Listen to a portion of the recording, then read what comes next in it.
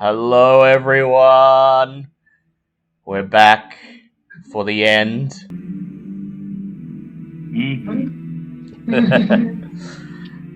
I hear nervous laughter in the background. Everyone is aware that this is coming to an end, whether that be the end of you or the end of the campaign or both. I won't waste time with a recap. We'll simply get right into it. Straight into the chaos. Right into the chaos. Because presumably anyone who's watching or listening to this later on is binge watching the whole thing, so he's urban. They've already seen the first half. Let us begin. So, Bobbit. This large building is filled with crates and boxes, an old wooden long table decorated with various parchments and drawings takes up the center of the room. As you hoist Zinhorn over the threshold into the building and Dragonbait and Messica come behind you, pulling Artus, who is even now still screaming in pain as glaciers form on his skin. The elf woman in front of you gestures to a makeshift bed in the corner of the building, a couple of bedrolls laid out on the floor, mattresses stuffed with straw and hay, and she says, "Lay your friend down here. He'll be safe. That marking on the wall outside, that glyph that you saw, it's a powerful ward. Masks your presence while in this building. You're safe from the dark spirits' prying eyes here." Wait, is that what those people out there were? She shakes her head and she says, They are the Shadowkin. They work within the maze and live in this area until eventually sacrificing themselves to the conduit, the device that feeds power through the maze into the Blightspire. Oh. She says they mean you no harm, but still they serve as eyes and ears for Shavolak. You're safe in this building. You may rest here. Help your friend, please. She rushes over to the bedroll at the back of the room, moves a couple of objects out of the way, some crates and bottles and an old backpack, clearing the space for Dragonbait to step forwards and lower Artus down. Artus screams, "Ah!" as the eyes in his sockets roll back in his head, and he falls limp with a thump, lying down unconscious on the bedroll. Okay, thank God he stopped screaming. Now we can actually look and try and figure out what's going on with him. Although, I suppose it's pretty obvious what's going on with him, but let's check anyway. Or I need to roll to check what he's doing. Well, first you lower Zinhorn down. You carry Zinhorn across the small, cramped room and lower him down on the bedroll next to Artus, and Bulb comes forwards and silently pulls out of his pouch some bandages and ointments and attends to Zinhorn's wounds, and you hear Zinhorn groan as he stirs and pulls himself up into a sitting position, leaning against the wall. And Zinhorn, you take in this strange scene before you, this dark, cramped, dimly lit building, these three people standing around, a female elf, a young female halfling, and a happy-looking gnome with a long blonde beard. What did you wish to do, Bobbit? Is there anything I can do to try and check to see what exactly I can do to help us? Artist, yep. I'd like you to please make an Arcana check. Okay. That is a 27. 27. Move over to Artis. As you walk towards him, the long-bearded gnome jumps off the parchment-covered table in the center of the room and hobbles over to Artis, and the two of you lean over him as you examine the glaciation that has spread across Artis's arm and chest and is now slowly creeping up his neck. Next to you, the gnome runs his hand over Artis's body, muttering arcane phrases under his breath. It appears that the Ring of Winter is acting of its own accord. At least this is what you presume has happened. And something has forced it to wrench control of itself away from Artis and use its powers effectively to seal his consciousness away, remove him from the equation so that it may act without anyone else's interference. Okay. The gnome whistles and then he looks over at you and he says, I think Shavolak may fear the power that your friend here carries. I know not what manner of power he has, but it is obvious he wields something terrible and great, something which Shavolak has sensed entering his city and has taken measures to remove. Well, you're not wrong. Short version, really powerful ring of magic, horribly cursed, evil spirit lives inside. Supposedly he's meant to help us return Mezro to where it's meant to come from. So I'm guessing none of that works for his plans. Not sure what I can the do as gnome far as... raises his eyebrows and whistles. Whoo! Would that be the Ring of Winter you're referring to, lass? Yep. Oh, by the way, sorry for the introduction, for missing the introduction. You know, one friend's dying, other associates freezing to death. Get things like that. Vaga, says the gnome, holding out a tiny hand. You take it and shake it.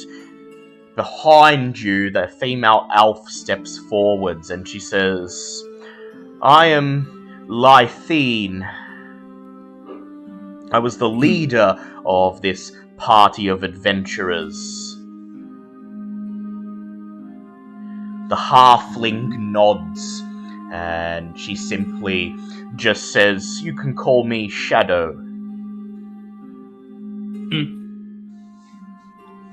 So, how did you guys get here? Isn't exactly an easy place to get to. Lythene lowers her head and she says, we are from Neverwinter, across the ocean from Chult.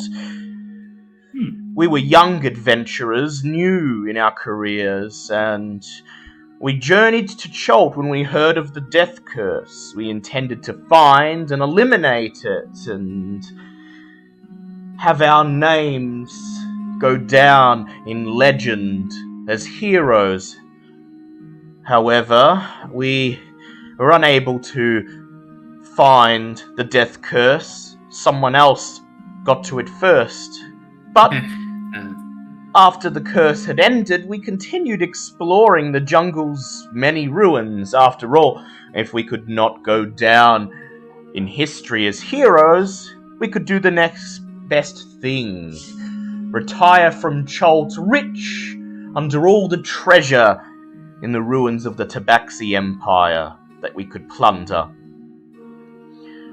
The halfling Shadow nods and she says, seemed like a good plan to me.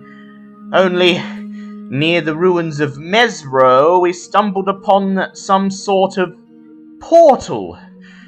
It brought us into the Shadowfell, and we ended up here while searching for a way out. Lythine nods. She sadly shakes her head and she says, "Yes. Many within our group began acting strangely on the first day, and on the following day, they disappeared. It was then that we discovered that secret passages lead from this area into the shifting maze. Varga here placed a ward upon this building in hopes of keeping everyone hidden until we could recover the missing members of our party. But so far, we've made no progress in actually entering the maze. It is far too dangerous for the three of us to deal with on our own. We fear that our missing comrades have now been converted to the Shadowkin and have joined the others who live within this city, eventually feeding the conduit, the eternal fire that the dark spirit Shavolak uses to absorb the life force of the Shadowkin and use it to extend his powers outside of this realm and enforce all of his arcane laws here in the Shadewalk." I see as Bobbitt's eyes shift for a minute as Alicena comes back in, just starts muttering to herself, going, "So that's how he extends his domain. Clever. Brutal and ruthless, but effective. Oh, right, sorry. Alessander, I'm not going to sit here and explain this, but also, sorry for stealing your thunder. That was us with the Death Plague, by the way. No hard feelings. Sorry you ended up here." The halfling steps forward. She brushes a lock of hair out of her face, and with a scowl, she looks at you and she says, "No hard feelings. At this rate, I would be happy if we could all just get back home alive." That's the spirit. Varga, still leaning over Artus, gazes at the ring of winter on Artus's finger. And then you hear him mutter more arcane phrases under his breath. This persists for about another minute. Then he looks up at you, Bulb, and Zinhorn, and he says, "Well, yes, that's the Ring of Winter indeed. A powerful and legendary artifact. Probably one of the few things in existence that Shavolak would fear. One of the only things powerful enough to override the dark magic that Shavolak uses to maintain the properties of this Shadewalk. When you entered the city, Shavolak must have detected its power, and Shavolak's corruption has reached out to the entity within the ring, causing it to remove your friend from the equation." That's lovely and all, but we still need the ring to try and defeat him, so... "Indeed," says Varga. "I'm sure this is only temporary. If your friend had attuned to the ring, he must have established some measure of control over it. No, this is a temporary measure at most, a means to attempt to lock his consciousness away. If I were not here, I'm pretty sure your friend's plans would have well and truly been thwarted, but while I am here, I'm almost certain I can find a way to reverse what has been done, at least temporarily, so that your friend may use the ring as he intended. But it won't be easy, and it won't be something that I can do quickly." Well, it's a good thing we're ahead of schedule then. Also good that you're here, because otherwise Bobbin and I would probably have just tried to remove the curse, which would have lifted the attunement and probably made things worse. Yeah, we're pretty good like that. You know, solve one problem, cause two more. We're trying to fix that. I'm sorry, says Lythine, shaking her head. We understand that you're friends. After all, anyone who's not a Shadowkin in this city is not yet corrupted by Shavolak, but you'd never quite explained why you were here. Oh, it's easy. We're gonna kill Shavolak. The three adventurers exchange glances and... surprisingly, you see the three of them smile and looks of hope flush over their faces. You expected that they would be cynical. Well, one half of us did. Lythine simply says, well, isn't that interesting?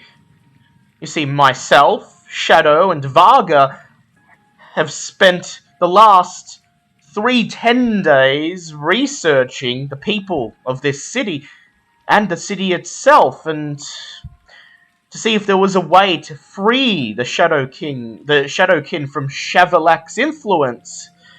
The ward that Varga placed on this building can only last a few more days, and we weren't sure what we would be able to do on our own, and our time was running out, but your arrival has given us hope. It's obvious just by looking at you and the fact that your friend possesses such an artifact that you are far more capable than either of us three. Don't beat yourselves up. You're probably pretty good. Wait, how many other people did you have in your party? Just so She bows her head and she says, there were 6 of us when we set out. Now only 3. Our fighter, our bard, and sadly, our paladin are gone. Yeah, the fact they can corrupt paladins is a concern. She says there is only us left. A cleric of Sehanine, a rogue, and a conjurer.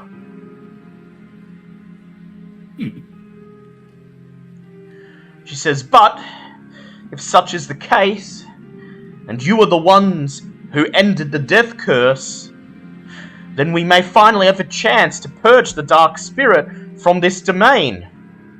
The conduit is nearby, it's just on the very edge of the settlement. But the Blight Spire can only be reached through the shifting maze. And the maze is designed to break the will of those who travel through it.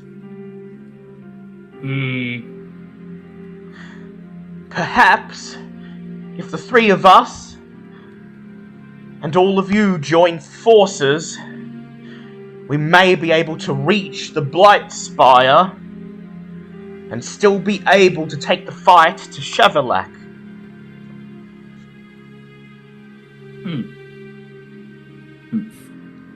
Bobbitsos just shifts her head over her shoulder to look over at like Zinhorn and Bulb, going, what do you guys think? You're usually wiser than Bobbit is, so you guys can make decisions, right? Bulb just looks off, staring at the wall, pondering something, and he says, I can only hope that the druids in Mezro will make some measure of ease for us. Oh yeah, that was the thing we're doing. Zinhorn, what do you think? This looks over at Artis. Oh, it can't be any worse than this one has been to us. Yeah, but just because he's a jerk doesn't mean he has to die. Dragonbait I didn't say frowns and yeah, just because he's doesn't mean he deserves to die.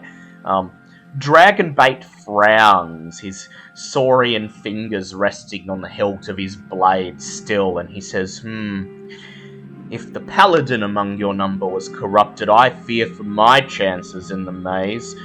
Say we do get to the Blight Spire, how many of us will still be alive? 2? 3? How are we to fight Shavolak in such a state? But we have more chances of making it with more people. Indeed, together. says Sir Lucian.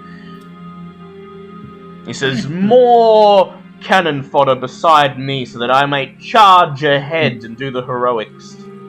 As he says that, Boba just whips around going, Boba doesn't want to hear that sort of tone from her, then notices how, wait, Lucian, how old are you?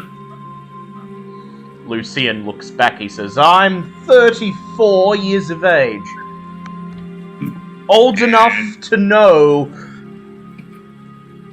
that our chances here are very slim. And I feel, even with our combined forces, we may not make it to the Blight Spire at all. Hey, Zinhorn. Yeah. How old does an elf have to be to be considered an adult?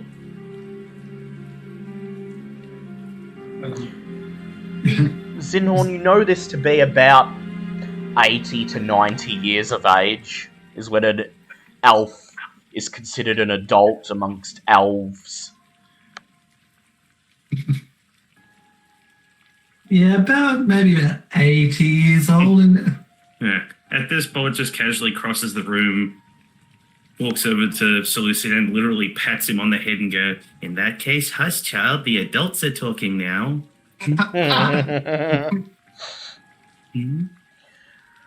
Look over at Messica. She glances back at you, and suddenly you see her eyes flare up, and she grits her teeth together, a sudden look of resolve on her face. She strides forwards, leans over the parchment-covered table, and she says, I know what to do. I have a plan. Now, at this, Elisana turns back and goes, now, when you say you have a plan, is this your plan, or is this my father's plan? She says, well, it occurred to me just now in the moment, but no doubt it is born of your father's wisdom that still lingers in my mind. She looks over at Artus lying on the bedroll and she says, Gnome, you're sure that you can restore Artus from this state, at least temporarily? Varga nods and says, yes, lass, I would say about 8 to 9, maybe 10 hours. Once I prepare the necessary rituals, I could have him up and about. Won't take long before Shavolak exerts his influence again. You would only have maybe an hour at most, but it would be long enough for your friend to act. Use the ring at least. Messica nods. She says, very well then. We use that time to rest here in safety. And then, if Artus can use the ring on the conduit at the right moment, freezing these fires that you say burn within, Shavolak can be ambushed before he or his forces have time to react. So, Alessander, Zinhorn, Sir Lucian, and Bulb will travel through the maze and reach the Blight Spire. When they get there, they will give us the signal. Myself, the 3 adventurers here, and Artus will converge upon the conduit and weaken it. And then we can use that window to bring the Dark Spirit down, attacking him when he's at his weakest. Zinhorn just looks over and goes, rest sounds good.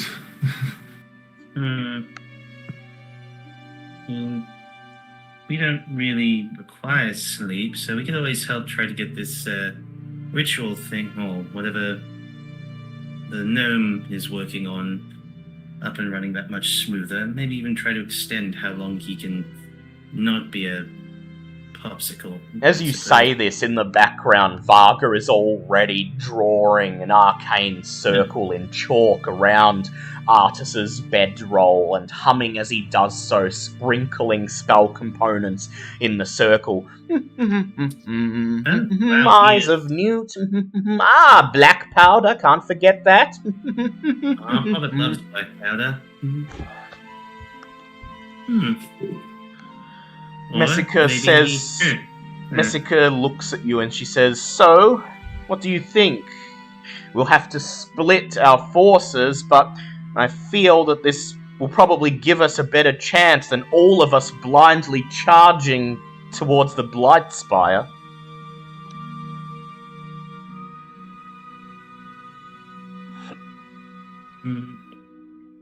Fuck the Blight Spire. Hello. Also, hi everyone. Hello. Shadow, the halfling, just looks up and she says, "I agree with the lady here.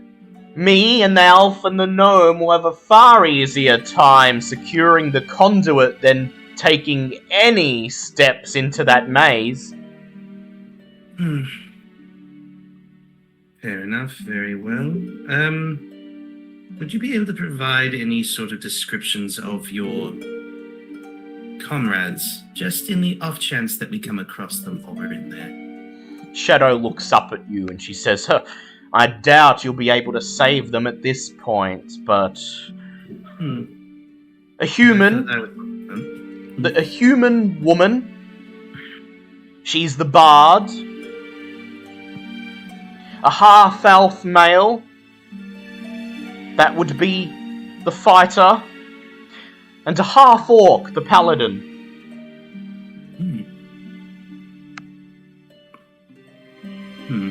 She says, "Don't waste time looking for them.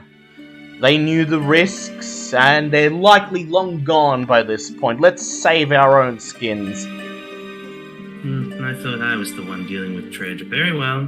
Can't say I didn't offer. Oh, by the way, while I'm here and I have other people to talk to on this, going to pull out the Oathbringer staff that we found with the hags. Would anyone be able to assist me with this? It doesn't seem to want anything to do with me at this point. It's rather annoying, actually. Lythine looks at you. She raises her right eyebrow and she says, "What seems to be the problem?" Well, seems to be an incredibly powerful staff, but it doesn't seem to want anything to do with me. Shadow the halfling steps forwards and she says, "Well, I can help you with that." Do tell. She says, "Ensure your friends are settled. While everyone is resting up, I'll show you how to make some stubborn magical items do your bidding for you." Interesting. Very well. So do you agree to Messica's plan?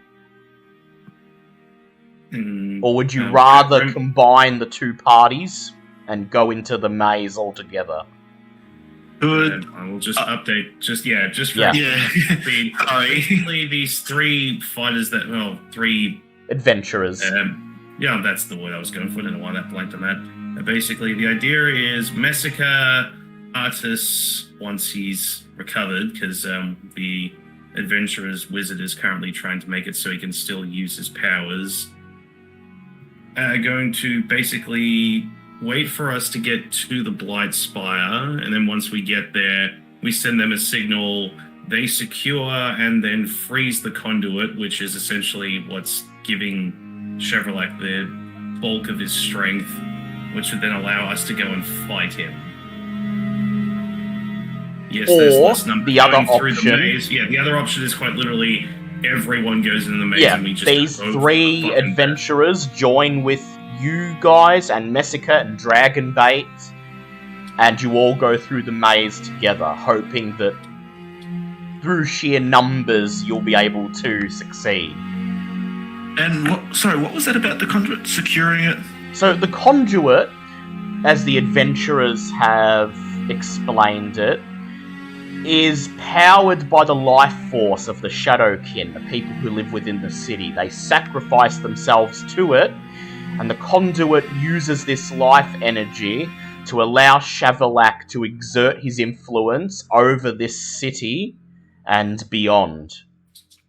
It is literally the thing that amplifies his power. Okay. Mm-hmm. And the first plan was someone goes there and secures it. So the first plan was that when Artus is temporarily restored from the state he's currently in, that he and Messica and these adventurers go to the conduit, and they use the power of the Ring of Winter to freeze the conduit, essentially turning it off, weakening Shavolak when you fight him. Yeah, which would be then fought by us and, well... Yeah.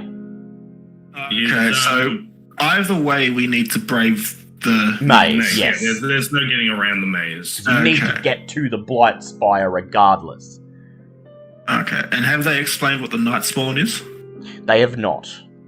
Okay. They probably wouldn't know what it is, because Lythine explains that they've discovered the entrance to the maze, but have not made any progress through the maze, as it's far too dangerous for them. Also, it's kind of our fault that they're here, because they went and started looking through ruins, because they came here to stop the Death Plague. Then, after we stopped it first, they kind of started looking through ruins and wound up here by accident. It's not our fault. I mean, it's not our fault, we're awesome. If they'd been Well, it's better not adventurers, Bulb's they wouldn't have got fault. here by accident. It's not Bulb's fault. Actually, He had nothing to do with that.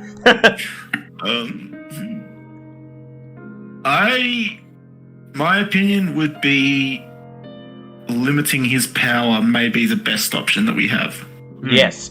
And this, possibly combined with the ritual that your druids are performing on the material plane, might make your fight against Shavolak far more survivable.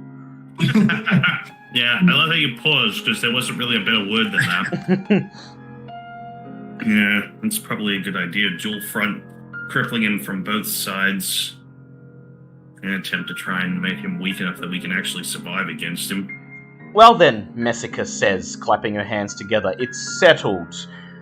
I will lead these adventurers and artists to the conduit. We will assault the conduit, and you will assault the Blight Spire at the same time. And hopefully, that will be all we need. Is Dino Boy coming with us, or is he going with you guys? Because he seems to be left out of the... Dragonbait looks over at Artus, and he says, I'll be happy to follow whoever requires me.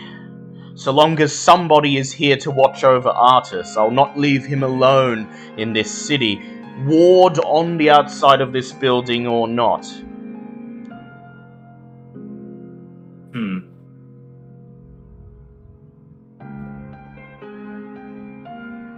Messica, how do you feel about watching over him? Messica shrugs and she says, well, I suppose someone has to make sure he's able to perform his duty. She looks over at Dragonbait and she says, you go into the maze. I'll make sure Artus is safe against my better judgment. Look, we all want to hit him a little bit, but we do actually need... Seconded. Yes, well, let's save the universe first, and then we'll get about giving him his lumps. Dragonbait nods and he says, very well. If you will have me, I will accompany you into the maze. Might be good to have another frontliner. Indeed. Especially one who's not a child. So Lucian just glares at you, and then Lythine steps forwards, and she says, well now, by Varga's reckoning, you have about 8 hours before we have to act. So, please, make yourselves comfortable as best you can, attend to your wounds, get some sleep, As soon as Varga's ritual is ready, we will begin. So you get a long rest as you scramble, making yourselves as comfortable as you can in this tiny, cramped room, carving out some space on the dusty floor using threadbare blankets and straw pillows to approximate some level of comfort. And during the long rest, Shadow approaches Bobbit and takes her aside. And as a thief, Shadow attempts to show Bobbit how to make use of her use magic items ability. Oh, that could be good. So Bobbit, I would Yeah. like you to please make, first of all, an intelligence check. Just a straight intelligence check. Okay. Alright. You've got 2 brains here, one of them's going to be good. Does a 19 pass? I will get to that. So, Oh no. Shadow spends about an hour explaining the basic principles of how a rogue is able to attune to magic items regardless of restrictions. She states how part of it is blanking your mind, disguising those elements of yourself that the magic item will rebel against, while also using such force of will that you're able to trick the magic item into believing that you are the host that it can attune to. I would now like you to please make a performance check. Performance? Yes. Okay. That's an interesting one. Let's check. Ooh, that's a 23. Thank you, Charisma. So, after she explains this, she demonstrates taking the staff and attuning to it. And you notice as she attunes to it, the way she holds herself, the way she walks, and her body language mimic the mannerisms of one who would attune to the staff. She's faking it until she makes it. She hands the staff back to you and says, "Now you try."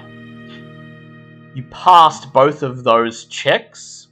Oof. And so, when you attempt to attune to the staff, you find, to your great surprise, that it responds to you, becoming one with you and attuning to you. Oh, this is gonna be fun. She explains that as you're not a rogue, and as you haven't actually trained to do this on the same level that she has, you'll probably only be able to maintain the attunement for a short while, 24 hours at most. But she smiles and she says, "Pretty good for a first-timer. You should at least get some use out of it as you make your way through the maze." Well, Bobbit has been told she picks up things pretty quickly.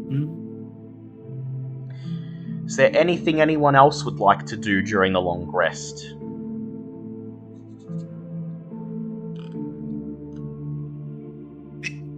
The druid ritual would not have started yet, would it? No, but they would be starting to arrive in Mezro very soon, probably within the next 12 hours or so.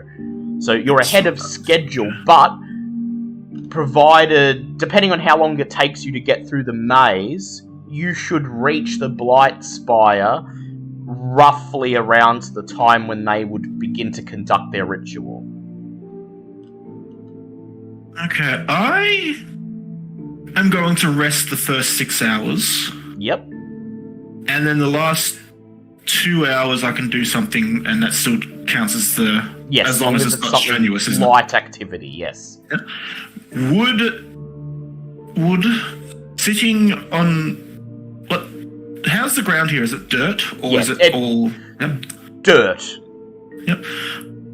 For the last 2 hours, if it doesn't count as strenuous, I would like to put my roots into the dirt and meditate and try to expand my consciousness to see if there are any druids who start the ritual early and see if I can communicate with the druidic powers if it's possible. You can do that.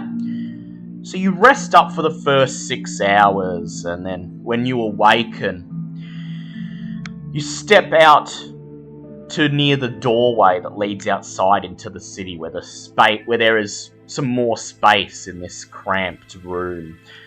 And then you sit down on the hearth and extend your roots, burying them into the grey-coloured dirt beneath you. And in front of you, as Bobbit takes the staff from Shadow and tries to pretend to be someone of non-evil alignment to attune to it. Yeah, Bobbit's a good person, definitely. You close your eyes and begin to meditate. Would like you to please make a nature check. Okay, nature. I need to get all my vampire dice out of my dice tray. And get a d20. What is my nature? Nature is +7. That is a 22. 22. And so, as you dig your roots into the earth, close your eyes and begin to meditate, an image slowly emerges in your mind. A place that you recognize, the ruined, weed-choked, half-flooded streets of ruinous Mezro.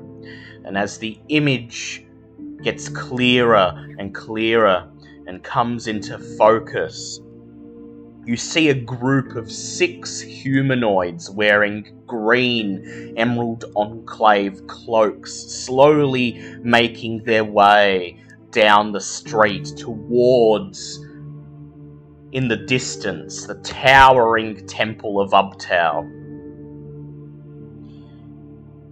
You feel something crawling, squirming, touching the edge of your mind, and then in the image before you, you see one of the druids stop, raise his hand to the side of his head. He is aware of your presence, and you are aware of his.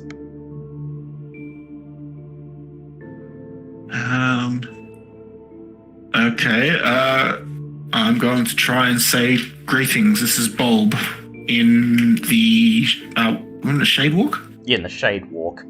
Yeah, this is Bulb, I'm in the Shade Walk. The druid holds out his hand, saying something to the others, and they all halt. And then you hear the druid's voice in your head. Archdruid, we have arrived in Mezro, just in time. Within the hour we will have arrived at the Temple of Ubtao and will begin preparations for the ritual.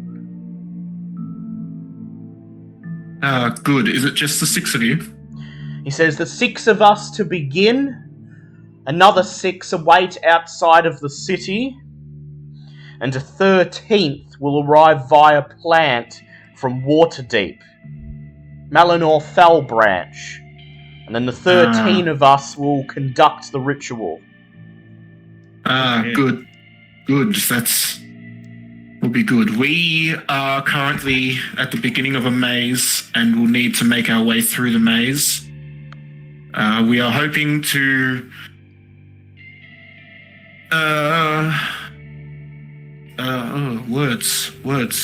deprive Shavolak of some of his power.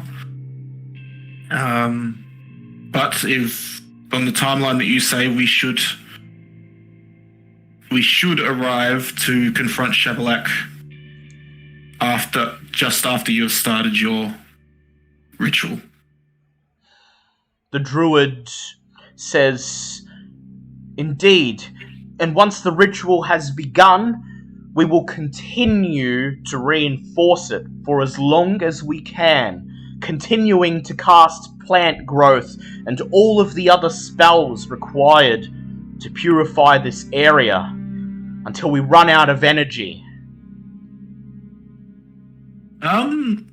Would I know of any spells that would be better suited to, would I know what spell is best suited? Well, the ones you originally suggested would appear to be the ones that are best suited. The best way to displace Shavolak's influence in this place is by restoring healthy plant life and growth. Okay. Restoring the jungle, essentially. Okay, I'm going to say you're all well-accomplished druids. I respect that. But my advice, and you may obviously not to use it if you wish, is to start off slow and work your way up so that the more stronger spells are in effect as we arrive. The druid says, "Very well, the ritual shall increase in intensity as it goes on. Hopefully, this will provide some assistance to you." Hopefully, because if not, none of us will be returning.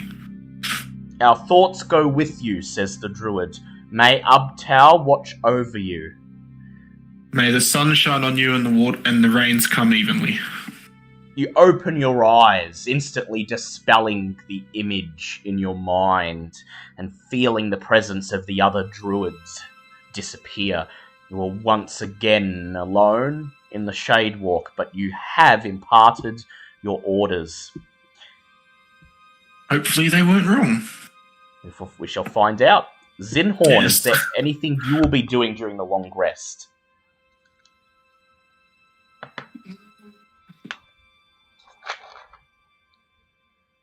No, just focusing on the task at hand, making sure that he's fully prepared for whatever lies ahead. Maybe whatever lies ahead, yeah. Knowing perhaps he is going to the end. And with that, a sense of foreboding hangs over all of you over these 8 hours. Make notes for if Bulb survives to create the druid schools. Yes. Perhaps he distracts himself from perhaps knowing that he's going to his death by writing down how his druid schools are going to work. So for the next 8 hours, a sense of dread hangs over all of you as you prepare for what is to come. And then you all climb to your feet, have one last look over at your gear, exchange silent glances, and then Lythene steps forwards towards the thick wooden door that separates all of you from Shavolak's domain and pushes it open, leading you outside as Messica and Varga remain within, preparing for the ritual to be conducted on Artus. Lythene leads you through the settlement and through a crowd of Shadowkin into a dark alleyway at the very back of the settlement that leads onwards into Shadow.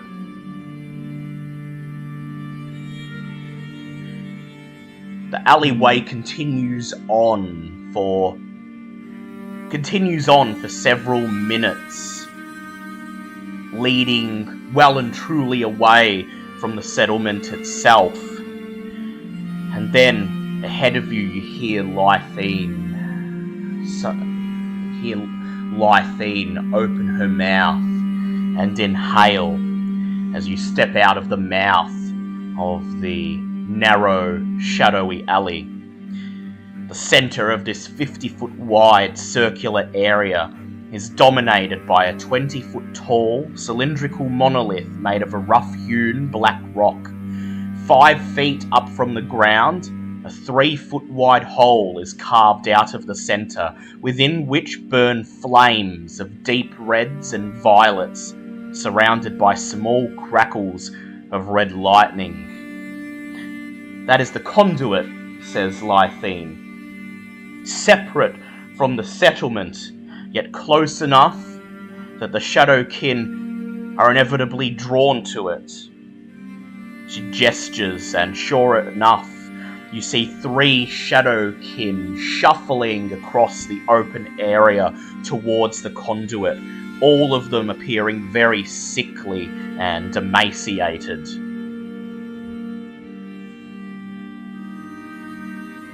Do any of you do anything? Are they? Well, I was gonna say, Bo's just staring at this thing like a moth at a friggin' bug zapper. It's just like, Are they violent? They I don't don't know. appear to be violent. They're just wearing tattered grey cloaks. They don't even look like they've noticed you. Their backs are turned to you, and they're just shuffling across the open space towards the conduit. yeah, I don't believe they're violent. It's just they technically function as like eyes and ears for Shavolak. Yep. So do you want to step out? Do you want to step out and make yourselves known, or perhaps just wait until they pass by?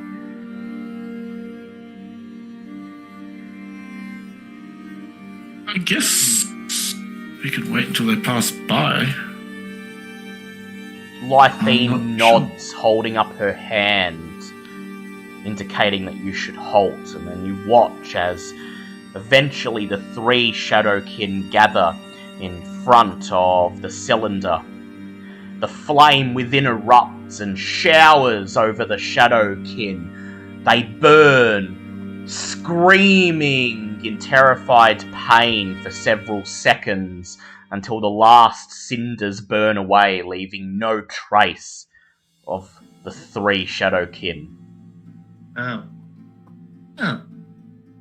That sucks. Lythene looks at you, her lips pursed, and she says, "When the Shadowkin have exhausted themselves and can work no longer within the maze, they are drawn to the conduit, and they sacrifice their life energy to power it."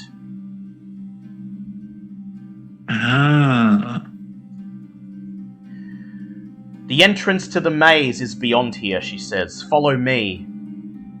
And then While we're walking,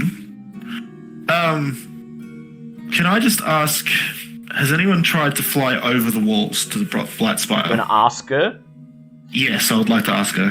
She says, "Varga tried it, cast fly on himself, reached the top of one of the walls, flew over it, and then promptly dropped down in the settlement square."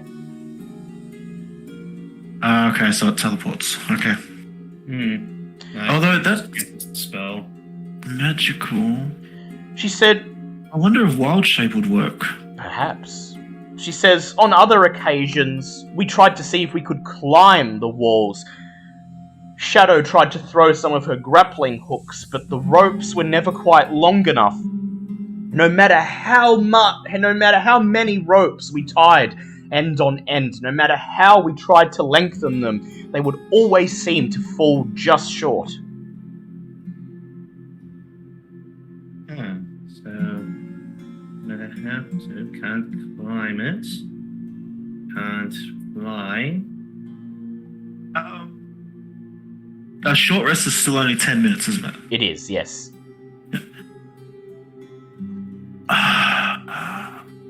Okay, well, when we get to the conduit and the others are doing what they're doing, I want to try and test something. So you move through the open area, coming to the conduit, and then Lythene begins to lead you past it. And as you pass it, you look into the hole in the stone pillar and see those flames still violently burning, perhaps slightly more vibrant now that they've consumed the life energy of the three Shadowkin. She leads you to a stone wall behind the conduit, about 20 feet high. And then she stops, turns around to face you, and she says, "The entrance to the maze is here." Pardon me.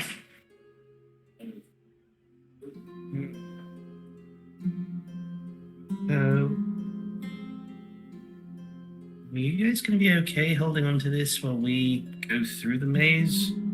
She says, Well, they don't seem hostile. I can't imagine that they're going to simply just let you guys stand here and take it.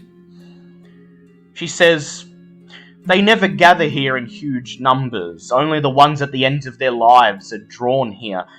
If they attack us, they will be coming in small groups. I believe myself, Varga, Shadow, and your friends should be able to handle it, but just the same, when you enter the maze, try not to linger."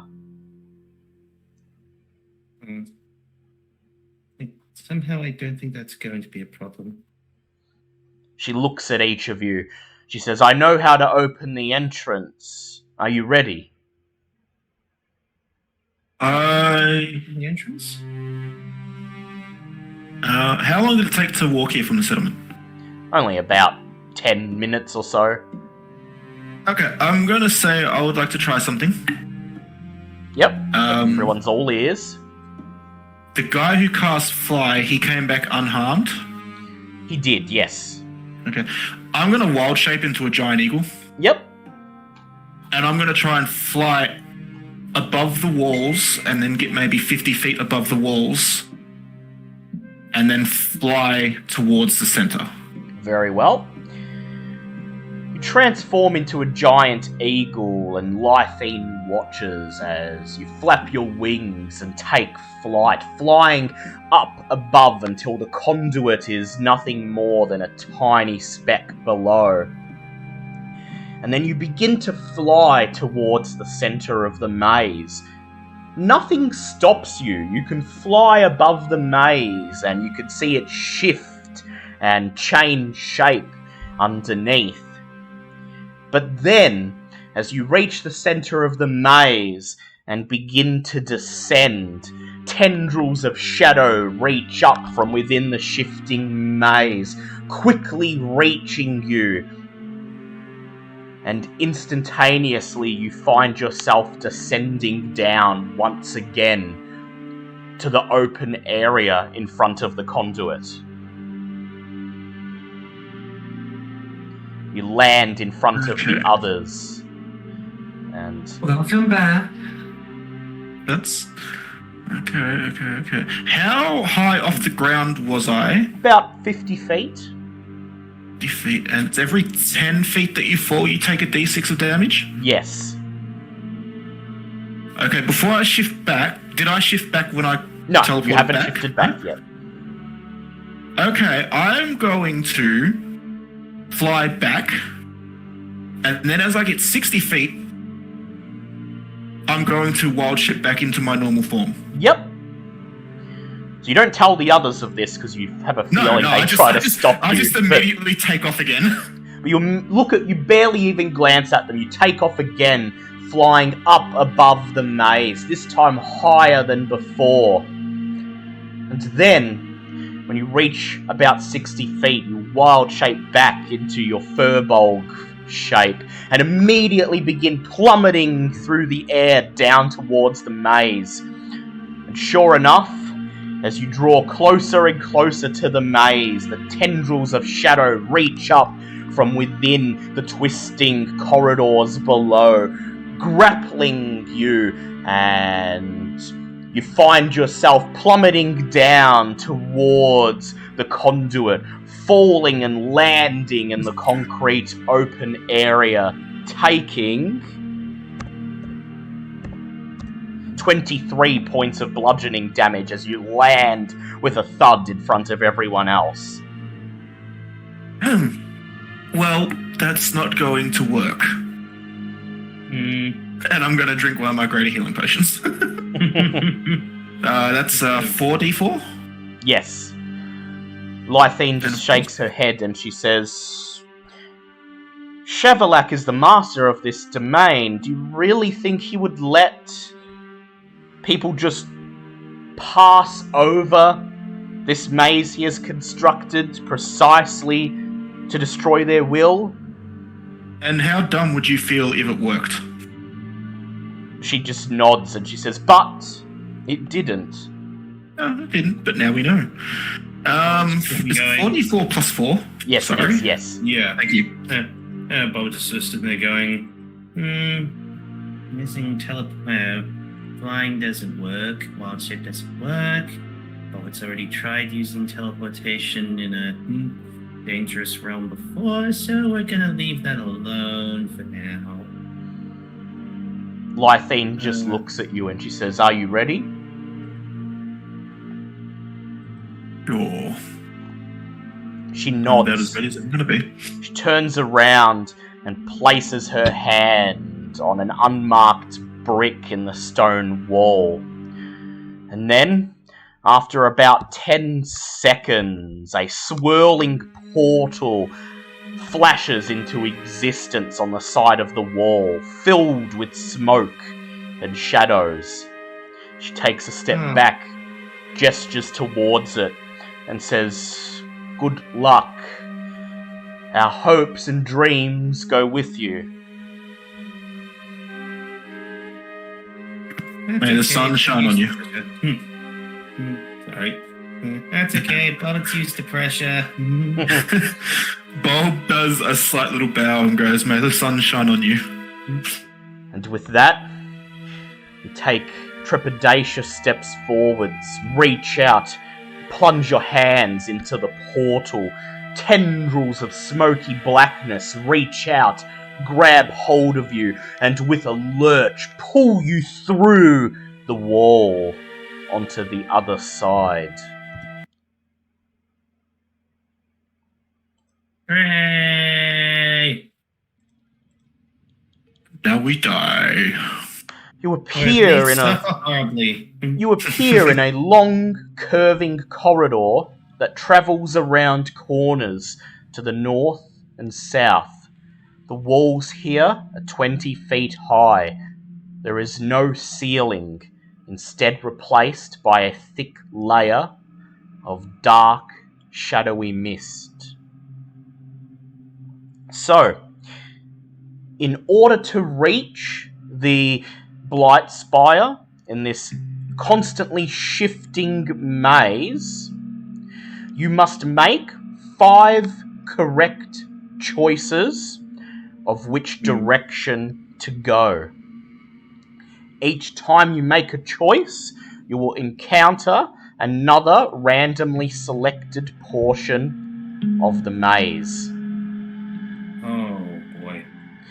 So, let us begin. Having no idea of your bearing, having no idea where you even are in relation to the conduit, you pick one direction, your immediate right, and begin walking down the long, curving corridor. I would like somebody to please roll a D100. Oh, so this isn't skill-based, this is just straight up just random. Well, it will be skill-based when you make the choice of where to go after after the maze's random encounter.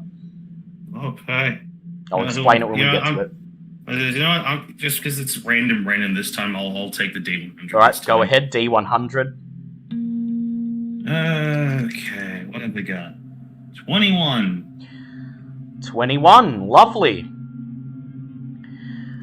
After a few minutes of walking, you emerge in an area where the walls and floor are covered in patches of dark grey mould and fungus. which combust into poisonous spore clouds as you draw near, filling the corridor ahead with grey clouds of toxic gas. What would you like to do? Druidcraft to create gust of wind around us. Yep. So Bulb raises his staff and a gust of wind whooshes through the corridor, parting some of the toxins.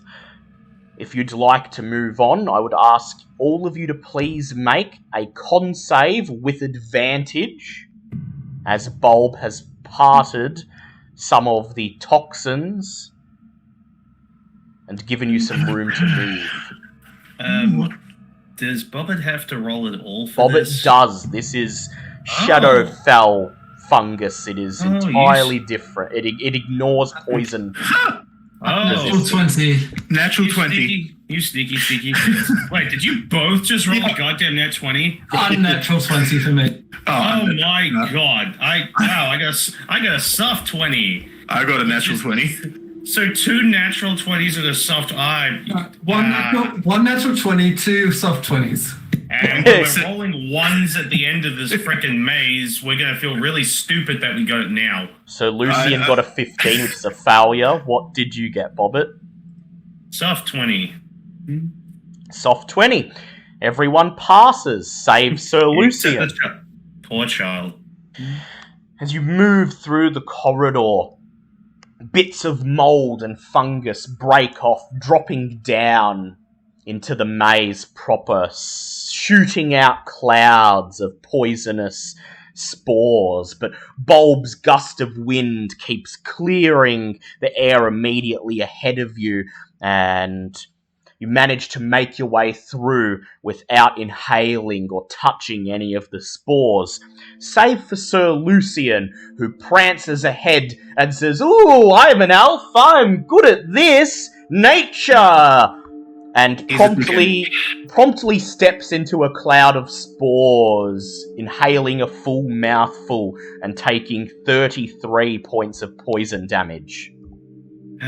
This is where I wish technology was real, because Bob would have been recording that for posterity. That's okay. Bob will remember this forever. At the funeral, he plays that video, and this is the moment where Sir Lucian met his downward spiral. I was going to say, just for a fun flavor thing, is as we're having this conversation, just have Bobbit holding Blinky in her hand, all of a sudden Blinky opens his mouth and perfectly mimics that moment. Nature, you just hear, nature!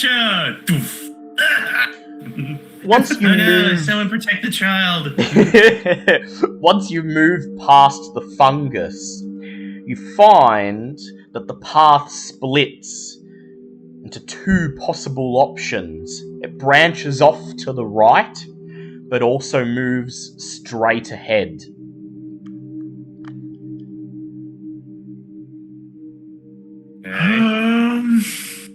Now, I took a spell.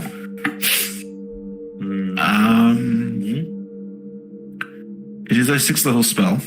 Oh. Is this place... Okay, the spell that I'm wanting to use is Find the Path. Yep. Now, as written, if you name a destination of another plane of existence, a destination that moves, such as a mobile fortress, or a destination that isn't specific, such as a green dragon's lair, the spell fails. Is this place a destination that moves? It does not. Find the Path will work. I'm using my 6th level spell. Yep. So you cast Find the Path, focusing on the Blight Spire, and faintly the path ahead of you begins to light up. And while the spell does not tell you exactly where to go, it will grant advantage on any insight checks made to determine the correct path. And you know what? That's better than nothing. Mm-hmm. Is that just for me or anybody For in the anyone. path? For anyone. Okay, who's got the best insight? Nope. I've got a +6. Yep, you may as well do it. I was gonna say, look, I had to go through several. I went through several upgrades, and I still only have a +3. Okay, well, may as well try. With advantage. Huh, holy shit! I need to take a picture of this. Did you double You nat get 20? 2 nat 20s. I got 2 nat 20s. Oh my god! Wait, so like you rolled both dice and they were both 20s? Yeah, That has to be a first for us. it Yeah. does.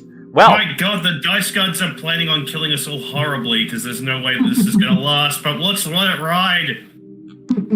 Now, as you can see, there are no numbers on those upward-facing sides, Yeah. which means they're both nat 20s. Holy, yeah. well, Can I just find the entire way there?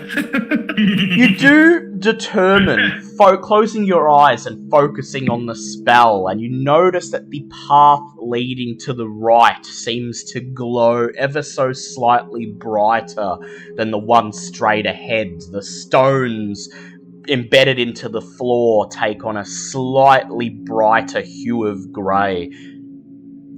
So would you like to go right? Yes. Very well. This is either going to work or it reverses the spell. This area. That is a correct choice. Woo! You pick the right path and continue onwards in silence as the huge black stone walls seem to grow closer and closer together as the maze gets narrower, and you almost find yourselves having to move in single file. Bulb, as you were the one who picked where to go, please roll a D100. Yep. I'm just first getting rid of 100 gold out of my GB because I just that's how realised much I had it it. costs there. Yeah, because Yep. so a D100 you said. Yes. Let's see, the metal dice were nice to me in Vampire. That is a 29. 29. Very well. After about another 15 minutes of walking, the walls expand outwards once again, opening up into a long, featureless 60-foot hallway. And as you step out into it, you see a multitude of large eyes open along each side of the walls. I need everyone to make a wisdom save, please. Oh. I like these. The walls have eyes. Uh-oh. Clearly they were annoyed with the giant neon sign that popped up when you cast that spell saying, "We are here." I'm immediately paying. Oh, You you went the Oh. other way. You went the other way, didn't you? Yep. 27, sorry. It equals out to a 12, but it wasn't that one. I got a 17. Pass for Sir Lucian, so pass for everybody except for Bulb. And Aw. Bulb, you see the eyes open, and as everyone else sees them and instinctually looks away, you find your gaze lingering upon the eyes for a second longer. One of them looks back at you, and then it begins to move out of the stone on a long eye stalk, and pew! Shoots a beam Oh, of magic no. at you, and you take 16 points of psychic damage, and instantly your vision begins to blur and your head begins to spin and you're disoriented. As... Okay, one. I need to make Constitution save to keep my spell. That was a 22, so yep, I keep my spell. You do. Yep, as...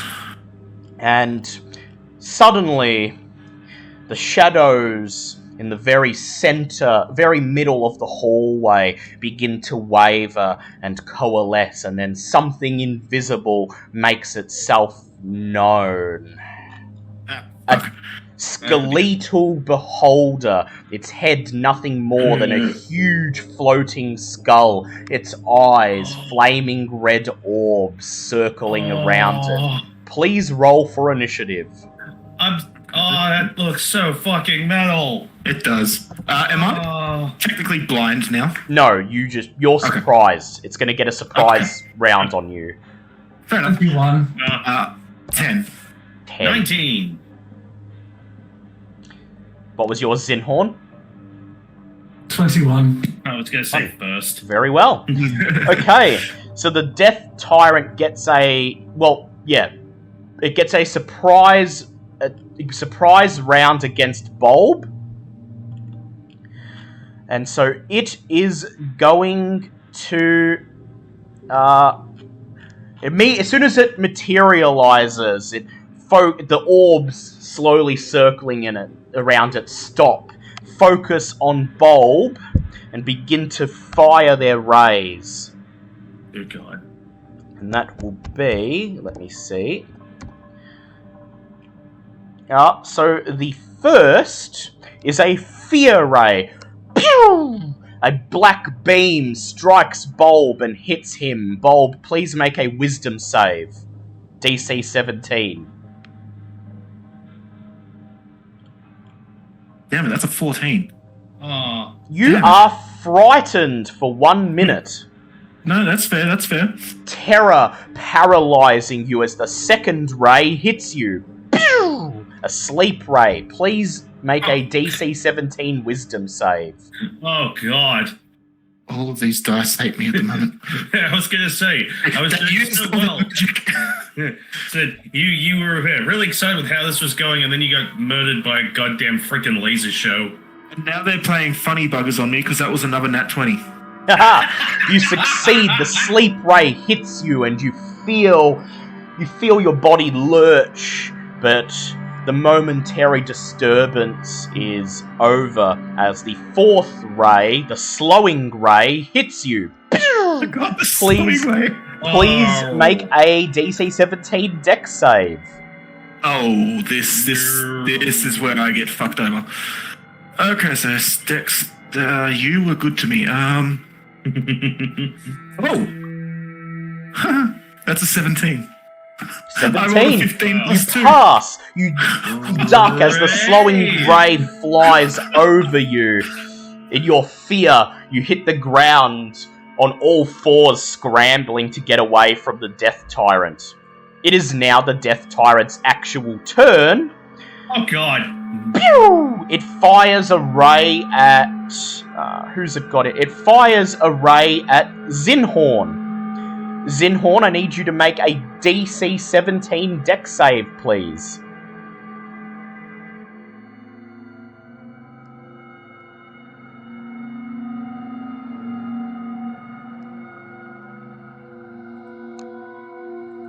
Might 17 plus 9 was 26. Yep. So as the death ray flies towards you, you duck. It sails over your head. The Death Tyrant pew, fires another ray, this time at Bobbit. I need Bobbit to please make a DC 17 Dex save. Okay. Oh, well, that's a 17 plus 3. Yep.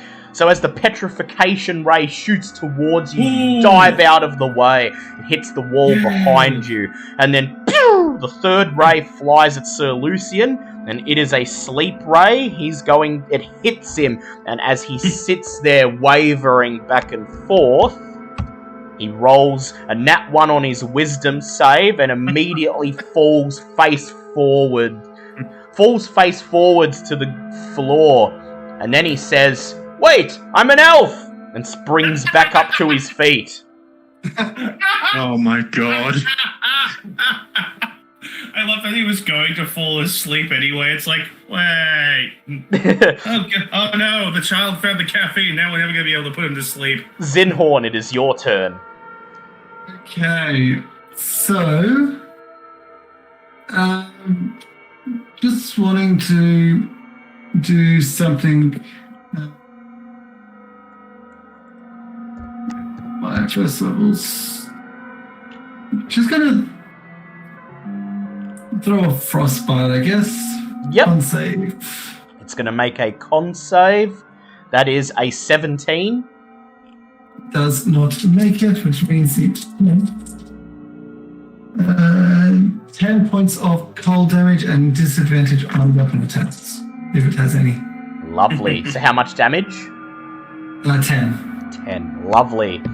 At the end of your... Are you going to move anywhere? Yeah, I'm going to just move off to the side, sort of hide amongst that wall to the bottom side. Yep, so you just rush towards the wall, press up against it. At the end of your turn, pew! The Death Tyrant fires a ray at you. Please make a DC 17 Dex save. That is a 17 plus 9 again. So yep. It's So the disintegration ray just grazes you, and you take 22 points of force damage. Ow. Yikes. Bobbit, you are up. Oh, so you like firing beams, huh? Fine, Bobbit's good at beams. I'm gonna shuffle just a tiny bit to the side here. Yep. And I'm gonna move up next to the elf child. Child. It is child. Yeah. Really looking forward to seeing how he's gonna ban me from all his favorites' habits when he can't even go in there for the next 70 years. He looks like an adult to anyone who's not an elf. Yeah, but we know. And while deliberating over that one, we're just going to Eldritch Blast the lovely Death Tyrant. Yep. Okay. Roll to hit it. Alright, we have a 21. That's a hit. Nat 20. I'm terrified with how many of these we've gotten so far today already. Yes. And a 26. Yeah, all three of those hit. Outstanding. I won't be using my spell slots just yet, because I feel like I'm going to need them. We have... Damn it, I wish I'd rolled the 10 for the nat 20 first, but never mind, so that's 15.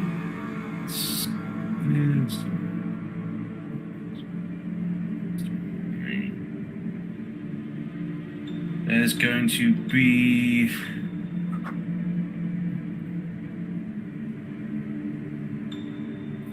crap, I blanked on the freaking hold on. I was doing this in my head thinking I was being really smart, and then I blanked.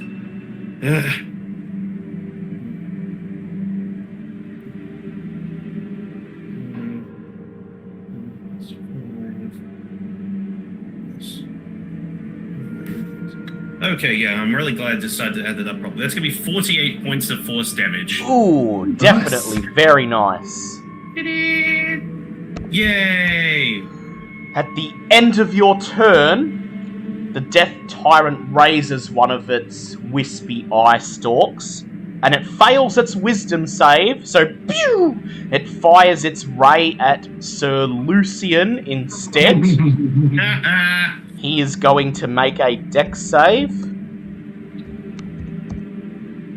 He passes and dodges the petrification beam as it sails over his head.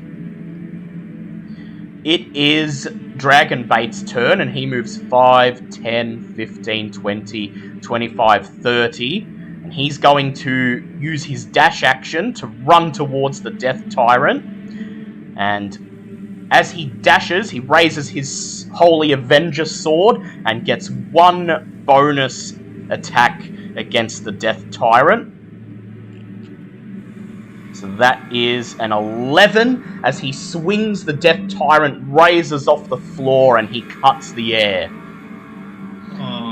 Bulb, it is your turn. You must first run as far away as you can. 5, 10, 15, 20, 25, 30. Now what do you wish to do? I have disadvantage on any direct attacks on him, don't I? Yes. Because you can see him, and you're in a corridor, so you can't exactly hide anywhere. No, that's fair. And I also want to keep my concentration on... Yeah, on Find the Way. Yeah, Find the Way.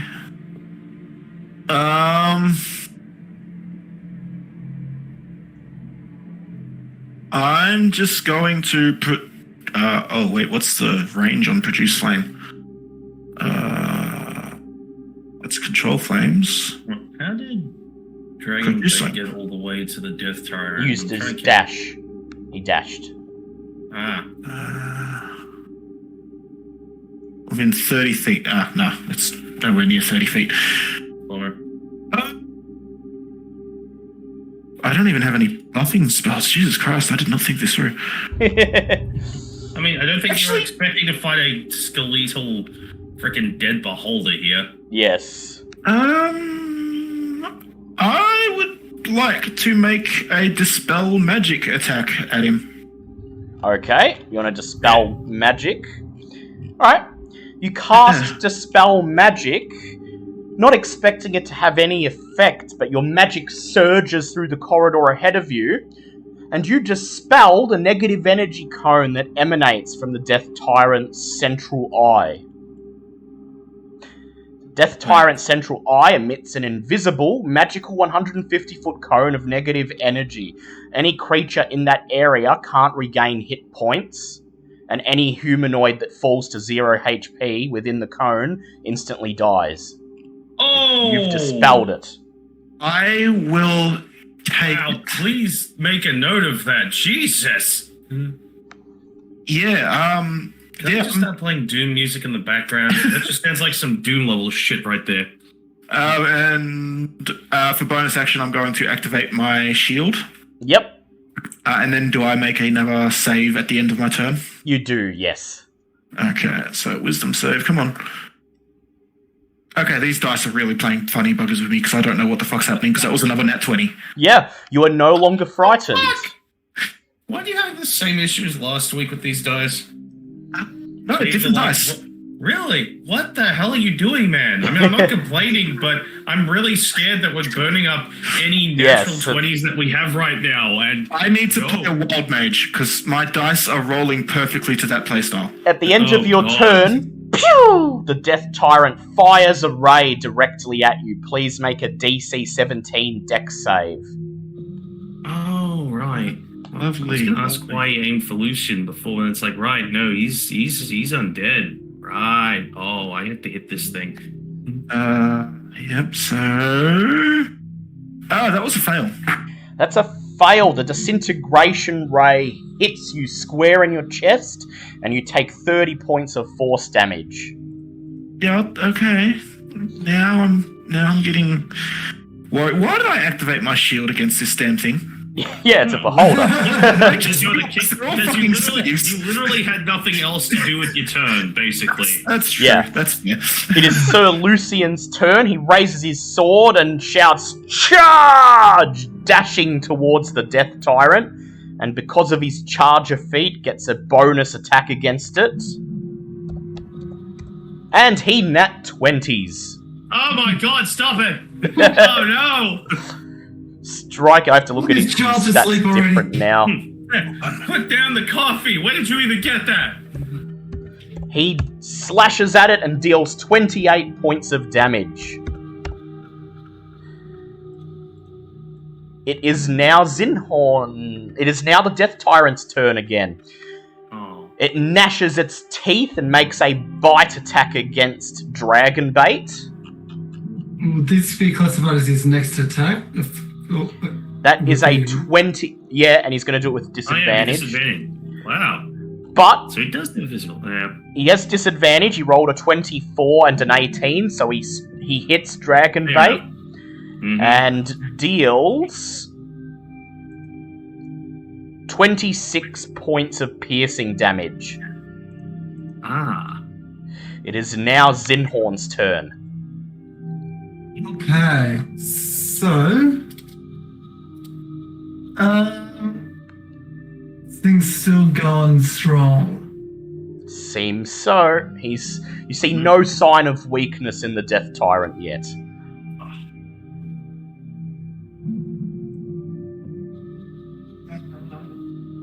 Seems I want to do too much high-level stuff at this early stage. Yeah, exactly. I know, right? You have to try to conserve your resources.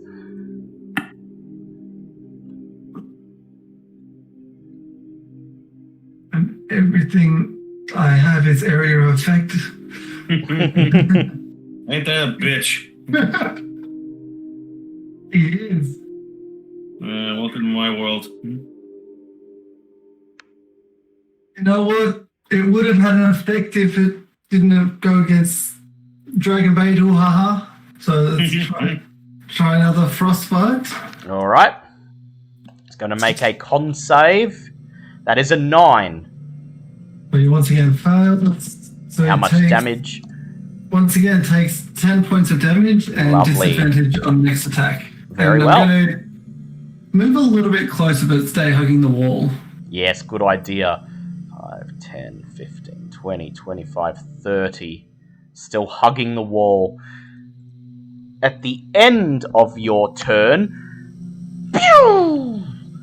It fires a ray at you. Please make a DC 17 dex save. That's a 16 this time, plus 9. So as the petrification ray sails towards you, you duck and it hits the stone wall behind you, causing some of the bricks to wither away. That wasn't very nice. It is Bobbit's turn. I can't reach this thing with my movement even if I wanted to. It's like, You can dash. really want to... Yeah, but then I don't get to hit it with anything. Yeah, no, you don't, because you don't have charger. Bobbit likes to hit things. Yes, especially now. Bobbit has has literally hijacked a legendary weapon and wants to use it.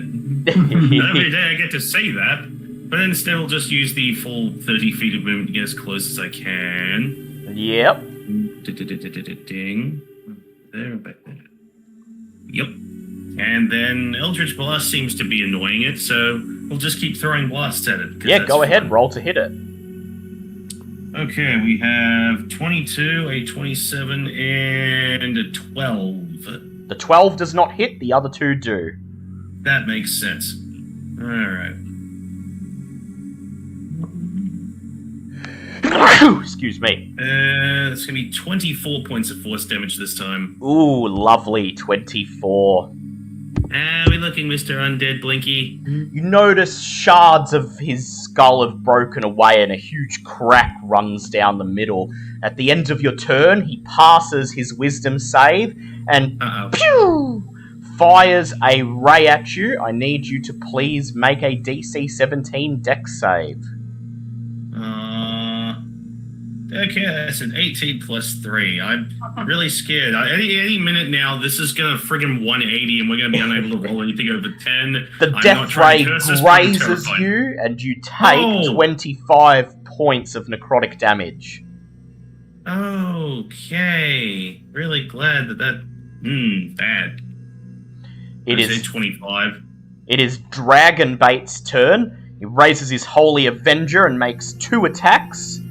And both of them hit. He deals 19 points of slashing damage plus 20 points of radiant damage. Yeah. And then at the end of his turn, pew, the Death Tyrant fires a ray at him. He's going to attempt to dodge. He got a 15. And he takes 55 points of necrotic damage as the death ray slams into his plate armor. Oh, glad I dodged that one, because Oh, Dale, what was my concentration for the 30 damage? Is that a 15 that I need to beat? Yes, yeah. Okay, that's... And now it's Bulb's turn. What's 16 plus... I get advantage on it. Yeah, I've passed. Okay, so it's my turn again, was it? Sorry? Yep, your turn. Okay, I'm not scared anymore. Time to see if I can fuck this guy up without breaking concentration. Hold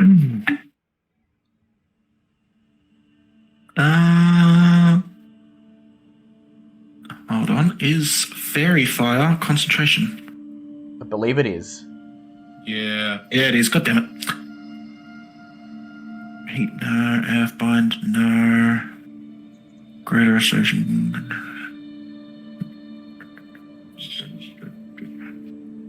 Well, now. I'm just going to pull out the bow and just fire at it twice. Yep, go ahead. Roll to hit it. I'm kind of useless while I'm trying to keep... Yeah, keep this spell up. Okay, that's okay.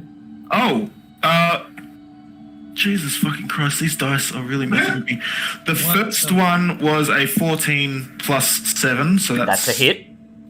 Whatever. The second one was a nat 20. Yep, both hits. Yep. It's like, this is awesome, but So that's 1d8 for the first one. This is not the dice giving me gods have decided that Bulbous shall live. for this particular round of events. Yeah. So I got 11 damage for the first bow. And then 11 again, so that's doubled to 22. Yeah, 22. Yes, 11 and I did 33 damage with a bow. The Death Tyrant is looking very weak as your arrow shoots right into its central eye stalk and it reels in obvious pain. It is now Zinhorn's turn. Fuck's happening with my My dice? turn again already, but is it not his turn before me? It doesn't have any legendary... Oh, yeah, that's right, it is his turn. Damn it. Why? Because I'm honest. Pew, pew, pew! It fires 3 rays. The first one at Sir Lucian. Sir Lucian rolls a 15 and is immediately restrained as the petrification ray hits him, and his elven skin starts to take on his old earthy tone. If he gets hit with a... turning back. Yes. The second ray flies towards Zinhorn. Pew! Zinhorn, I need you to make a DC 17 dex save, please. That is a 9 plus 9, so 18. Yep. So the disintegration ray just grazes you. You take 20 points of force damage. Oh. And then the third ray flies towards Bobbit. Pew! Bobbit, I need you to make a DC 17 wisdom save. Oh, okay. Okay, I'm really glad that you chose wisdom, because that was a 12, but I get plus 6 with my wisdom saves. So You see the 18. sleep. You see the sleep ray coming, and it hits you, and you just continue running through it. Ha! Joke's on you, Bobbit hasn't slept in months. It is now Zinhorn's turn. Am I within 35 feet of it? 5, 10, 15. Yep, you are. Okay, I'm going to Flame Blade. Yep. And then Right up. rush right up and swing. Go ahead. That is 18 plus 11, so 29. That is a hit. Roll your damage. And that is... Oh, that's 3 of a kind. That's 15 points of fire damage. 15. It had 14 HP. So Zinhorn rushes forwards, ignites his flame blade, and swings at the Death Tyrant. As the flames touch it, it shudders and falls to the ground, lifeless. Aww. Sorry, Bobbit, but there is plenty more undead in this maze. So Just Rogue finally catches up, panting, going, it's already dead. So once the Death Tyrant falls, all of the eyes embedded in the walls close and retreat into the stone.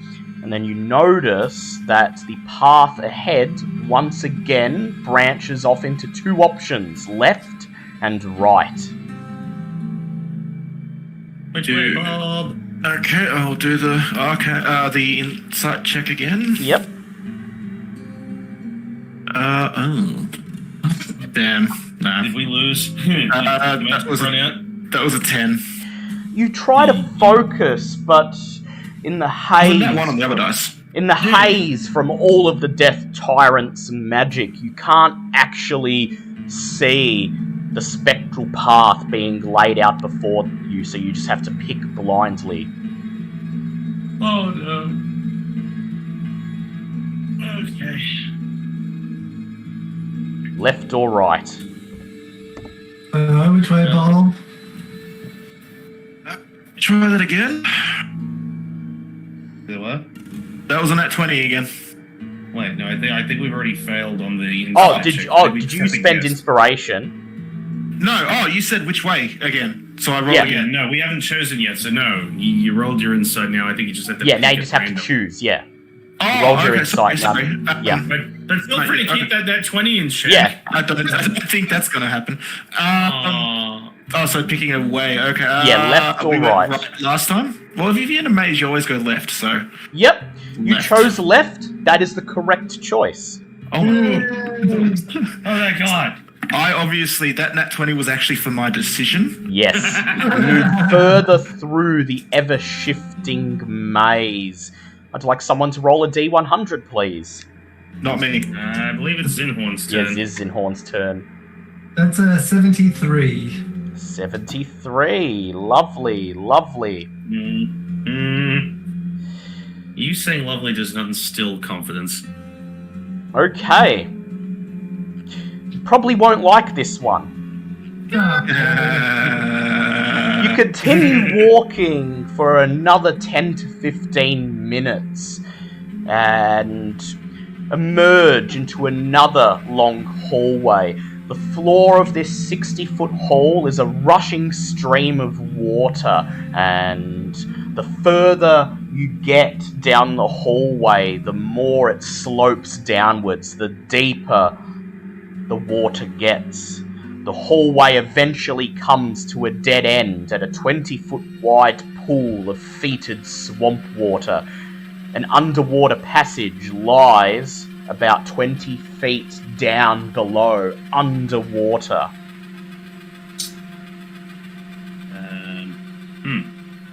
Well, if you want water breathing, I'm going to need 10 minutes. It's up to I you. don't think the water breathing is the problem. I think it's going to be the getting into the passageway without getting taken all the way to the end. Oh. I mean, as long as we don't fly over the wall, of the top of the walls, flying is a thing. Odd question, is the... You'd have to fly over the dead end to bypass the water, though, so you'd have to fly over the wall. Ah. Wait, so how does this work? Wait, so could you just read out the description again? Sorry. So basically, at the end of the hall, there's just a dead end, just a wall. Yep. And you have to go under the wall by going underwater into the passage that leads to the other side. Oh, but it's not a waterfall. No, it's not a waterfall. It's just a pool of water that gets deeper and deeper as you walk into it, and at the very bottom, you can just make out a tunnel that leads under the wall into the next portion of the maze. Pardon me. Oh, okay. Sorry, I So again... Yes, no completely waterfall. misheard and heard waterfall for some reason. No, okay. I think you heard water and then obviously heard the, Yeah. wall. Possibly, yes. Oh, well then water breathing probably is our best Good idea, option. yeah. Alrighty. And if Bobbitt's gonna ritual cast that, can I take a short You rest? sure can. Okay, time to roll some hit dice, because fuck. Anyone who wants to spend hit dice can. Yeah, it might be Well, I can't because I'm doing ritual stuff. Yeah, I'm spending 3 hit dice immediately. So is Sir Lucian to go back up to full health. 5, 10, 18, 21, 24, 27 straight off the bat, so that's 97. And number Dragon 3. Bait is going to spend 5 of his hit dice to return to full health. Wait, and a short rest gives me...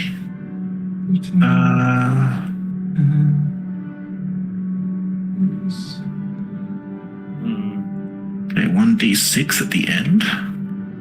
That's 6. So that brings me up to 103. 12 and 16. And I'm going to spend another 3 hit dice. Lovely. Use 6 hit dice to get back to full health. Lovely. 10, 16, So- 19, 22. So Bobbit raises her hands, touching each of you and granting you water breathing. Then after you've finished gathering your breath, you begin to wade forwards into the into the fetid, still water. Wait until your bodies are touching the wall that blocks your progress, and then you look at each other and dive under the surface. I need everyone to make a con save, please, as you descend into the putrid water. Do I have to? Poison? Is this another poison thing? Or? Yeah, you're immune, so it's just, Okay. it's just so Bulb this one, and this time I'm the immune. others. It's just the other one was. Yes, that 21. one was 21. Zinhorn.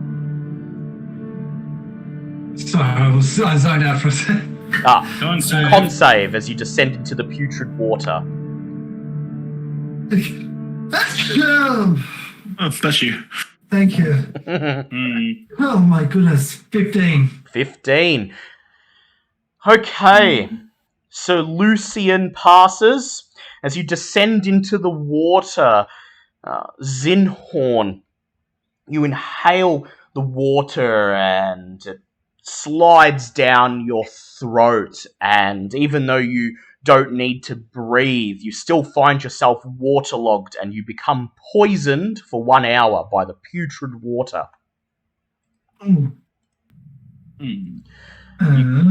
You continue swimming onwards for 10, 20 minutes through the tunnel as it snakes and weaves to the left and right, and then eventually the tunnel opens up into a large underwater area. The surface, the floor of the underwater area littered with half-crumbled walls and ruins, perhaps the remnants of an older maze that once existed beneath this one.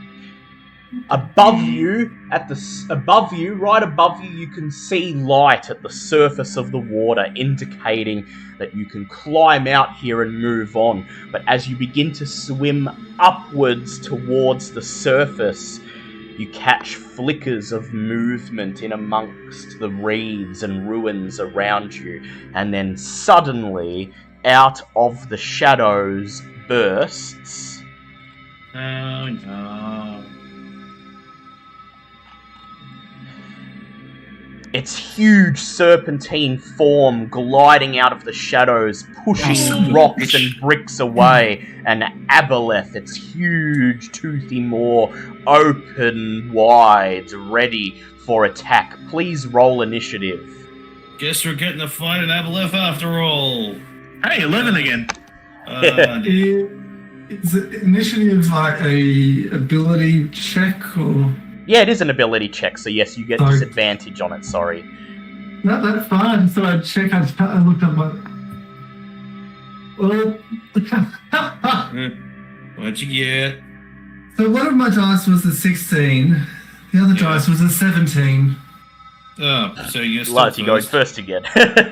24. 24.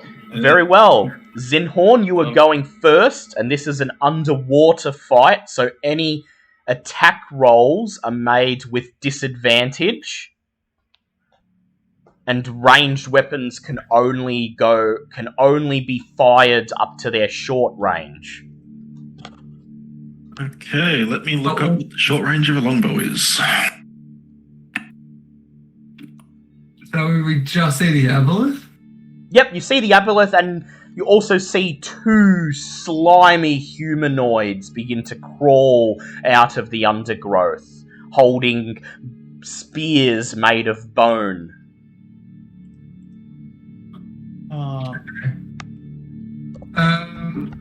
Going to start off by moving over, just sort of over this way. Yep. In the corner. Yep. And going to fire a frostbite at spawn 2. Yep. So Aboleth spawn 2 is going to make his check. Aboleth spawn 2. And that is a nat 1. Oh, yay. So disadvantage on next attack roll, and that's cast.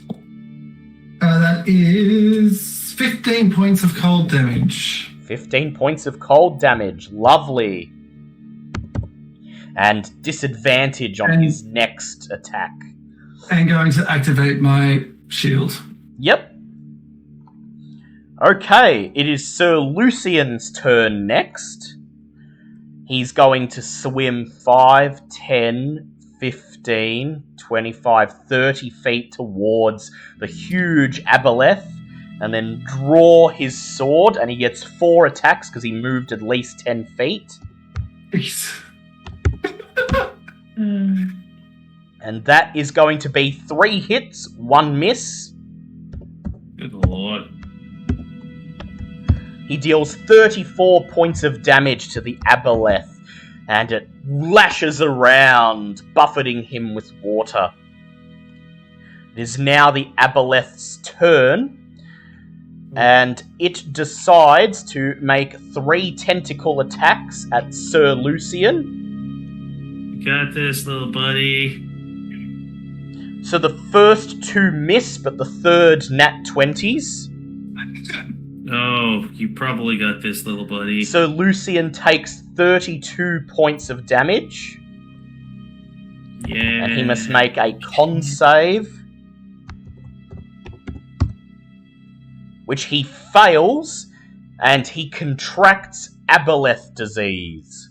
Oh, for God. What happened to his con? I thought he had half decent He does con. have half-decent con, but he keeps failing. Oh, God, stop failing. The tentacle wraps around his arm, and as he pulls it away, you notice a large red welt on his skin. It is now your turn, Bobbit. Wait, is it? I rolled like a 10. I don't Oh, wait, think I no, should that's have right.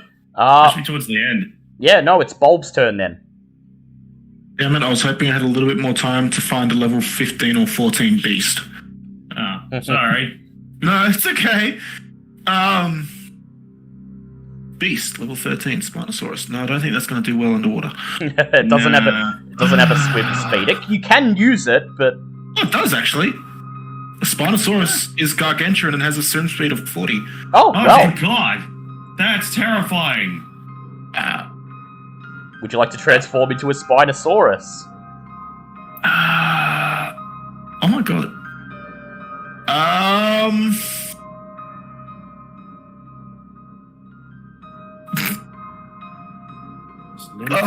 Is the guidance better or not? Fuck. That's right, because you have to...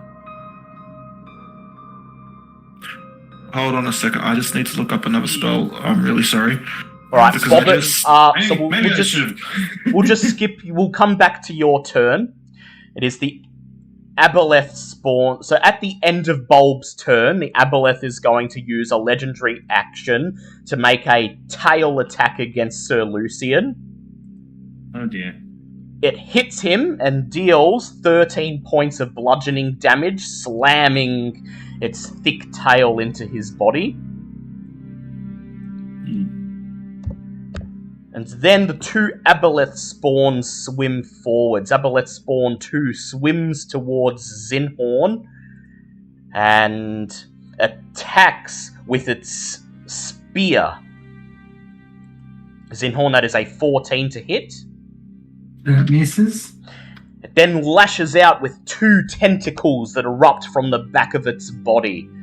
The first is a 12 and the second is a 15, so neither hit.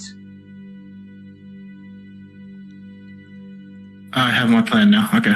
Aboleth spawn 1 swims forwards towards Bobbit, raising its spear. That is an 18 on its spear attack. That is a no. God, man, just casually just float away from that. You see its slimy flesh rip apart, and then 2 tentacles lash out from its shoulders. That is a 16 and a nat 1, so neither hit you. You Nope. dodge out of the way. Okay. Yeah, no touchy, no touchy, no touchy. Bulb, what did you wish to do? Okay, first off, how tall is it from the bottom of the floor to the roof? About 50 feet. 50 feet. Yeah. Well, fuck. However, Up to the surface. I am gonna get us out to the surface is about 50 feet. Yeah. Surface of the water is about 50 feet, and then you presume above that would just be the normal maze. Oh, no, I meant like the... Oh, yeah, so including the space above the water, 70 feet. Yeah, okay, that's not going to work. That's... Mm-hmm. Shit. Wait, where were you going? In that case, I'm just going to swim to within 30 feet of the aboleth. Yep. Still in your base form? Yes, in my base form. 5, I was going to use Bones of the Earth to try and crush them against the roof. 30. Yep, so you just reach the aboleth within melee range of it. And then I'm going to cast Blight at it. Ooh, nice. Now I need to get the spell Blight up. I've got it here. Blight. Yep, okay, cool. Necromantic energy washes out from your hands over the aboleth. The aboleth is going to make a con save. It got a 10, so it takes 8d8 necrotic damage. 8d8. I'm going to have to use Discord for that. 8d8. Oh, fuck that. What did you do? What did you get? Like ones, 2 2s. I mean, the first 21 one damage, but everything after that just tanked. 21 damage. It's still better than nothing. No, I have great weapon fighting. That's not. So 21 damage. 21 damage, better than nothing.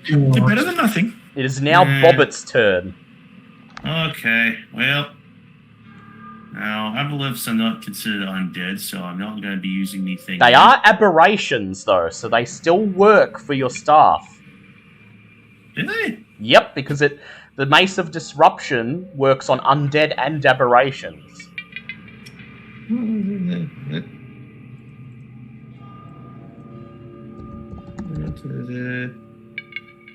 Really? I read that it was just a fiend or undead. Ah, fiend, yeah, except the Oathbringer replaces fiend with aberration.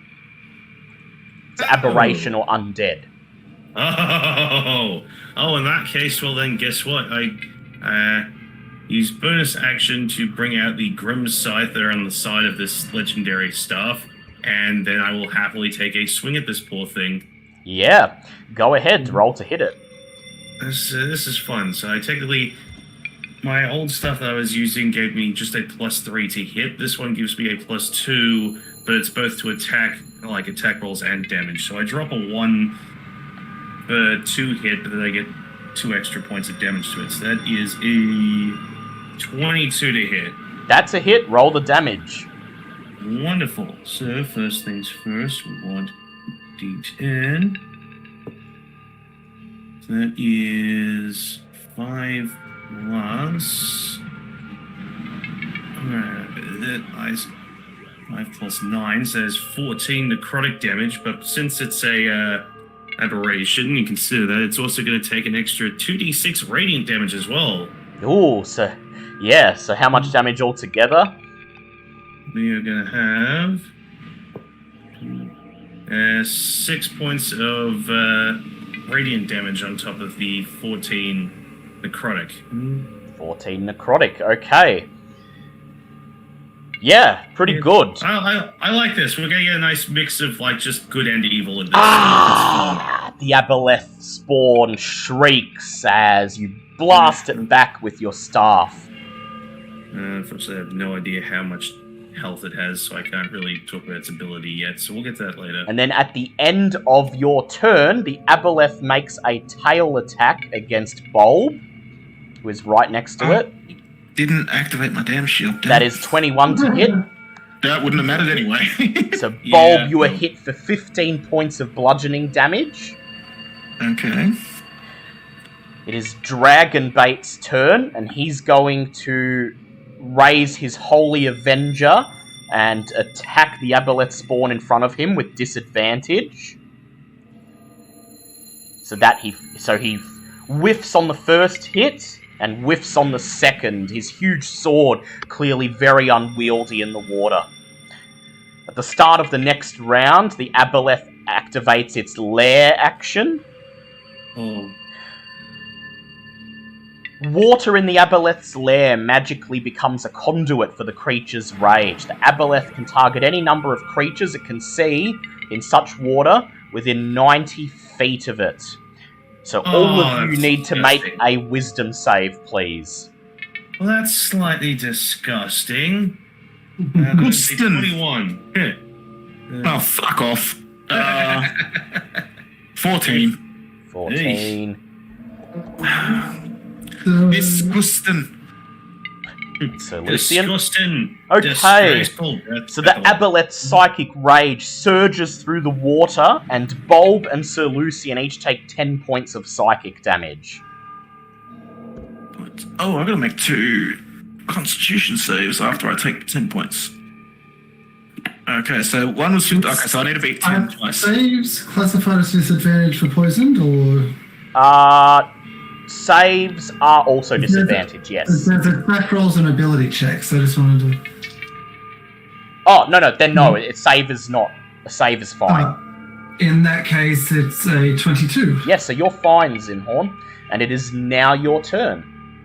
I'm doing really well with my Constitution saves for my concentration. You are. Constitution, you're doing great. Wisdom saves is... You're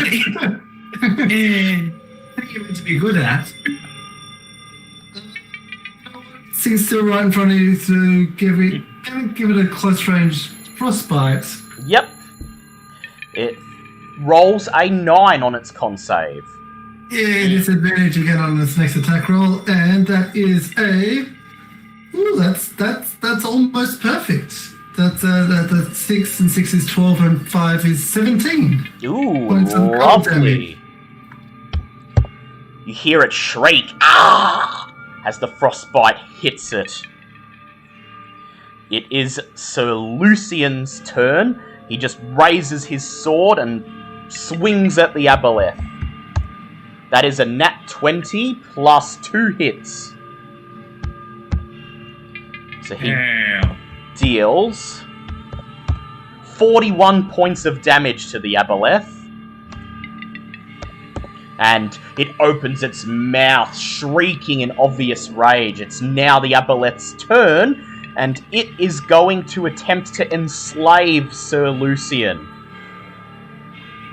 Fixing its gaze upon him and whispering its psychic assaults. He's going to make a wisdom save.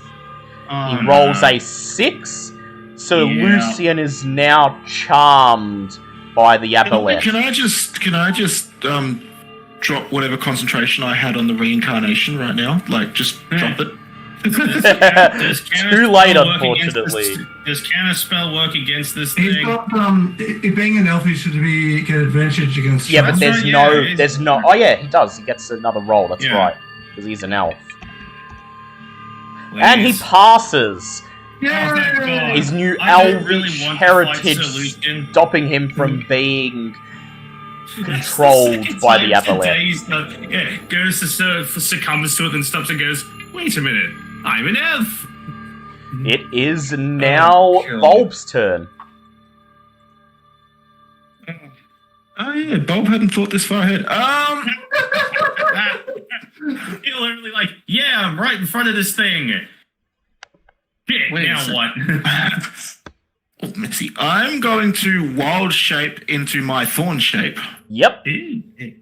Oh, Missy, geez, that's stink. Thorns emerge and starts lazily drifting in the undercurrents of the water. Yeah, so I've got 45 temporary hit points now. Now I'm just going to try and bonk this bugger with my Staff of Woodlands. Yep, and remember you get disadvantage because you are underwater. Yep. Actually, can I swim around the aboleth so I'm directly behind it and Sir Lucian? Yeah. I would like to do that. It, yes, so which that allows you to attack normally. And because it is my staff, I actually get to attack with the spell attack bonus. Usually you do.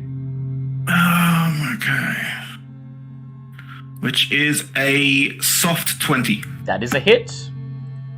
Okay, so with my thorn shape, I now get venomous spines. Is it immune to poison damage? It is not. It is. Oh, okay, so that is 1d8 And I'm two-handing this, which is another D8. Okay. So that is... Then I'm using strength, so that's 10 bludgeoning damage and 2 poison damage. 10 bludgeoning damage, 2 poison damage. Yep, better than nothing. Yep. And then I'm going to do it again. Go ahead. That was a 15 plus 13, so... That's a hit. And was this once per turn, or was it... when you make a melee weapon attack under the effect of your thorn shit, you deal an additional 1d8 poison damage. Okay, so no, that's just every attack. Good. Yeah. That was worse, but any damage is better than no damage. So that was 4 bludgeoning, 1 poison. Okay. Smack it with your staff, and it retaliates by swinging its thick tail in your direction. That is a 19. That hits. You take 13 points of bludgeoning damage. 13, okay. He is going to take 9 points of... Ooh, lovely. Just piercing Lovely. damage because of the thorns that are covering my body. And as the thorns lash out, one of them sticks right in the aboleth's mouth, and it groans and falls limp on the end of your thorn. Oh, wow. You killed yourself with me, you... Congratulations, you played yourself. Bobbert, it is your turn. Hooray! Well, I mean, I've already got the stick, I've already got the suck, and just gonna whack him again. Disadvantage or not, it doesn't really matter when you roll an 18 and a 19, so gonna guess those hit by a country Yep, mile. those both hit. Alright, D10 for necrotic. And that's a 10, so that's 19 points of necrotic energy, and then you can take 5 points of radiant damage on top of that. Lovely. 24. Is this thing... How damaged 24. is this thing? I'll get to that in a moment. I forgot they're supposed to take their turn after Bulbs. Who's going to have them take their turn before that happens. So Aboleth Spawn 1 raises his spear. He thrusts it at Bobbert with a 12, not hitting. And then lashes with his tentacles and only hits with one of them with a 23. Fair enough. So Good Bobbert, job, buddy. you take Get it. 7 points of psychic damage, and you are grappled by the tentacle. But then your turn plays out, and you deal enough damage to the Aboleth Spawn to kill him, caving in his head with your staff, and you are no longer restrained. So I did 24. So he only had less than 25 HP that turn, did he? Yes, yeah.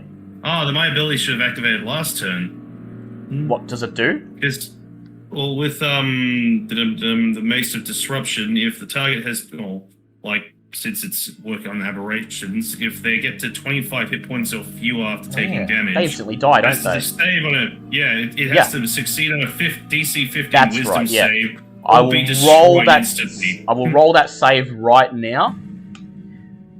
It is a 17, so he wouldn't have been destroyed anyway. But that's okay. But yeah, on a successful save, it would have been. Oh, on a successful save, it would have become frightened of me until the end of my next turn as well. But that's okay. It's a new ability. Yeah. Really just looking at. So Aboleth Spawn 2 thrusts his spear at Zinhorn with disadvantage.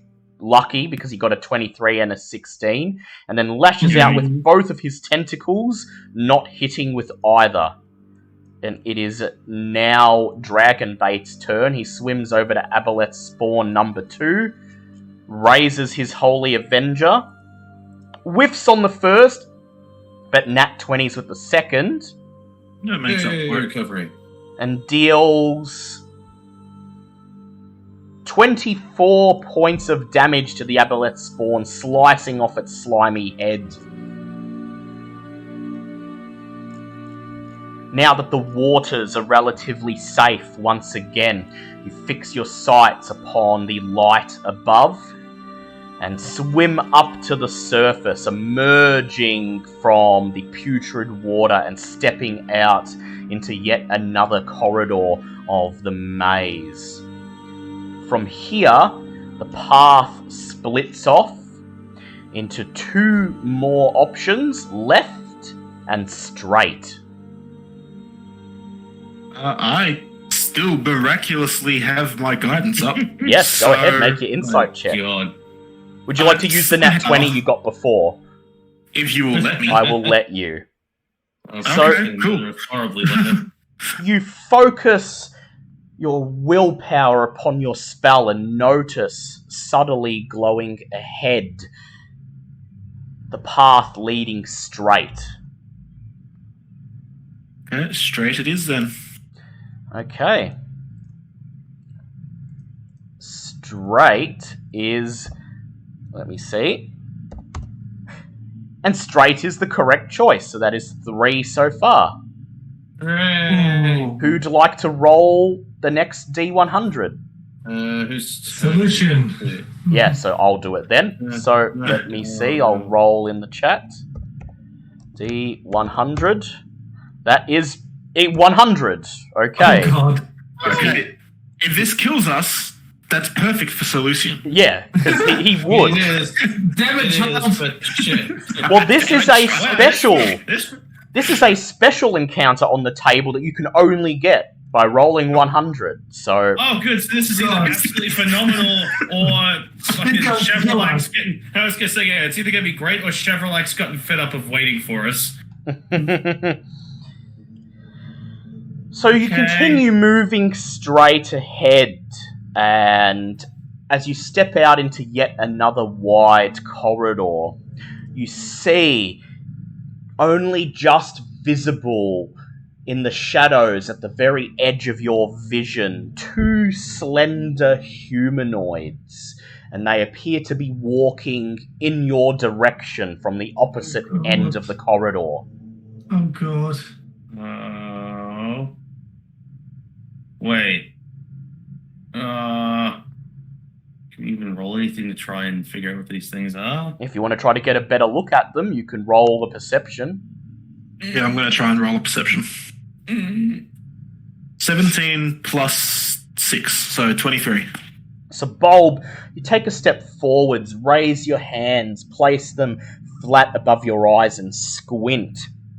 And you see what appears to be a human or half-elven woman wearing the long, flowing robes of an archmage, and travelling alongside her a silver-skinned elf. Does that Wait. mean anything from what you guys were talking about before I joined? Ooh.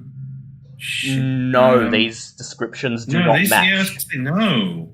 No, they don't. Can I... You I was can going make to say, a can I do a religion? And that doesn't... You can make a history check. Yeah, I may as well try. That is a 15 plus 7, so that's 22. I'm not sure how you know this knowledge, Bulb. Perhaps you've just consumed every text within the Emerald Enclave library in your most recent downtime.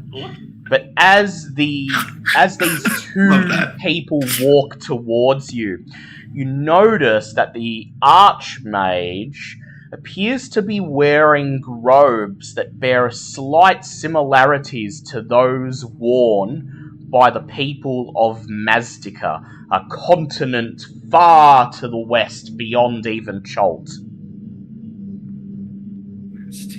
Okay. Do you... Do they... and you also know that Mazdika, because you got the history check, you also know that Mazdika is the original home of the Tabaxi. So does he say this to any of us? Yeah, there seems to be an archmage wearing the robes of Mazdika. Hold on. I'm gonna try and call that in Tabaxi. Before Bob does that, Yep. with my perception, do they look at all like undead? They do not. They look... Well, shadows. the elf has oddly silver skin, but it's not silver as in putrid undead. It's silver as in it's shining. Okay, so yes to call out. Yeah, go ahead. Hello there. Are you foes of Shavolak? The two figures stop, halting immediately. You see them look at each other, and then a few seconds later, the one on the left raises her hand and calls out, "Don't mind us, just passing through," into Tabaxi. But Passing through. yeah, you just see Bobbitt's like head tilts to the side. It's like, okay. Would you be able to help give us some directions then? The two figures. Hi, by the way. The two figures shrug and they continue walking forwards, and soon they emerge from the shadows, and you're all able to get a good look at them, seeing what Bulb saw earlier.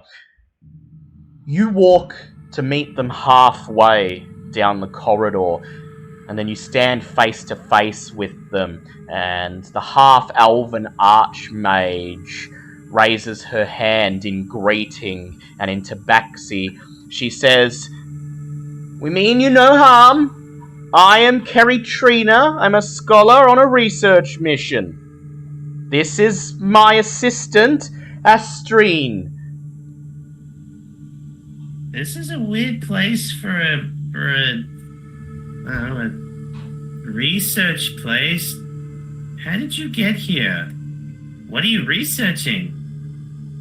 They look at each other, and then the silver-skinned elf says, "Carrie, it's not your place to toy with the fates."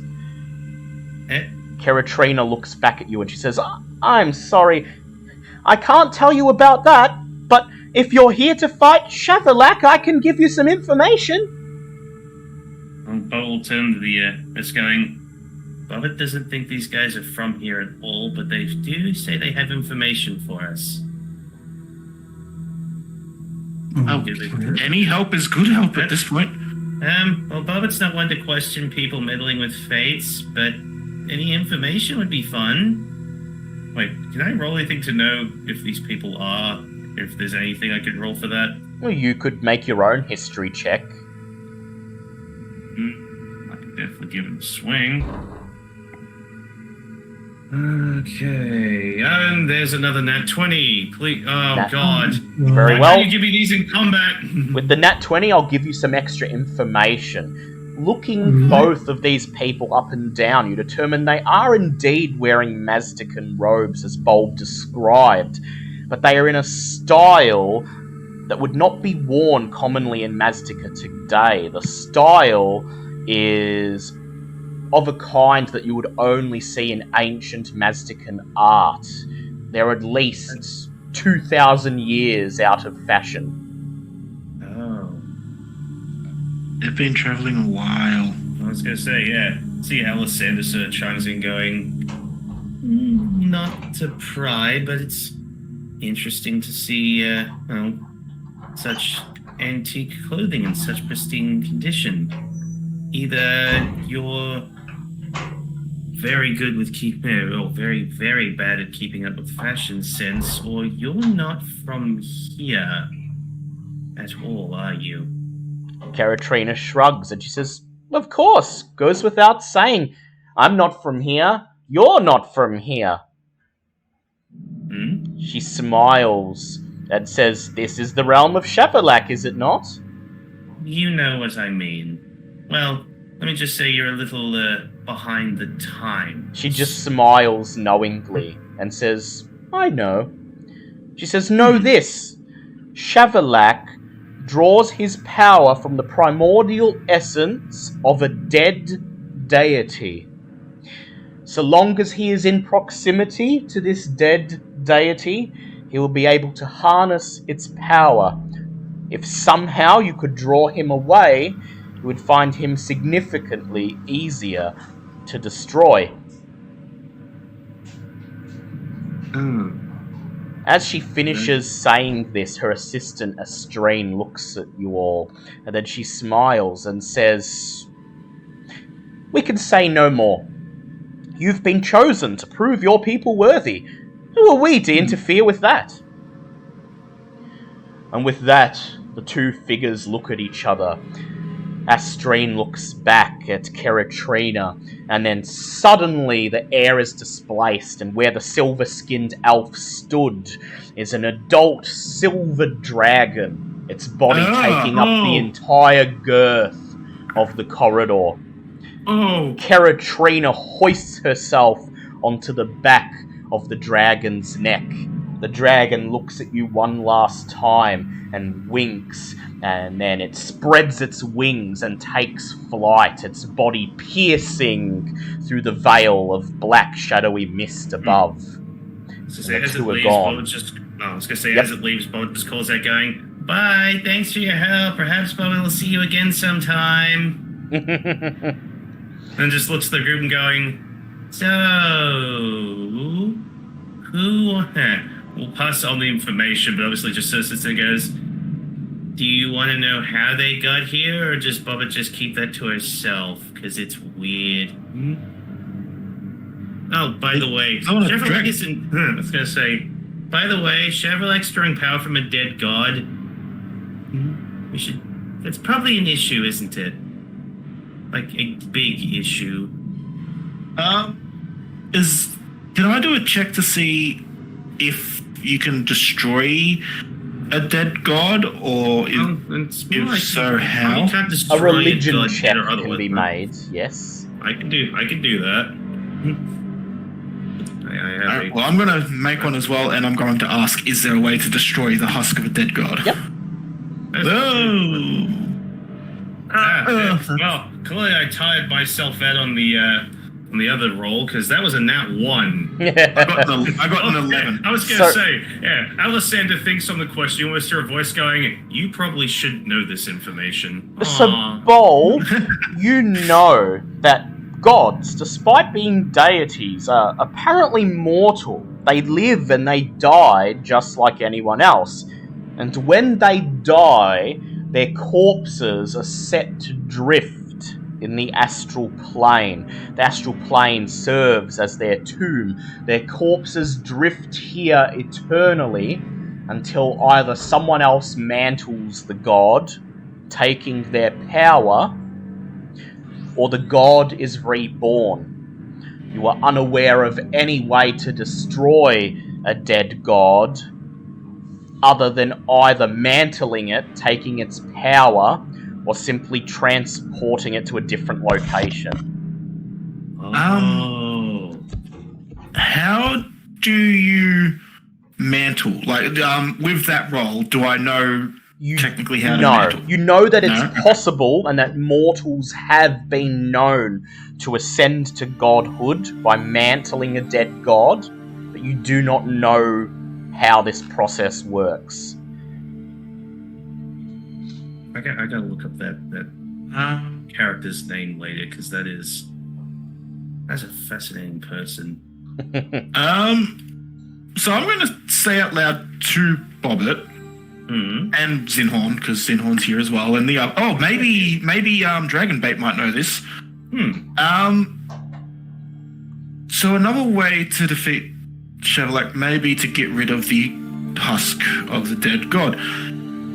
And one way to do that is to take the mantle of the god. And look, I know that, becoming godhood can't be easy, because otherwise everyone would be doing it. But how does one take the mantle of a god, especially one that's dead? Dragonbait looks back at you and he says, "Such things have happened, but this knowledge, if it is written down anywhere, is forbidden." Bulb looks at Bobbit. Bobbit just sort of shrugs and going, "Look, Bobbit just found out that time travel potentially exists. With one mystery at a time." And then just stares back ahead without acknowledging anyone else in that statement. Well, fuck you for not taking the option for another roll. Bulb, you do know I can cry if you want. You do know with your religion roll, Bulb, that according to most scriptures you're familiar with, the mantling of a god has happened maybe only 2 or 3 times in all history of the world. Yeah, that's fair. Look, that's Yeah. fair. Like, That makes sense. yeah. As you said, if it was easy to do, everyone would have done it. I mean, even if there was information, that thing would be like buried under like 57 million locks and keys and like the tightest vault in a different dimension, just because, you really shouldn't have mortals just knowing that sort of deal. Yeah.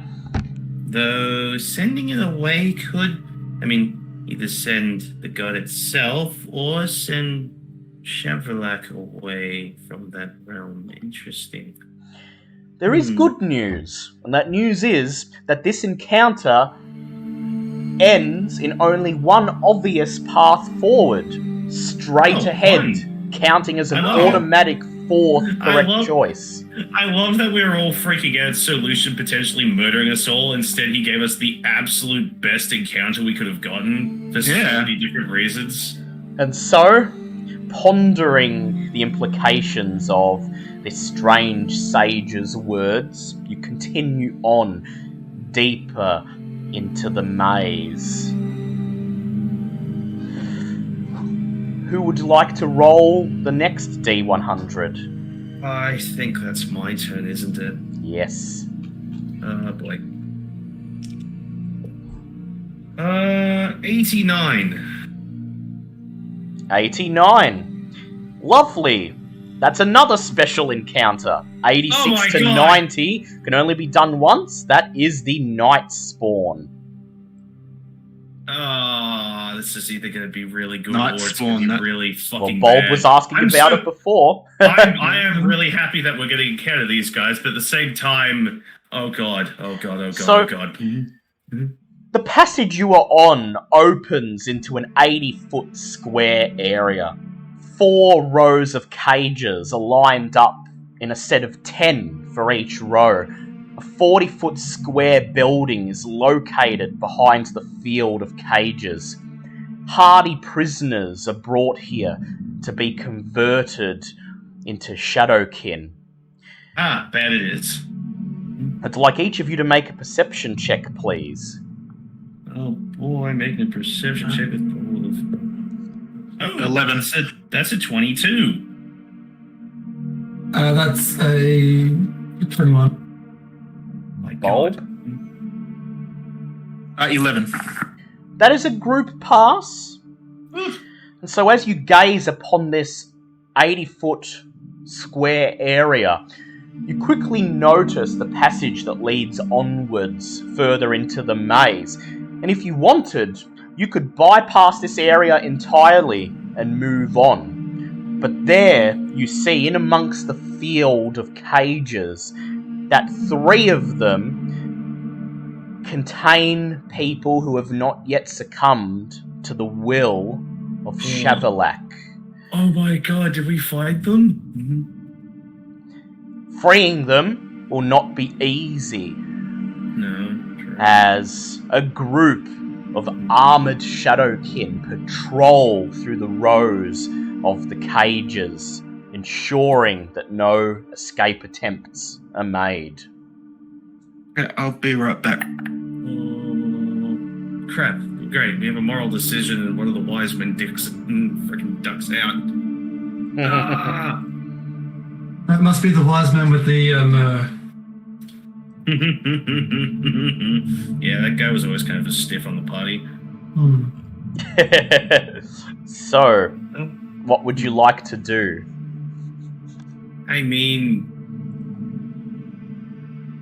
It's really a simple conversation of, do we spend the time on one hand, spend time to free these people, potentially take some injuries, although if we clear them out, we can probably heal up a little bit afterwards. We are still roughly within schedule, or we abandon these people, leave them to their fate worse than death. And it really comes down to time constraints. I'm okay with potentially helping captives. Question now is, You could how do we go about this? potentially sneak past the patrolling Shadowkin and release one or more of the captives before being discovered. True. Who here is good with stealth? I'm alright with stealth. Dragonbait and Sir Lucian are both pretty bad. Yeah, no. I mean, I'm not. Where is my damn stealth at? Wow, yep. I have a +8 to stealth. I have a +3, but I do have advantage with the Boots, Elven yes. Kind boots. But because we know for well, without meeting them, we do know that these people are going to be the compatriots of the rest of that party we met. Yes. That seems like the most obvious option. But yeah, there are lots of people here. Hi, we're just deliberating on how we want to go about doing this, because we can either basically just leave this area without doing anything, leaving these 3 souls to their fates, or we try and sneak in to try and release a couple of them before the guards notice us. Quick question. Yep. Yes. Would we know if we defeat Shavolak, the turning process would stop? Yes. The implication stated by the other adventurers is that if Shadowlak is defeated, any Shadowkin that have not yet been consumed by the conduit will be released from his will and presumably returned to their original forms. Yeah, but they don't know that any more than we do. No, this is just... They're working on speculation. Yes. They got no idea. But the conduit, you said, they're going to freeze the conduit, aren't they? They Isn't are, our signal, yes. though? Isn't it on our Well, signal, that's what they though? plan to do. Yep. But if they freeze it, then we can more confidently guess that it will stop the turning process. Yes. I think the conduit's... I thought Well, the conduit was the only conduit powering Shavolak, simply if I'm not- consumes... Yeah, the conduit simply consumes their life force to power Shavolak. Here is the location where it appears people are actually transformed into Shadowkin.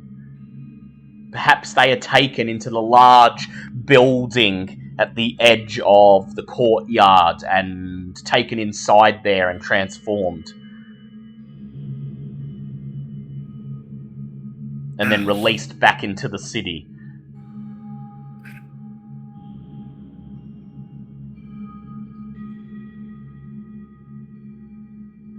So it's entirely up to you. You know what? Now might be a good time to find the way. Because we've only got one to go. Yes. Was there only one path out of here? There is only one path out of here too, so as a special Okay. encounter. Excellent. Okay. So, I can cause a distraction, and you guys could go up and Attempt to free the captives. attempt to free the captives. Zinhorn, have you stocked conjure animals? What? I do not have conjure animals, no. Damn. Do you have a summoning spell that you would be willing to use? The only summon I have is the elemental. Okay. Because I was thinking I can cast conjure animals at what level is the 3rd upgrade of it? Conjure animals, the 3rd level spell. maybe like 7th or something? I think 7th is, the 3 times. Where is it? 3 times as many with a 7th level slot, and I do not have a 9th level, so I could summon 8, 16, 24 quarter beasts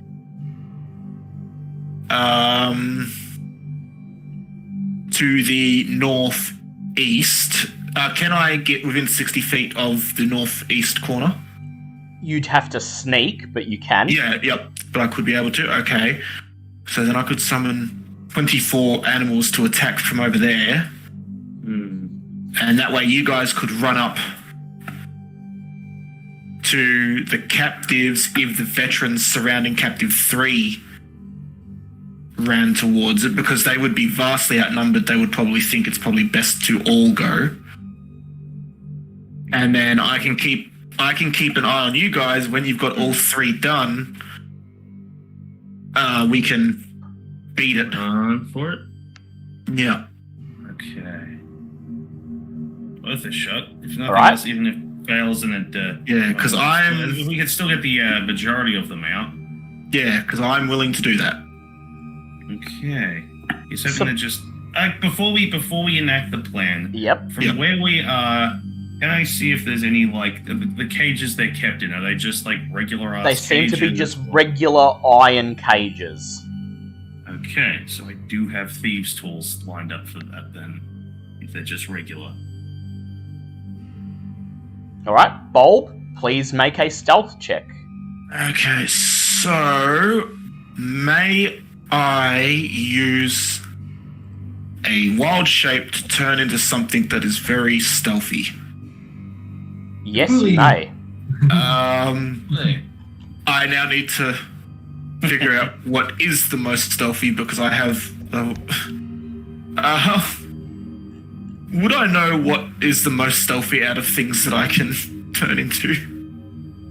It would have to be a small spider, Yeah, wouldn't it'd be it? like a spider or something. Where is just normal spider? Spider, there we go. Let's see what your stealth is, I think from memory it's a +7? No, Should it's be, +4. because it's only a little spider. That said, even a spider would be out of place in a place as unnatural as this, so if you are spotted, you'll probably alert them. You know what? No, I'm not going to do that. What I'm going to do, can I use Hidden Step? I can turn magically invisible until the start of my next turn, or until I make an attack, damage roll, or force someone to save and throw. So, theoretically, 1 turn is 6 seconds. Yep. Would I be able to turn invisible, run, and dash to a point where I can summon the creatures up?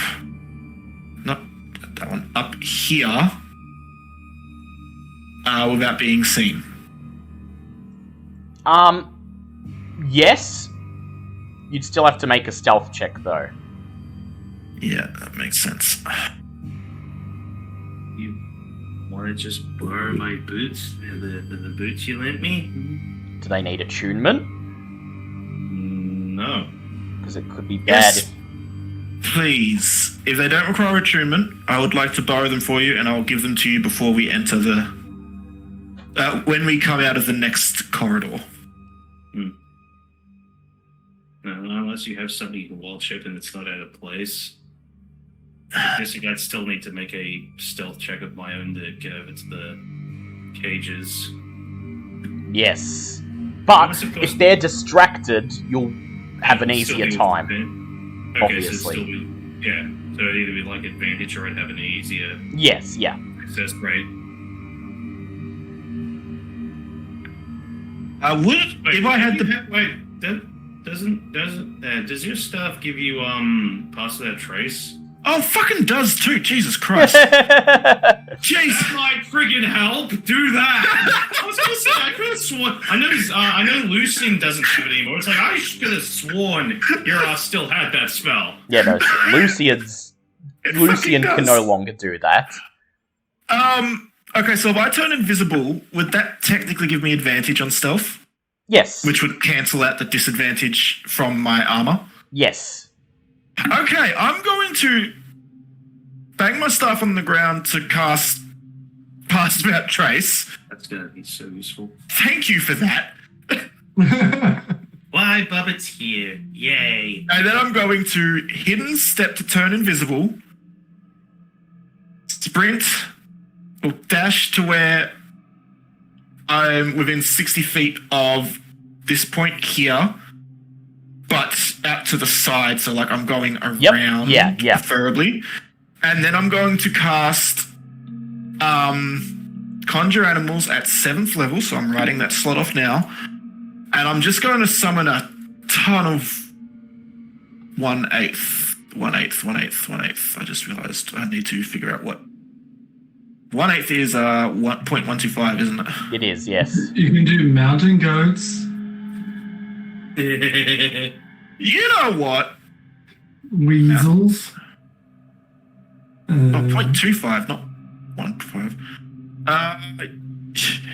Camels. Wait, do Panthers get pack tactics? No, they don't. No, that would be wolves. I'm going to summon 24 Panthers who are all going to run and try to immediately. knock everybody over. Yep. Alright. Make a stealth check, please. I'm going to have the enemies make a perception check. Okay, so it's plus 10 plus my normal. Oh, that was an amazing roll. Thank you so much. So 18 plus 1, so that's 19 plus 10, 29. Lovely. So the Blackguard got a 21 on his perception. Oh. So you were able to sneak into the courtyard, past the cages, and wave your staff in the air, and suddenly a parade of panthers comes charging out of the through between the cages towards all of the guards, pouncing on them and then running through. And the guards turn, they raise their weapons, begin to shout, and then the Blackguard calls, "After them! After them!" And the guards immediately begin sprinting off in the opposite direction after the stampeding panthers, leaving only the Blackguard and one of his mages behind. I think that worked magnificently. Magnificently. Yeah, magnificently. I don't know why I fucking said that. So Bobbit, So, yeah, it's you up can now to you guys now. you can now make a stealth check with advantage, Bobbit. And the Stealth check with Blackguard will be advantage making plus his 10. perception checks with disadvantage. Oh, you poor soul. Okay, this is my Well, I'm best plan. so very glad that we gave advantage on that. So that is You're going not going to move up 27. as well. I was going to say, I got a 27 on mine. I'm really glad we had the Yeah. advantage because I rolled a 14 and then a 1. And So he got, we'll take that 27. 32. the Blackguard got 14, so Bobbit and Zinhorn are able to easily sneak forwards out towards the cages. Yeah, I was gonna say it's just Bobbit and Zinhorn doing the scene from like the Blues Brothers, just sneaking along in time to the music. And as the occupants of the cages see you emerge from the shadows, their eyes go wide and they press their bodies against the bars, silently urging you to come and free them, instantly recognizing you as friends. Within the cages are, as you expected, a half-orc in polished plate armor bearing the holy symbol of Tempest. A handsome-looking half-elf man wearing chainmail, the fighter, and a beautiful woman wearing figure-hugging silk clothing, a harp slung over her shoulder. The bard. Oh, You know, she's gonna be... I was gonna say, these guys have been having a bad time when the UNT presents themselves and they're like, "Oh, thank God we're saved." Even a UNT is something useful in this play. It is something that's not a shadow fell I was creature, gonna say, so... hey, Bobbit is far more than just useful. But okay, we'll just quiet and we'll go around to the lock. Yep. So you say nothing to them? Oh, well, first of all, who's in the cage that I'm in front of? So you are directly in front of the cage of the half-orc paladin. Oh, goody. Zinhorn has approached the cage with the fighter. Looks at me and just look and go, Hi, we didn't even know if we'd find you. Your friend said that you might be dead, but that's okay. We're gonna help. The half-orc looks do you have back your at stuff? you and he says, "Free us, and you have our blades." Do they have their stuff on them? Yes. At all? They've just been Ah. locked in the cages. Wow, these guys suck at security. Wow, okay. Let's go and give this old lucky look-see. Well, it's not so much that they suck at security, it's just once they've got you in the cage, No, the fair despair of the Shade Walk is pretty much enough to keep you there, so... Yeah, no, that's fair. Yeah, yippee for the dread. Alrighty, So, let's, go ahead, make a Thieves' Tools check, please, Bobbit. Okay, come on. Been a while since I've done one of these. Plus Dex plus Proficiency. This is gonna actually be really good. Yeah, that's a soft 20. Hear the lock click, and you slowly open the cage door. The half-orc steps out. He holds out a thick, muscled hand for you to shake, and he whispers, "I thank you for saving me. I'm Jared." Hi, Jared. The others are Kristen and McCain. Okay, fun. Well, Bobbit is Bobbit. She shares a body with Alessandra. Not gonna get into that story now. Kind of on the clock here. Okay, does anyone have any way to open cages, or am I gonna have to go over to where he is? I don't really have much in the way of Okay. So thieving. Bobbit, you I want to have move to the next? I will just tell the fighter going, take your stuff, and we'll gesture over to where Zinhorn and Xenon's going to move up let's to... do not Zinhorn, Lucian and Dragonbait just go, just keep quiet. Xenon's going to move over to this point over here. To the other cage. And wants to make Druidcraft a bunch of sensory noises off that direction. Oops, that's the wrong... Andrew did it. Make some noises off here. Yep.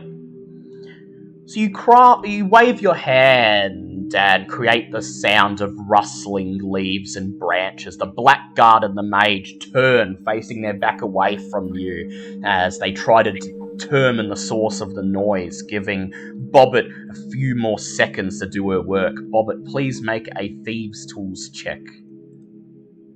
That one's going to be a 23. Click! You slowly open the cage and McCain, the fighter, steps out. He just nods at you in thanks and then reaches for the sword in the hilt around his belt and silently pulls it out. Slowly pulls it out. We'll just, as he's doing that, both just put a hand on him and just go, don't do anything silly. We're here for rescue, not assault. This is a stealth mission. Then you make your way to the final cage. Please make a third Thieves' Tools check. I keep forgetting that Bobbit isn't in the body of a child anymore, so when you sound condescending, I keep imagining this child being condescending to these hardened warriors. Bobbit's an adult. Hush now. Hush now, Mama's working. Oh, wow, that was a 19 plus 8, so I'm going to guess that one's just nicely... Hey, just so it looks and goes, this one wasn't even locked. Click! You slide the door open, and Kristen steps out. She looks at you and says, I was been meaning to find a good reason to write a song about a UNT. Thank you. That's okay. Now, if everyone's out, we can try and very quietly make our way back to the rest of the group and leave. Very well. I would like everyone to make a stealth check, please. Okay, now I need to make it with disadvantage because my invisibility will have But failed. you still have the... I still have the pass without trace. The Blackguard still has his disadvantage, though, so... Yeah, and, I got a 30. 29. I got 25. Boba just damn near slithers out of the friggin' camp. That is a group pass. You take one last look at the Blackguard, watching his men chase the Panthers off into the shadows, and then you quickly duck into the corridor that leads onwards into the maze. Well done. As I get to the corridor, I'm going to step in but have my head pointing out, watching the guards, and then I'm just going to drop concentration on the spell. Yep.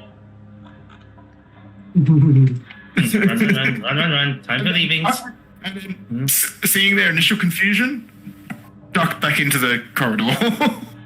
Yeah, they just stop. They see the Panthers disappear, and they just look around, waving their swords and spears. And then the Blackguard turns around, notices the doors of the cages are open, and shouts, "They've escaped!" But by this point, you've run off way down the corridor, and you hear a rumbling sound behind you as the stone walls shift, barring the passage behind you and sealing you away from your pursuers.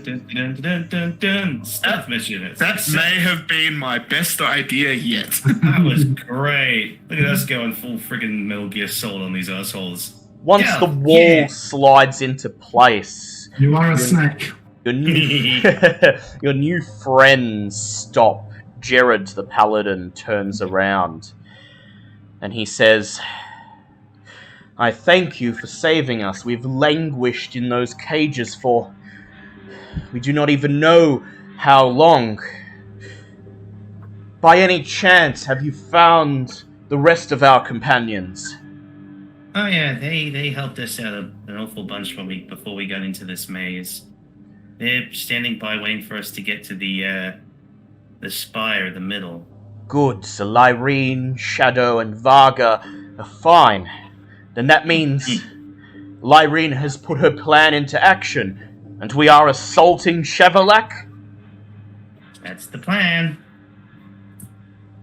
He looks at his two companions, and he says, "Well, I don't suppose we would be able to make it back through the maze, back to the settlement on our own, so I guess we have no choice. The three of us will join you on your assault against Shavolak."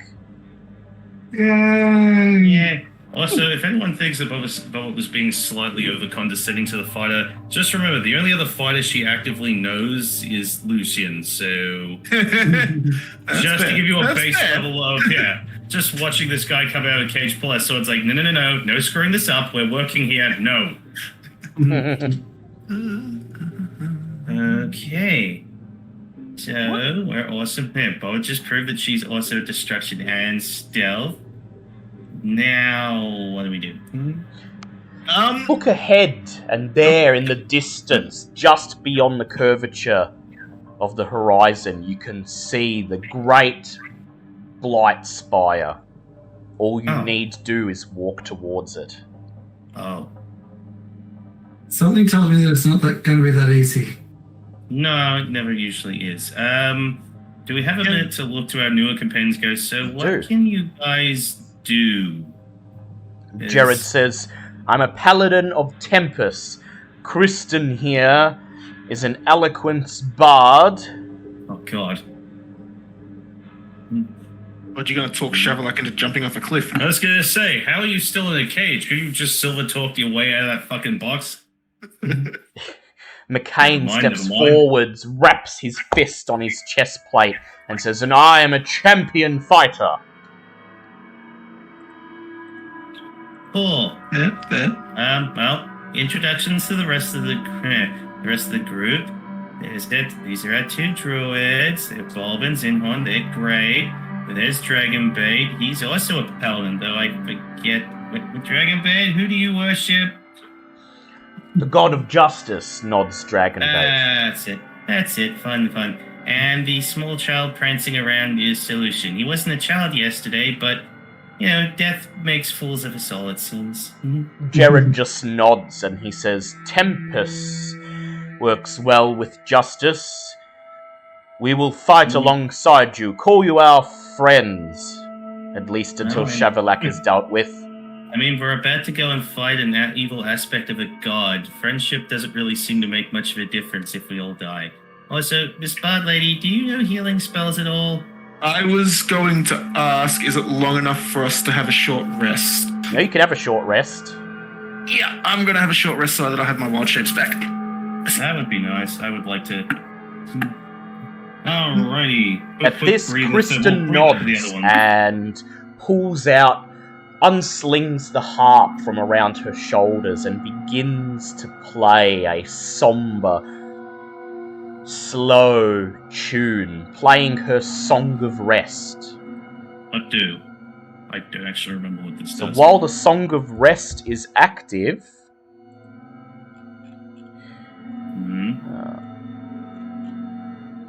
Wait, let me see. Got the wrong stat block here. Ah. New one, I need the old one. Okay, so any ally who hears the song regains an extra 1d6 hit points if it spends any hit dice to regain hit points. Now, is that for every hit? Is that for every Yes, hit dice? for every hit my dice you'll get an God. extra 1d6. Oh my god! Hey, I'm Oh, back up that's full. Yeah, I'm gonna give me half a minute. Now, Dale, I'm pretty sure I know the answer is no, but can we spend hit dice to get spell slots back, or was that only in the fields? That was only in the fields, but I will allow you to do it here. Oh! Okay. After all, this place is filled with shadow magic and... Okay, I have 2 hit dice left after spending 7 that time to get 4 spell slots back and all my health. I spent 3 hit dice and got straight back to full. I love this. Is there a limit to what level spells we can get back with that? Or? You can use 1 spell slot to get... You can use 1 hit dice to get 1 spell slot back. When people are resting, I'll be right back. Okay.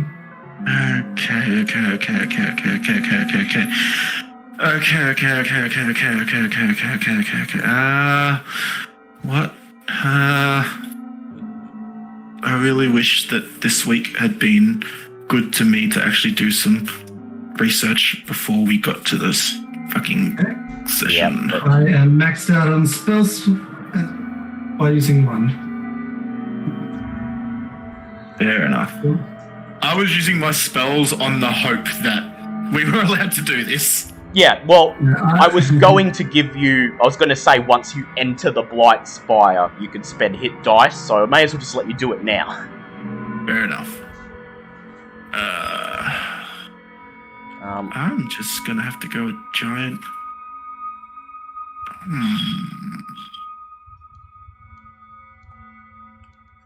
And yes, you can swap spells out because you're resting, so... Ooh. If you want to swap any out, you can go ahead. Now you've put the... Okay, well, I don't need to find the way anymore. We're allowed... Oh, you can't swap spells, can you? I can modify the spells. Oh, well, yeah, well, we're being allowed to swap spells because we're resting. Okay. I can take... Actually, no, all the spells I have here are pretty much what I need. Well, maybe not. I'm going to take Healing Word because that might come in useful. Yes. Actually, I probably don't need detect. Well, do I want detect magic? Do I not want detect magic? It's almost certainly going to be useful. Yeah.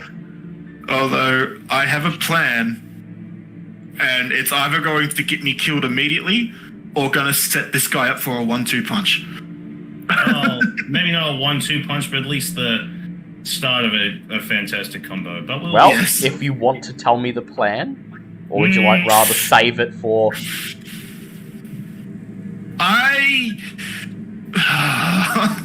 I don't know. I want to tell you so that you can help make it work, but at the same time, I don't want you to. Yeah. Let me put it to you like this: as a friend, we would love to tell you a plan. As a DM, never Yeah, share you your don't. plans with That's never share fair your plans enough. out loud. God bless him, he makes plans of his own. So Zinhorn just swapped out a spell and then took protection from poison and instantly cast it on himself. Yep, good idea. So I am Good no idea. longer poisoned. Oh, Hero's Feast actually requires a It Yeah, does. monetary That's gonna value, start. doesn't it? Yeah. Yes, Yeah. that's why I didn't have it, because I don't have The money, I- yeah. How much money does it cost? I'm looking it up. 1,000. Okay, no, I got nothing for that. Sorry. Or it's not it's Oh. not. Technically, I do, but I want. It's technically supposed to be a gem encrusted bowl worth at least 1,000 GP. I got like 5 golden goblets that I think have gems on them, but I'm guessing that's not the same. Mm-hmm. You don't know. Roll a D100 for me. Oh god. Yeah, if I do that, then I've got like virtually no money left in that That bucket. being said, if I cast Hero's Feast, do we have 1 hour to sit here and eat it? Doesn't seem like you're in any danger. Okay. I was gonna say, what's the status on the druids and whatnot? Do you have any way of checking in on that? You don't, but you don't appear to be in any danger presently.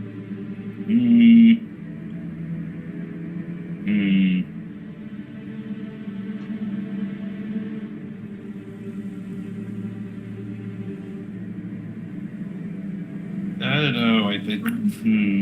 Rolls. Now's not the time for scrounging. Oh, no.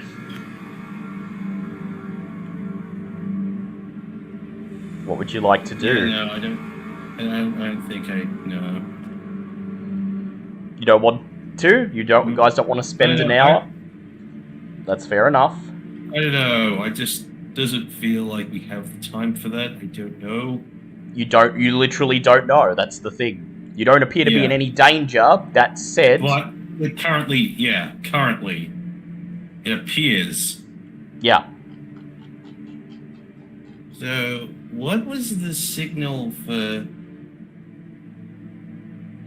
As you say this, you hear a muffled voice coming from within the pockets of your cloak. Reach into your pocket and pull out a sending stone. As you retrieve the sending stone, you hear Messica's voice. Something's happening. The Shadowkin in the settlement they're all turning their attention towards the Blight Spire. They can sense something's happening. That's probably because we're at the front of it. Also, tell our new friends that we found their friends. You hear muffled voices, and then Messica says, "They will rejoice when this is done." Fair enough. Also, when did you get the time to put this in my pocket? While you were resting, she says. Huh. Or, shall I say, prancing around, pretending not to be a UNT, holding that staff. You know, I can't even argue with that. It was fun to prance. She says, Yeah. "How close are you to the center of the maze?" Tilt's head slightly to the left, looking immediately at the spire, going, pretty much next door. She says, we are holding the area in front of the conduit. Artus is here. Sorry. He's able to use the ring, but maybe another hour more, and Shavolak's influence will take over again.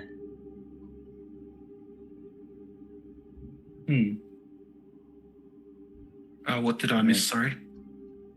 We got a message from Messica, who managed to slip a sending stone into my pocket. Yeah. She says, "So, what is your plan?"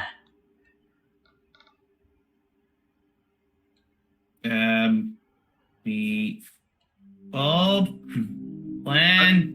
Just literally pass the stone to him. Just bulb plan. I missed it because Missy got into the kitty litter. Ah, So right. I haven't been here for the last 2 minutes. Sorry. That's why I asked what was that. Yeah, so she says they are holding the area in front of the conduit. Artus is there and is ready to use the ring. Yep. However, she thinks that within the hour, Shavolak will probably begin to exert his influence again over Artus. Okay, so no heroes feast then. Yeah, I figured that. You could That's fair, risk okay. it. No. I'd like to, but no. Because we don't know how long it's going to take to get through the Blight Spire. Yeah. Is the problem. Like, he could be sitting there, curled up in it, or he could be sitting at the top. Yeah, at the top. You don't even know what's inside. Yeah. Mm-hmm. Okay, so no, I'm not going to risk Hero's Feast. I'll keep the spells that I have for 6th level. I think...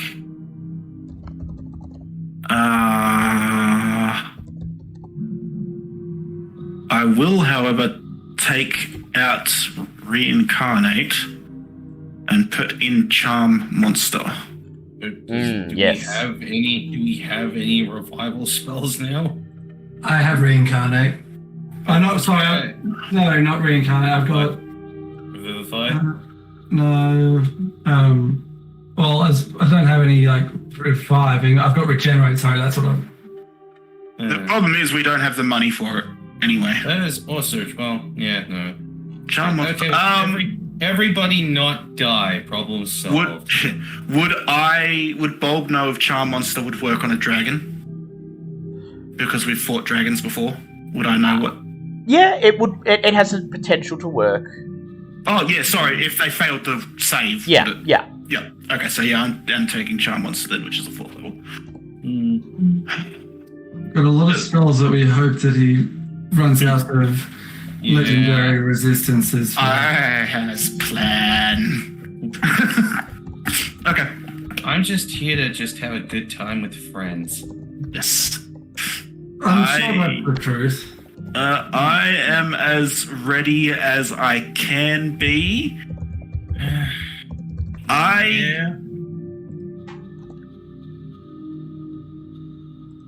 I'm not going to wild shape yet because my plan requires me to wild shape. Yeah, We need to see what's in the Blight Spire first. Okay, yeah. Well, you go talk to your druid friends, and Bob will just go. Yeah, we're pretty much at the spire now. So, am I seeing any effects of the druids maybe starting their ritual yet?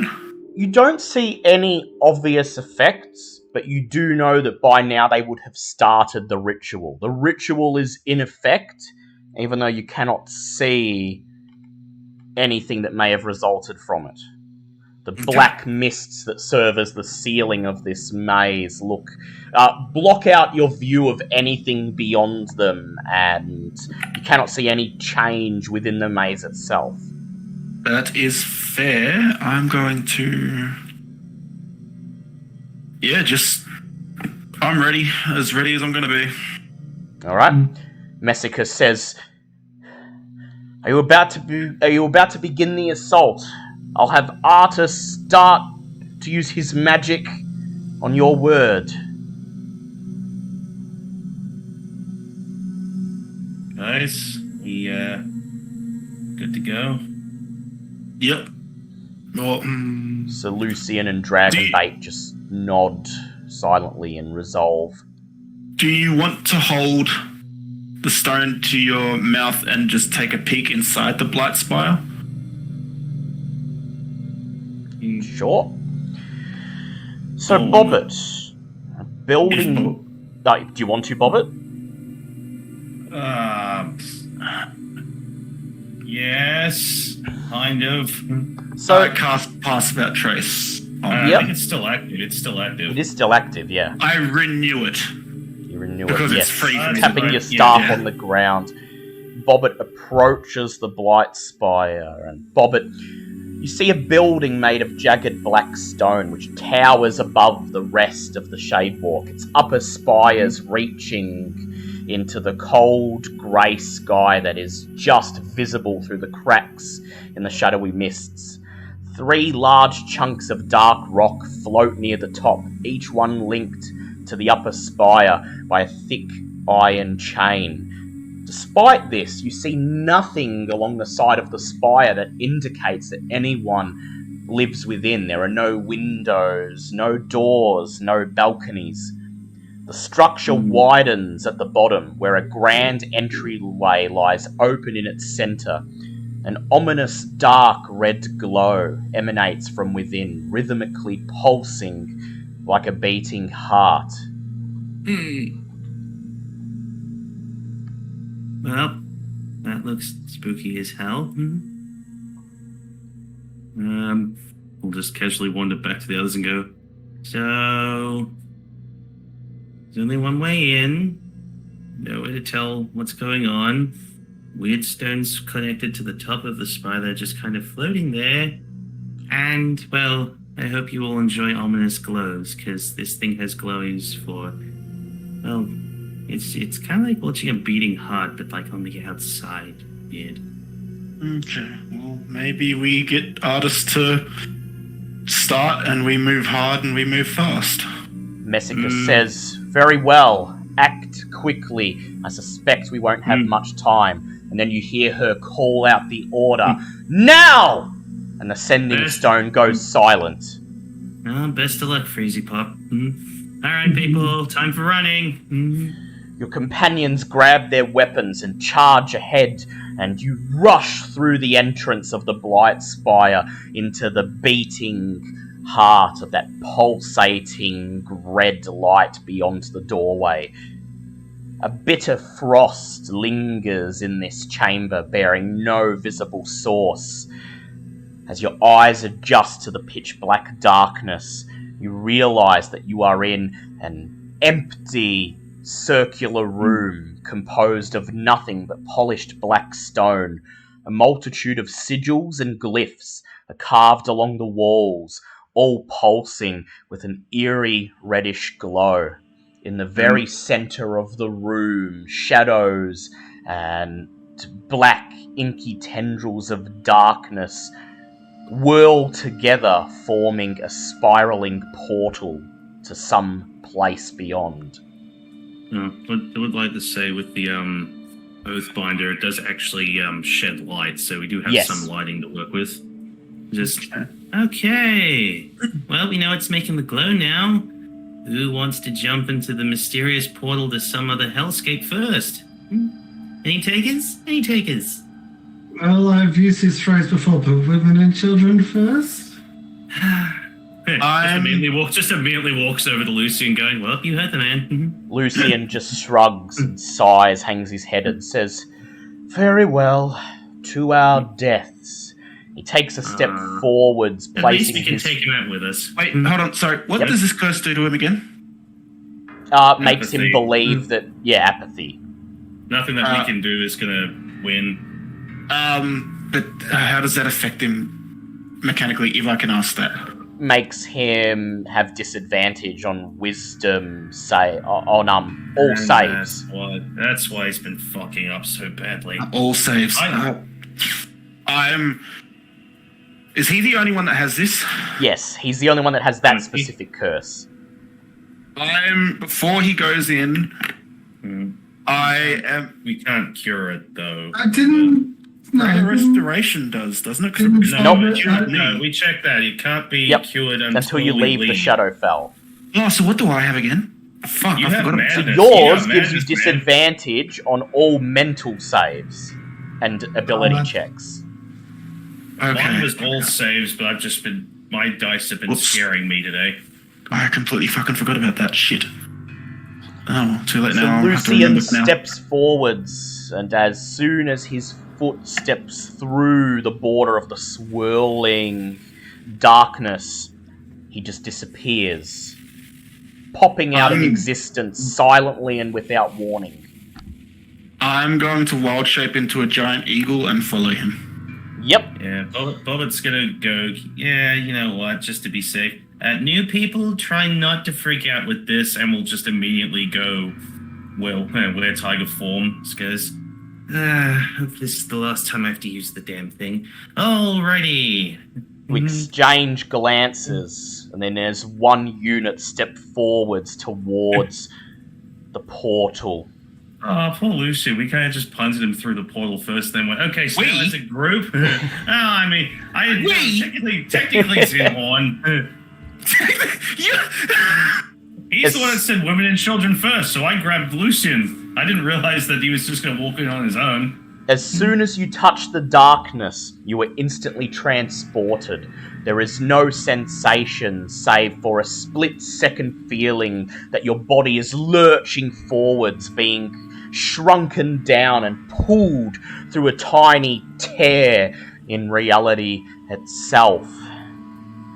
And then you arrive at your destination.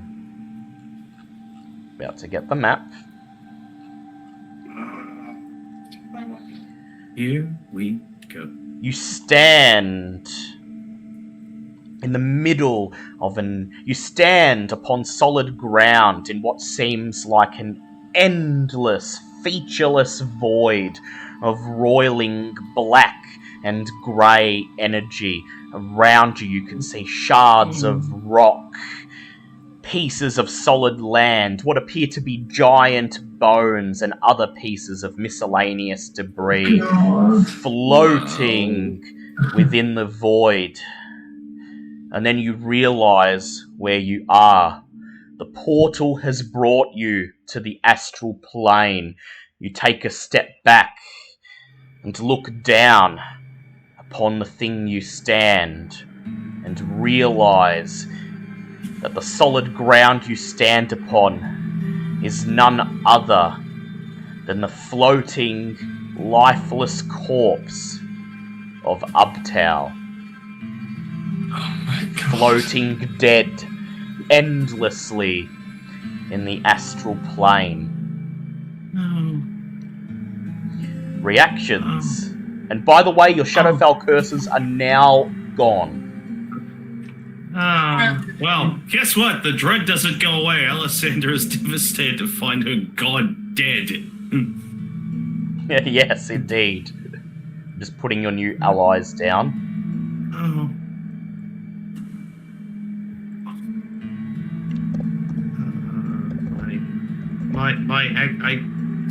My actual god? Oh my god? Oh no. This is... And then Paladin. Okay. Oh my god. This map looks fucking amazing, by the way. This just looks big as shit. You all exchange glances at each other, looks of awe, terror, and sheer speechless reverence as you realize you stand upon a dead god. And then ahead of you, you see something, a great shadow moving within the void.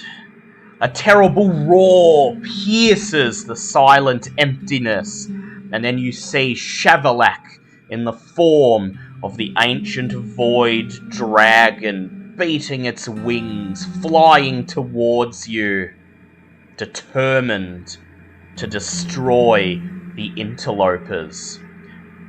Please roll for initiative. We do have different music on my... There we goddamn go, people. Because I'm a giant eagle, do I use its dex? Yes. Okay, cool. Oh my god, here we goddamn go. 13. 13.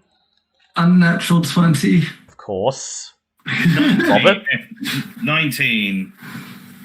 Oh, it's gonna be 19. weird next time not having so high. So Lucian Yeah. goes last, and I'll have the fastest of the allies roll. That will be the Bard. And that is 9. Okay, so you all go, and then the allies, and then Sir Lucian. Okay, Do we have boss music? it begins. Oh. Oh my. I had to ask, didn't you? Zinhorn, I like boss music! you are up first as you see Shavolak barreling through the astral plane towards you, determined to destroy you. What do you do?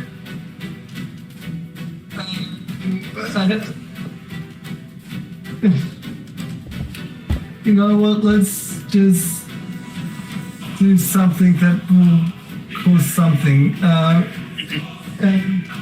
Let's start with an ice storm. Sounds Yep. like it might. What's the range on that? Range is 300 feet. Yep, so you could hit Shavolak. Go ahead. He's going to make his roll. What does he need to roll? Dex. Dex. That is an 8. He's going to choose to pass with a legendary resistance. Excellent. So still 4d6. Wait, hang on. No. 2d8 first.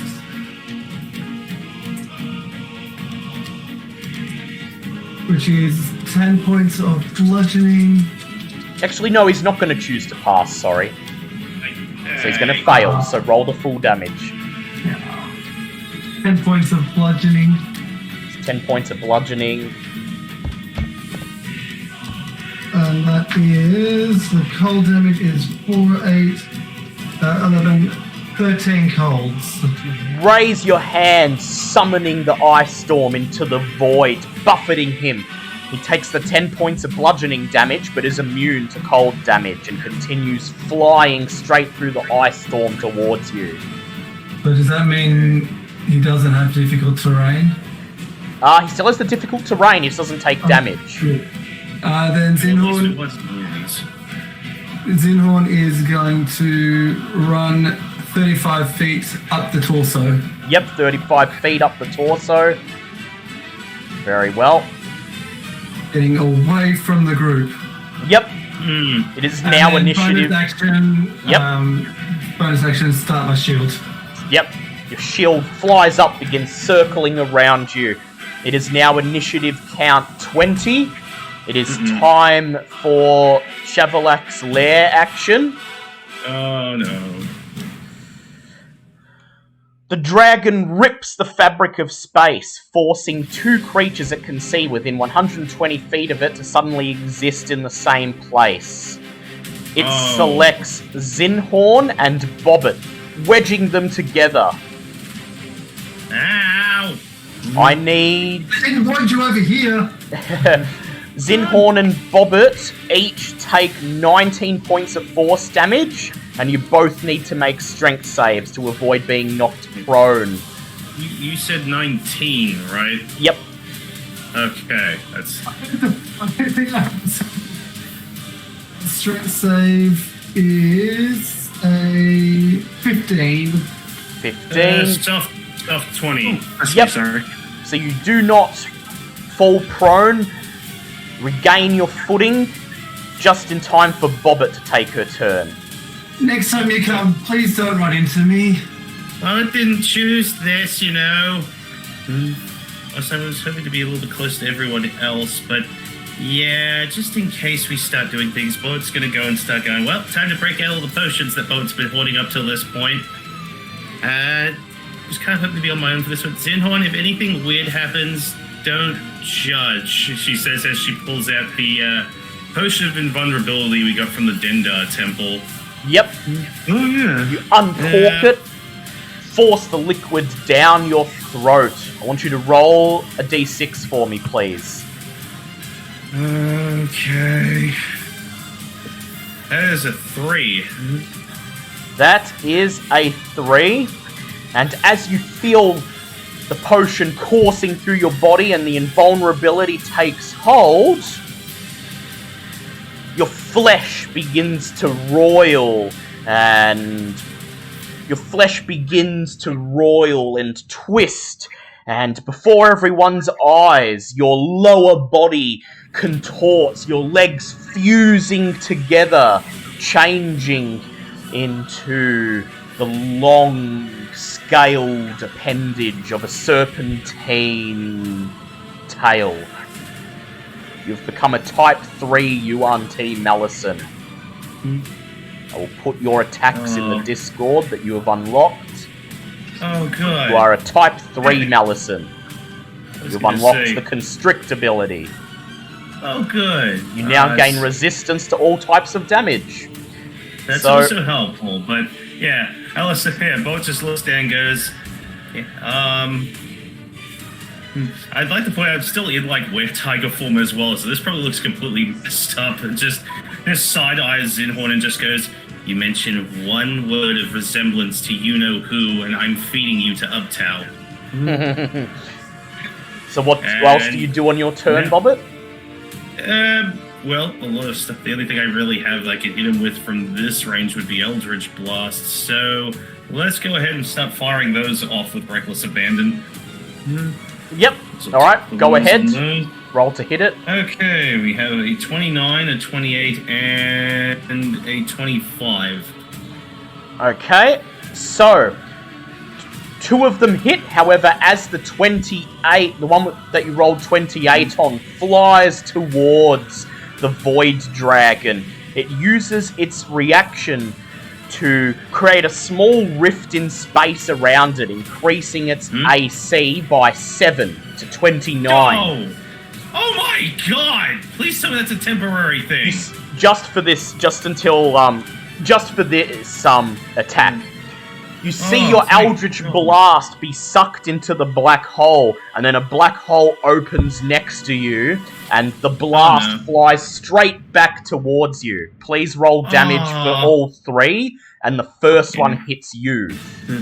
Okay. Well, that's 10 points on the first one. Yep, so 10 points you take. And he can take 23 points of force damage. So yeah. Oh, that's brutal. Just, got him. Wait, what is that? Ah! It is now the Void Dragon's turn. So instead of bothering with the difficult terrain, he's going to use his bonus action. And you see the black hole of the void swallow Shavolak up. And he teleports to right around Uptow's midsection between each of you.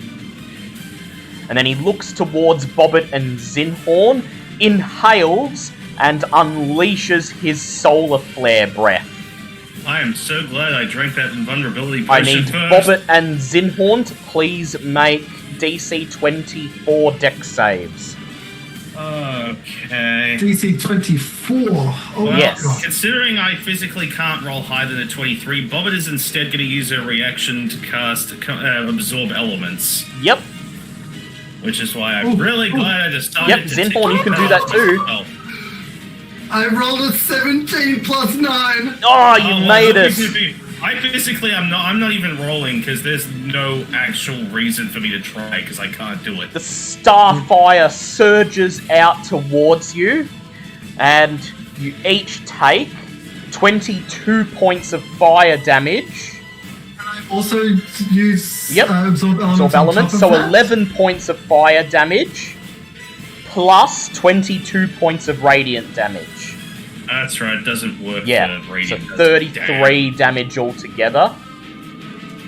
For both. Shavolak ends his turn. It is Bulb's turn. Oh wait, before he ends his turn, he spreads his wings and flies down towards the rest of the combatants. Now it's Bulb's turn.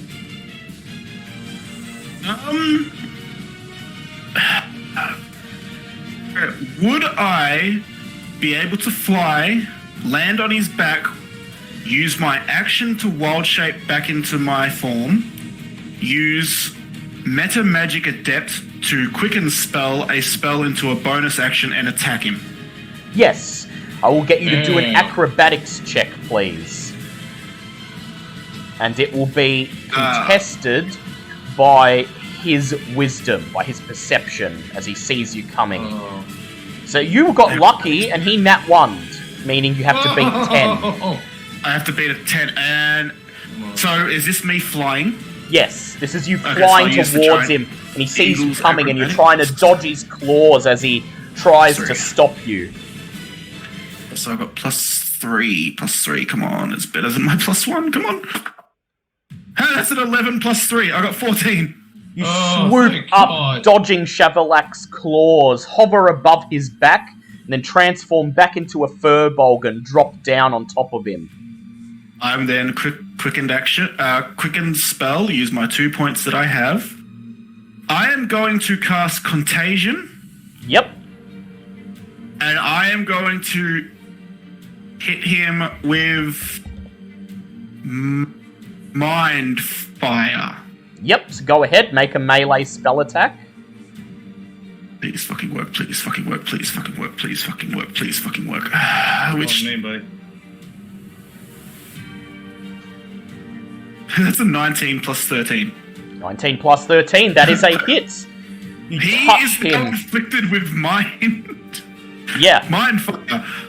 acting So- as if under the effects of confusion.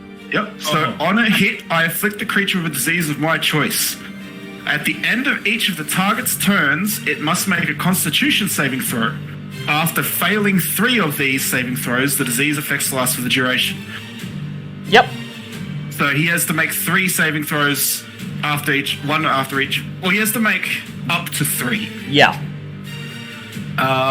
Just if he fails. Yeah. Yep, and if he how fails many 3 does of he- them, then he becomes infected with the mind rot. Okay. So he's already infected. Yep, It's just that, yeah, it's like it lasts way longer if he Yeah, fails. Right? so, is that all you're doing for your turn? And then bonus action, no, yeah, that's my turn, because action to wild shape, bonus action to... Oh, Yep, okay. congratulations, you're now riding a goddamn void dragon. Yeah. So at the end of your turn, he's going to use a legendary action. This is not a reaction, so it's unaffected by confusion. He's going to Oh, use good. 2 of his actions to do a void slip. The dragon twists the fabric of space around him. Each creature within 15 feet of him must make a DC 21 Dex save. So that's going to Far away are be we? everyone except Bobbit and Zinhorn. Hey! Look, to be fair, we did just take a goddamn stuff solar flare in the face, so... Of course, that's a I failure got for a Sir 12. Lucian. I failed. Wait, how much damage did we take from the radiant? Because I should have actually 22. I should have taken half of that. 'cause Oh yeah. my Sorry. first Yeah, was so weak. you took 11 I'll from just that too. I'll, Yeah. I'll just add 11 to my health. That's Yeah. fine. Yay. Okay, I'm- so the only person who passed was Kristen, the bard. Oh boy. The rest of you take 16 points of bludgeoning damage and are knocked prone. Yeah, I'm prone on the back of a So dragon. Lucian is prone, Dragonbait is prone, Just hug the Jared damn is dragon prone. and Stop. McCain is prone, and Oh, Bulb God. is prone. The dragon can then teleport to a space within 50 feet. It's going to teleport and come out right next to Bobbit and Zinhorn. Hey, Bob. Oh no, Bob didn't come with. Oh. Oh yeah, Bulb can't, yeah. So Bulb, as it teleports, Bulb just shit. begins to fall down into the astral void. Oh, what a lovely place to fall. I can't even use Featherfall. I don't actually have Featherfall on me. Oh dear. It is Sir Lucian's turn. He's going to get up from being prone, and then he's going to run to the very edge of Ubtau's leg and hurl his throwing axe.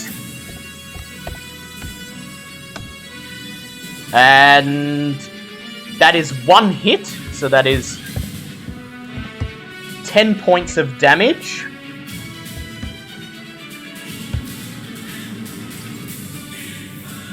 And and given that he missed with 2 of his other attacks, he's going to forego one of his attacks and call out, Bobbit, take your chance! Yeah, Oh. got it. Giving Bobbit a commander's strike. A bonus attack for Bobbit. Okay, so I'm just gonna go and take my new stick and club him in the face. Does a 24 hit him? It does. Cool. Because, what does Shavolak currently count? I'm guessing he counts as an actual dragon. It counts as a gargantuan dragon, yes. Okay, so I don't get anything from my, No, Mace of unfortunately. Disruption, sadly. But he's still going to be taking extra damage from fire. He is. It's hurt from fire. So that's D8. Come on, please go high. Oh, that's max damage on the bludgeoning, so that's 17 points of bludgeoning damage, and then you can have 4 points of fire. Yeah. Nice. The fire surges across Shavolak's black scales, and he roars, looking at you with intense hatred. And then... I was going to say, Bobbit just looks back and goes, "What's the matter? You can dish out the fire, but you can't take it. That seems rude." And then, before he ends his turn, Sir Lucian is going to, as a bonus action, use his rally. He spends 1 superiority die. He's going to roll it. That is max. So he says, "Zinhorn, look out!" And Zinhorn, you are granted 11 temporary hit points from Sir Lucian. Ooh. McCain, the fighter, climbs to his feet. Why did you say look out? You're right next to the dragon. I was going to say, we got blown up and it's right next to us saying, yes, 15. look out. McCain, the fighter, runs up next to Sir Lucian, and he raises his short bow, firing it 3 times. And he only hits once, dealing 7 points of damage. Every little bit counts. Wasn't Sir Lucian supposed to go last on this? Yeah, well, it doesn't really matter. It's fine. It's fine. Don't worry about it. Jared the Paladin and Dragonbait both climb to their feet and move 15 feet towards the dragon. Dragonbait does not have a ranged attack, and Jared does, however. He is going to raise his short bow and fire 3 attacks. Only one of them manages to hit. He deals 3 points of piercing damage, the lowest he can do. 3, 8, 4. But then he is going to smite and deal an extra 10 points of damage as his arrow explodes into holy energy, striking Shavolak. Kristen the Bard is not knocked prone, and so she is going to... let me see. Is that a touch? She is going to use her... She's going to rush up to McCain and Sir Lucian. And then she is going to use her Bolster Allies ability. She pulls out her harp and begins to strum, singing, her lilting voice echoing through the void, and granting Zinhorn, Bobbit, Bulb, and Sir Lucian each 30 temporary hit points. Oh, thank you. She can only do this once per long rest. That's fine, we'll take that. Thank you. I'll take an extra 41 temporary hit. Yeah, you just damn. So at the end of her turn, Shavolak uses his last legendary action to make a tail attack against Bobbit. Swinging his tail. That is a nat 20 with a 36 to hit.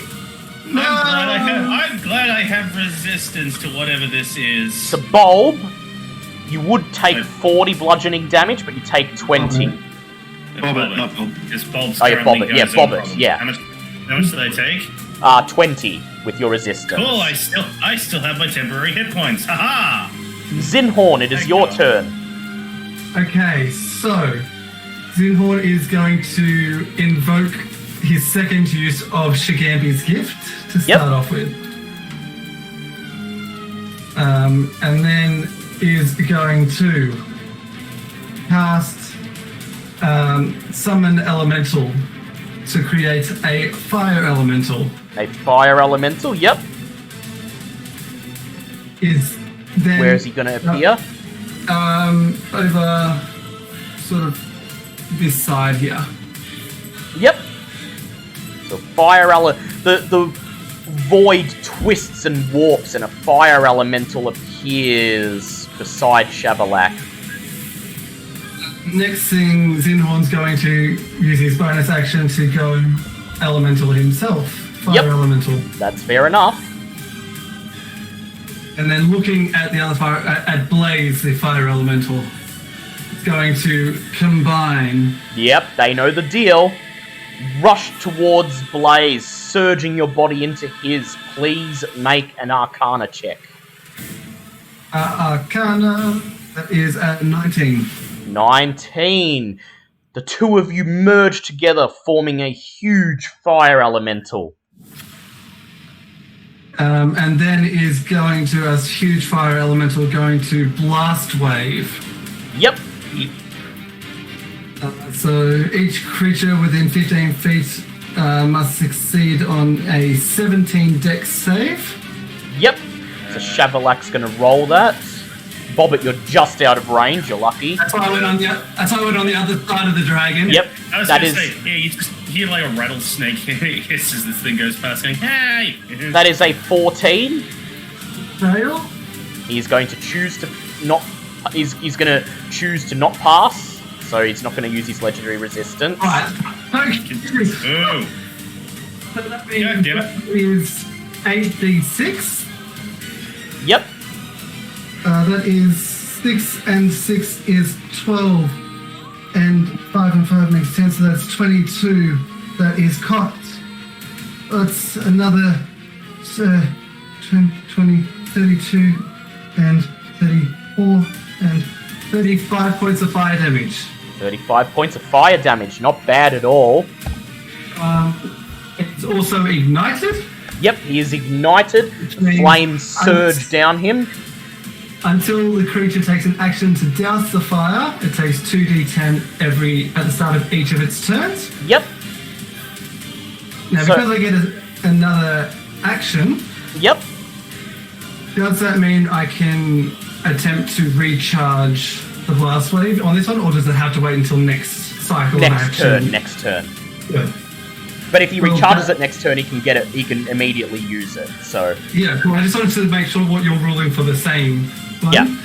But that means I do get a multi-attack on said fire majiggy. So first round is... that is a 17 to hit. 17 to hit. Unfortunately, that does not hit. Okay. Flames do and- not pierce the Void Dragon's thick hide. And then the second multi-attack is a... Oh, that is a 19 plus 8 is a 27. Yep. That So is a that hit. is 3d6. That is 5 and 4. And that is 9 and 3 is 12. Plus the plus 4 is 16 points of fire damage. Ooh, not bad at all. Not bad at all. Okay, so at the end of your turn, he uses it. Oh yeah, no, because he had 4. Yes, he's got 1 left. He uses his last legendary action to make a tail attack against you, swinging his tail. And that will be a 26 to hit. 26 to hit. Yes, that it hits. You take... Sorry, I was just reading another thing, which says a creature that touches the elemental or hits it with a melee attack while within 5 feet of it takes 2d10 fire damage. He does, yes. So, you take 30 points of bludgeoning damage, and you may now roll the 2d10. That is... wow, that is 2 10s. Oh Lovely. my god. I didn't see 0 and I didn't think of 10. It is now initiative count 20. And... So I lost 30 HP, you said? Yep. So that takes... Away your temporary HP, yep. So I still have 11 temporary HP. He is going to use his lair action. The void briefly overlaps the dragon's area in a 20-foot radius sphere of blackness, punctuated by deep blue streaks and pinpoints of light. He's going to summon it directly where he is, making Zinhorn and Bobbit make Constitution saves, please. Oh no. That is a 22. 17 plus 5. Also a 22. 18 plus Okay, 5. he takes half the damage. So, Yay! Zinhorn, you take 9 points of cold damage. Bobbit, you take 4. Oh. And I need my Zinhorn, you take 12 radiant damage, and Bobbit, you take 6. So my temporary hit point is gone. Congratulations, you only just now removed the last of my temporary hit points. And No. now, I'm not being comfortable. this area here is contained within the void. Oh. What does that mean? It means anyone who begins or ends their turn there will take damage, and it's also difficult terrain. Damn it. It is now Shavolak's turn, and obviously he's immune to his own void, so That makes doesn't sense. worry about that. But he does roll for confusion. So, Oh, Bulb, I'd yeah. like you to roll a d10, please. A D10. Okay, let's see. What's been doing good for me? 8. 8. The creature uses its action to make a melee attack against a randomly determined creature within its reach. I'm sorry. Also, it takes 13 points of fire damage from the burn. Yes, that's from the flames. So Wow. he's going to make a melee attack. That means he's going to make 1 bite and 2 claw attacks on Zinhorn. Oh. So the I bite also attack... realized that Yep. I used the wrong fucking disease, but oh well, too late now. So the bite attack is a Okay. 27 to hit. That's hit. So you take 19 points of piercing damage plus 16 So points that- of cold damage. So the piercing damage, I have resistance to piercing. Yep, so you take So poisoning, half of piercing, that, and so you slashing. take 10. So 10 And then you take 16 points of cold damage. minus 16, and then so is this because he hits me each time? He takes 2d10 fire damage each time he hits me. Oh, Yes. my god. But roll for that, don't roll for that yet. You'll see how many Don't times he roll for hits it you. Then he Okay. makes his 2 claw attacks. One is 26 and one is a natural 36, so both of those hit you. Oh, Yep. that's disgusting. So from the first one, you take 7 point... do you have resistance to slashing or just piercing? Bludgeoning, piercing, Ah, yeah, and slash, slashing yeah. from So you take 7 points of slashing damage plus 11 cold damage. And then from the third one, you take 13 points of slashing damage plus 26 cold damage. And so he hit you 3 times, so that's 6d10 fire damage. Okay, where are my d10s? 1, 2, 3, 4, 5, 6. Okay. That is 9, and 9 is 18, and 7 is 25. 25, lovely. 25, and 4 is 29, and 3 is 32, and 2 is 34 points of fire damage from recoil. Yeah, pretty good. Okay. And then he's gonna re-roll. He's gonna roll to see if he recharges his Stellar Flare Breath. He does. Gets a 5. Oh, no. But he can't use it because of the confusion. And then he's gonna spend one of his legendary resistances to pass his con save. Oh. And let me I'll tell see. you. That was nice while it lasted. That's one resistance is used. Yep. So And he's that's only one of the. Oh, does that? Oh, yeah, that means he's Oh, passed and he's not. yeah. Yeah, I read it wrong. Yep, he succeeded, so he's no longer infected by the contagion. And then he's going to use It's Yep. after succeeding on 3 of these saving throws, the creature Ah, recovers. great, yeah. Oh, So he's one only of 16 3. once, so he still has it. Good. Yeah, Good. yeah. Before he ends his turn, I'll he's going to use 3 Yep. of these resistances. Before he ends his turn, he's going to use a bonus action to teleport right next to Jared, Bulb, and Dragonbait, emerging from the He's void. still under the effect of the confusion spell. He is, but he can't do it. So all he can do is teleport to you, and he can't actually do anything. He ends his turn. Okay. It is Bobbit's turn, and Bobbit, at the start of your turn, as you are within the void, you take... This gonna hurt. 7 points of cold damage with your resistance. I'm so glad I decided to use that potion first. Okay, well, I had a plan for this turn, but that's kind of gone off the rails while I'm stuck inside this thing, so... Okay, since teleportation seems to be and I also forgot to reveal that ordinarily, Shavolak regenerates 6d6 HP at the start of each of his turns, but thanks to Bulb's Druid Ritual, he no longer has this ability. Oh my god! Bulb, you fucking genius!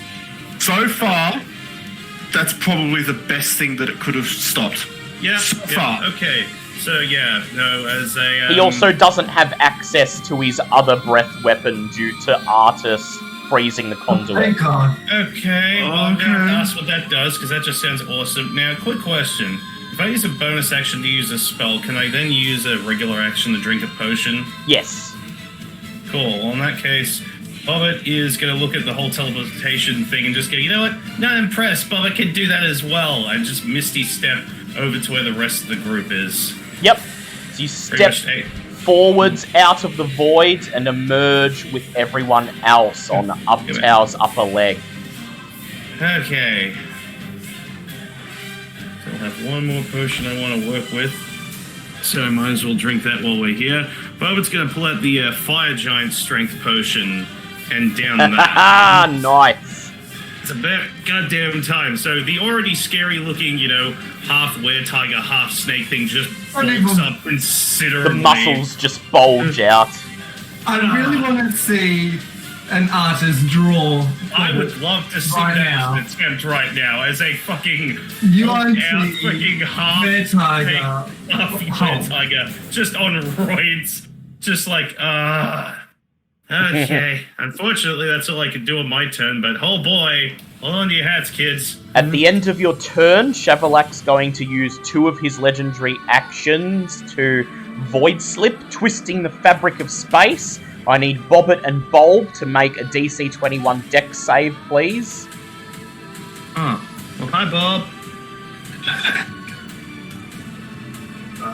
That's only a 15. Yep. That's a 9 for me. 9, okay.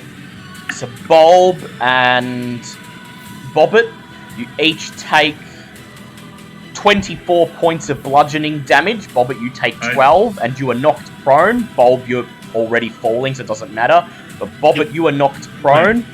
Wouldn't he be, moved towards my location with that attack? Isn't that how that one worked?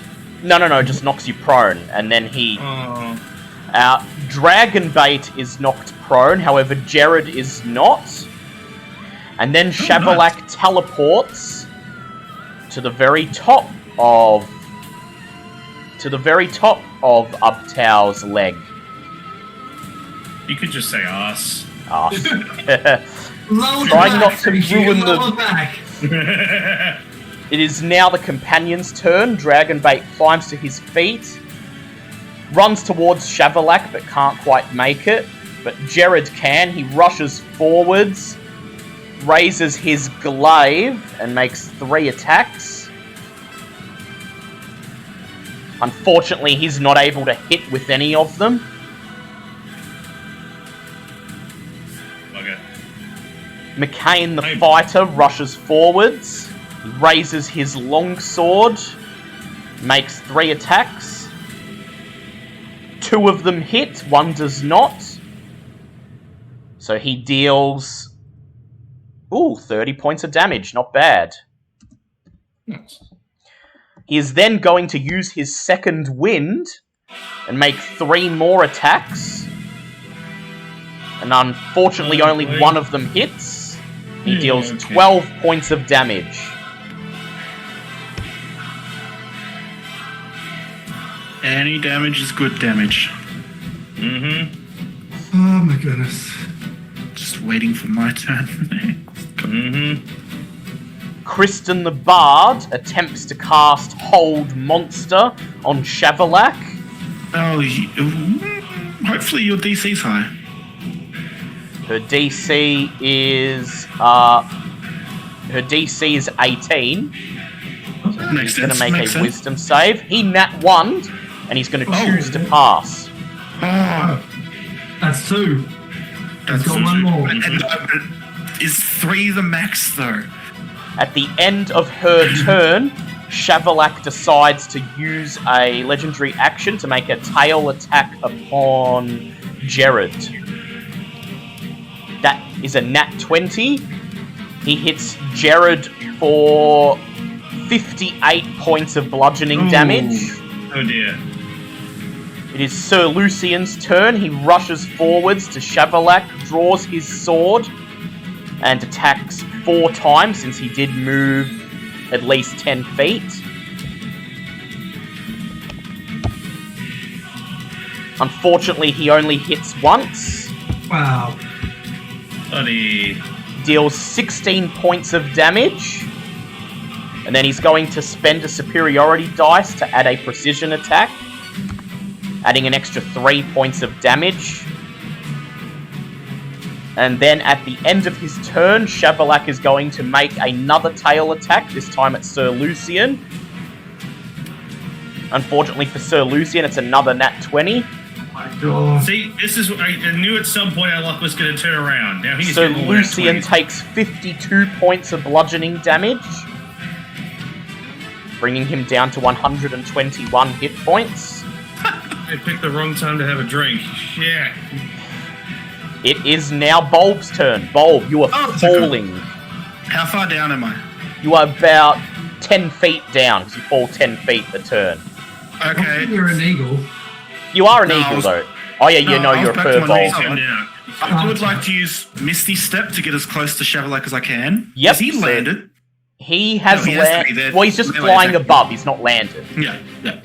So So I you- want to Misty Step as close as I can. Yep, so how far does... What's the range of Misty Step? 60 feet, I think, yeah? 30 feet, I think Misty Okay, so Step is. 10 up, and then 5, 10, 15, 20, puts you right here.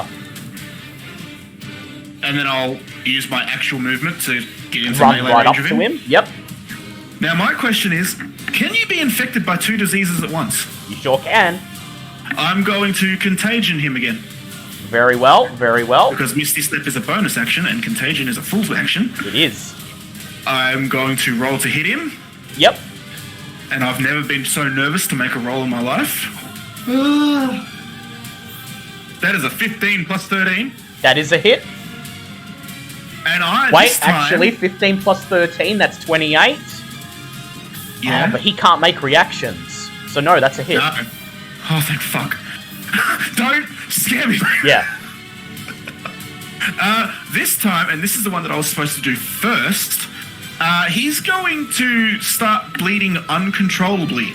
Yeah, He with now his... is infected with Slimy Doom. He has disadvantage on Constitution checks and Constitution saving throws. In addition, whenever the creature takes damage, it is stunned until the end of its next turn. Just have to look up to stunned prevent legendary action. Legendary. Fair enough, fair enough. Because I do not know. Let's What are you see. doing? I just infected him with Slimy Doom. Yes. And The legendary good. creature can still use legendary resistance and legendary actions while stunned, paralyzed, or unconscious. that's fair. I mean, it's better than nothing. At the end... Oh, he's out of legendary actions anyway. So, Oh, thank God. yeah. Okay, we go to Zinhorn. okay, so going to start off by rolling in the Discord to see if I get my wave back, and I do not, unfortunately. Do not. And also, you started your turn in the void, so you take... let me see... 18 points of cold damage. So, going to make you've got 50. Well, I've got to make an Arcana check, don't I? Yes. DC will be Okay. 20. DC 20. Okay, come on. That is 18 plus 5. So you maintain your form as the huge fire elemental. Okay, I'm still a huge fire elemental. God! Elemental. Please hit him. Not working. Please hit him. Yeah. I'm Going to move my 50 feet to get onto the other side of Shavolak. Yep. And then going to multi-attack ×2. Quick, while he's stunned, gang rush the living shit out of him. So I was meaning over this side if I could. Ah, that side. Yep. You float, don't you? Yes, that's fine. So first multi-attack is 18 plus 8, so 26. That does not hit, unfortunately. 26 does not hit. Okay. He's going to use his... Oh, it's still no reactions. That's right. Nope, it hits. No, you can't. Yeah, because he's confused. I keep forgetting. Okay, so that is 3d6 plus 4, so that is 13 plus 4 is 17 Yep. points of fire damage on the first one. Yep. 17. So 1. Second part of multi-attack ×1 is 18. That unfortunately does not hit. But he's stunned. stunned until the end of his next turn. Except condition immunities. Charmed, frightened, stunned, unconscious. Okay. Okay, so I can't be stunned anyway. Still has disadvantage on his con saves though. That's fine. I'm going to swap dice because that one didn't work the second time. So multi-attack ×2 is... That's a nat 1, so that dice has been thrown away. Burn it! This one is unnatural 20. That's Unnatural 20, that is not a hit because his AC is 22. No! Well, I got an attack, but Yes, you did. I do have a vine with a weapon. Yes, go ahead, Vine. Yeah. Is a 17 plus... What is that? Plus 5, so that's a 22! Oh! Vine hits! It does. Vine hits! How much damage? Yeah, fine.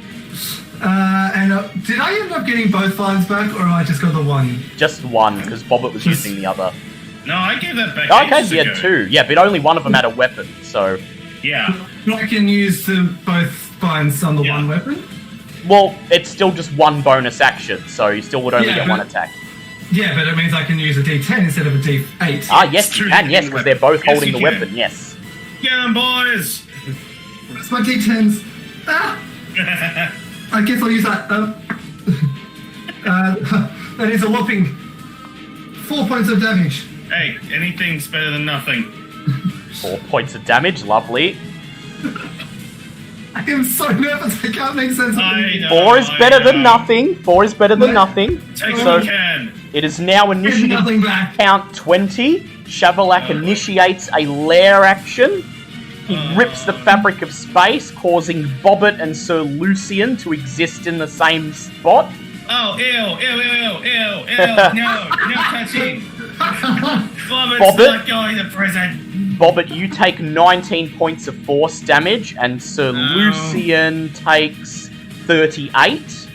Ouch. You for that And joke. you need to make... well, you're already prone, so I'm just going to roll for Sir Lucian.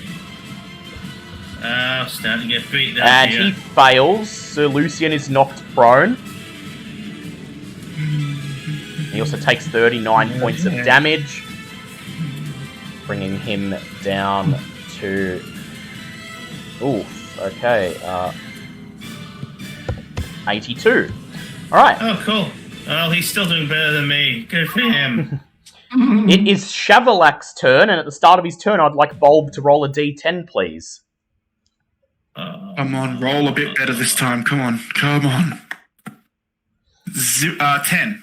10. The creature can act and move normally. I don't believe you. This is going Look up to confusion. hurt. This is, I know.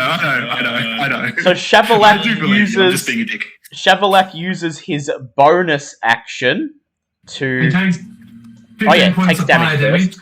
Go. How much? Fire damage. 15 points of fire damage. 15. Yep. This is good damage. So that is. He teleports out into the void just behind Zinhorn, and then he inhales and unleashes his solar flare breath. And I need everyone to make a DC 23 Dex save, and Bobbit, you roll with disadvantage. Yeah, Bobbit already So does Sir fucking Lucian. fails, man. Yeah, I thought as well. I can't. Fails.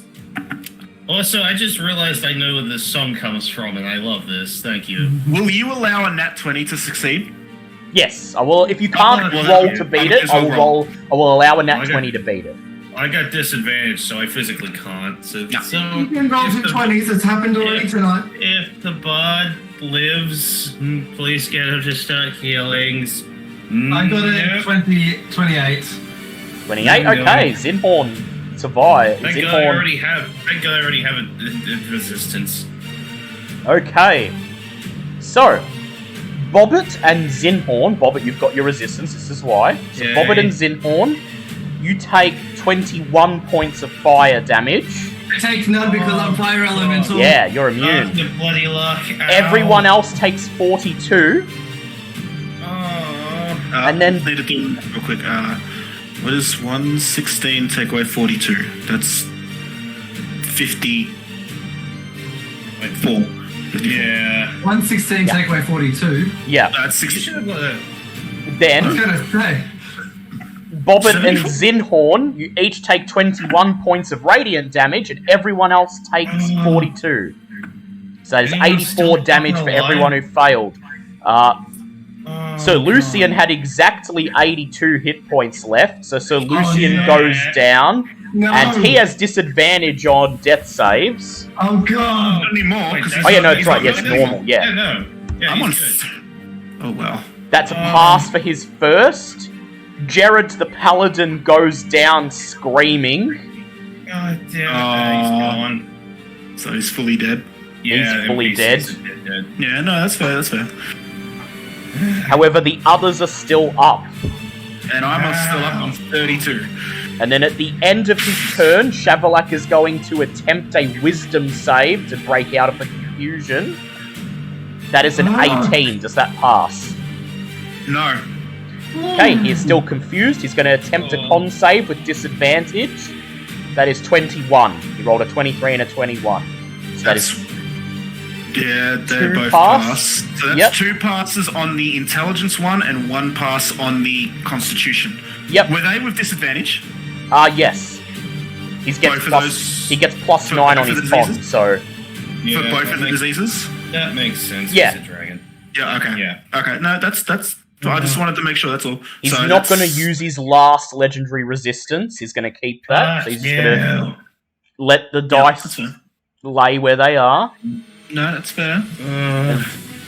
Then he is going to use his movement to fly away into the void. Is he close enough to get Yes, get an attack of opportunity against him. Oh, good. Oh, that's a 16 plus 8 is 20. Yeah. 24. 24, that hits him. Roll your damage. That, come on, roll good. Oh, that's 6, a 5, and a 4 is 11, 15. Plus 15, 4 lovely. Is 19. 19 points of damage. 19, Fire lovely, damage. lovely. Okay, Bobbit, you are up. Make your death save. Okay. I'm not knocked out. Oh, you're not? I'm just really, Yes, really prone. badly hurt. Yeah, and you're okay, prone. yes. I will get up for being prone, so that's half my movement. I'm gonna look over at how far away is the bard lady's turn? I'm guessing she's the other one that mainly. There's with healing Bulb, spells. and then her. As long as people are stacking healing spells, because that turn kind of messed with all of my shtick. So it's gonna look over to going, anyone with healing spells, get ready. And she's going to use Oathbinder's ability to cast Beacon of Hope. Oh! Which is a 3rd level spell cast out for 30 feet. The spell bestows hope and vitality. Choose any number of creatures within 30 feet, which I believe is everybody. For the duration, each target has advantage on wisdom saving throws and death saving throws. Yeah. And regains the maximum number of hit points possible from any form of healing. Ooh, nice. Oh, I love you. Yeah. Yeah, you see Boa just sort of stand there, does that. It's like, ew, cleric magic.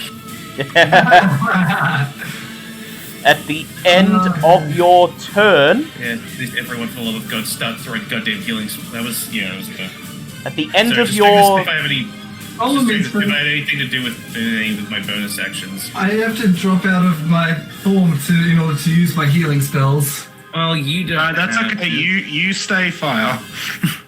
Sorry, range just on quickly, this. just checking. No. I don't like the way he said that. Yeah, I'm not happy with that either because it's. Well, I still have a 150 bonus feet, action. lovely. Yeah. Oh, screw you.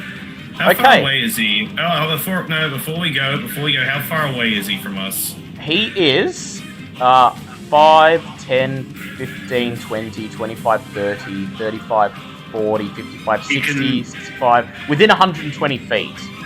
You can use the measurement tool because it's accurate on this. Oh, yeah, alright, I'll use He's not within 90 feet though, is he? 105. No, he's 110. Actually, no, 110 I feet can't. away. Actually, you know what? Screw it. No, it wouldn't work anyway. Okay, I don't have anything to work with at the moment, so this is probably going to be the part where he horribly hurts us. At the end of your turn, he's going to use all of his legendary actions to use his Void Cache ability. The dragon can magically reach into its treasure hoard and retrieve one item of rare or lower rarity. It can then use it as a bonus action. What? So he sticks his claws into the void and pulls out a wand of fireballs. Wait. It has 7 charges. Mm-hmm. He's going to expend all of the charges he can possibly expend. Yeah. So 6 charges. Hey, Zinhorn, enjoy being the only one alive. Edit. So he's going to use all of them? Yep. So I'm guessing that's going to hit us, this main area. So, cool, quick question. You know what doesn't require a bonus action to use? Counter spell. does it work on wands? Let me see. It technically it still should. counts as a spell. It counts as a spell. It uses a spell. Counterspell works on wands. As he fires the wand of fireballs, you see the flames just fizzle. Oh, fuck. Okay, so I'm guessing I'm going to have to go the ability check to make sure. Yes, it is a I can 9th actually level do this. spell, so you need to make What's a... the DC on this? let me just work that out. Counter spell. 10 plus the spell's level, you need to make an intelligence check of 19. Wait, no, you are a warlock. no. You need to make a charisma check of 19. Oh my god. I'm using an inspiration point. Because I can. And that's a nat 20. Just in front of the group. The flames on the wand fizzle. Says no, damn it! And the dragon is left clutching the wand with 1 charge left in it and has no more legendary actions. Yes. Bobbit says no! What else do you do, Bobbit? You're still prone? Bobbit was using her reaction to do that, so Bobbit's not prone. That's right, Bobbit wasn't prone. Yeah, that's right. Bobbit It wasn't is prone. Bobbit got now up. Bulb's turn. Everybody start healing, for the love of God! Yeah, I'm going to use a Cure Wounds at 6th level on Sir Lucian. Yep. So how much does... So that's And that does 78? That does 78, so just 7 times 8. So 6 or 7? That'd be Cure Wounds is plus your wisdom, isn't it? Yeah, plus wisdom, so that's plus 6. So So 56 plus 6, he gains 62 60. health and is back on his feet. and then as a bonus action, I actually got to write off my 6th level spell slot.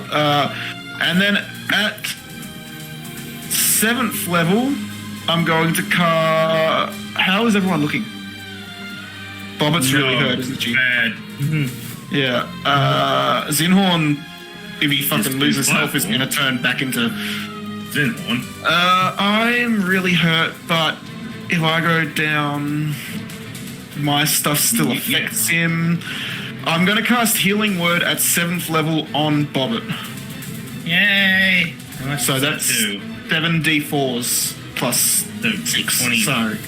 So 28. 28. 32. 32? Well, that's Oh. literally double. Was that? Sorry, 34. 28 plus 6, was it? yeah. Yeah. 34. Well, you literally just doubled my HP, so thank you. Yeah, and that's... Move out of the group! I'm going to... I used up what little movement I had to... Actually, Yeah, I'm no, I running used my gun movement. 30 feet down here. Yep. That's... Oh, yeah, down onto Ubtau's stomach. Yep. Yeah. Lovely. Okay. It is now Dragonbait's turn. He reaches over and touches Bobbit using his lay on hands, granting Bobbit 50 HP and using his entire stock. Oh, buddy. Oh, I would have said save some for yourself, but I will still take that. How much did I get? 50. 50. 50. Jesus Christ, okay. Wow, damn, what a difference a turn makes. It is Kristen's turn, and she's going to cast Mass Cure Wounds. Oh, damn it, I moved out of it. God damn it. Yeah, granting everyone except Bulb Buddy. 24 hit points. I will take Yay! it. I'm damn near back to full, like, holy shit. McCain can't do anything, and nor can Sir Lucian, so they're going to hold their reactions to use ranged attacks on Shavolak if he gets closer. It is Zinhorn's turn. Okay, so Zinhorn is going to use the first of his 2 actions to dash 100 feet, which should get him in range of Shavolak. Yep. And then, please regenerate. Yes! Okay. Gets his blast wave back. So need a DC 17 dex save. Yep. That is an 18. Of course it is. It's alright.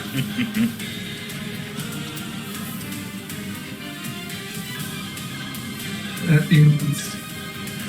okay, numbers. 6 and 6 is 12, and 5 is 17, and 5 is 22, and 4 is 26, 3 is 29, 2 is 31, and 1 is 32 points of fire damage. 32. Just a quick question. Yep. Because he's wild shape, doesn't it keep his mental stats, which would keep his safe? Yes. Yeah. Yes. Oh, So okay. your save should be 19, shouldn't it?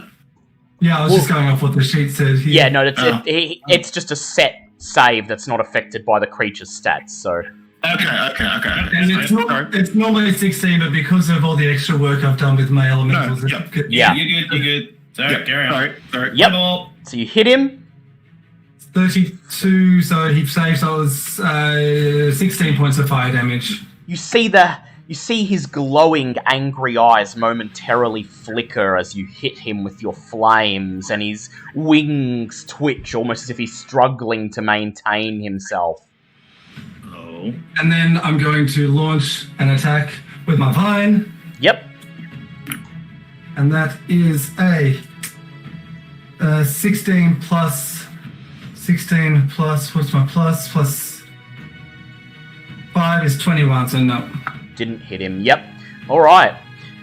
It is Shavolak's turn to use his lair action. He takes Zinhorn and moves him into the same spot as Bulb. Yeah. Bulb. Hot. Bulb and Zinhorn each take 14 points of bludgeoning damage and need to make a DC 21 dex save. Is this to avoid going prone? Yes. Fire elementals are immune to prone. Okay, yep, so just Bulb make a DC 21. I got save? close. I got 19. So Bulb Unfortunately. is knocked prone. It is Shavolak's That's turn. Bulb, roll a d10. I'm not using you again, you stupid fucking dice. No, fuck you. 5.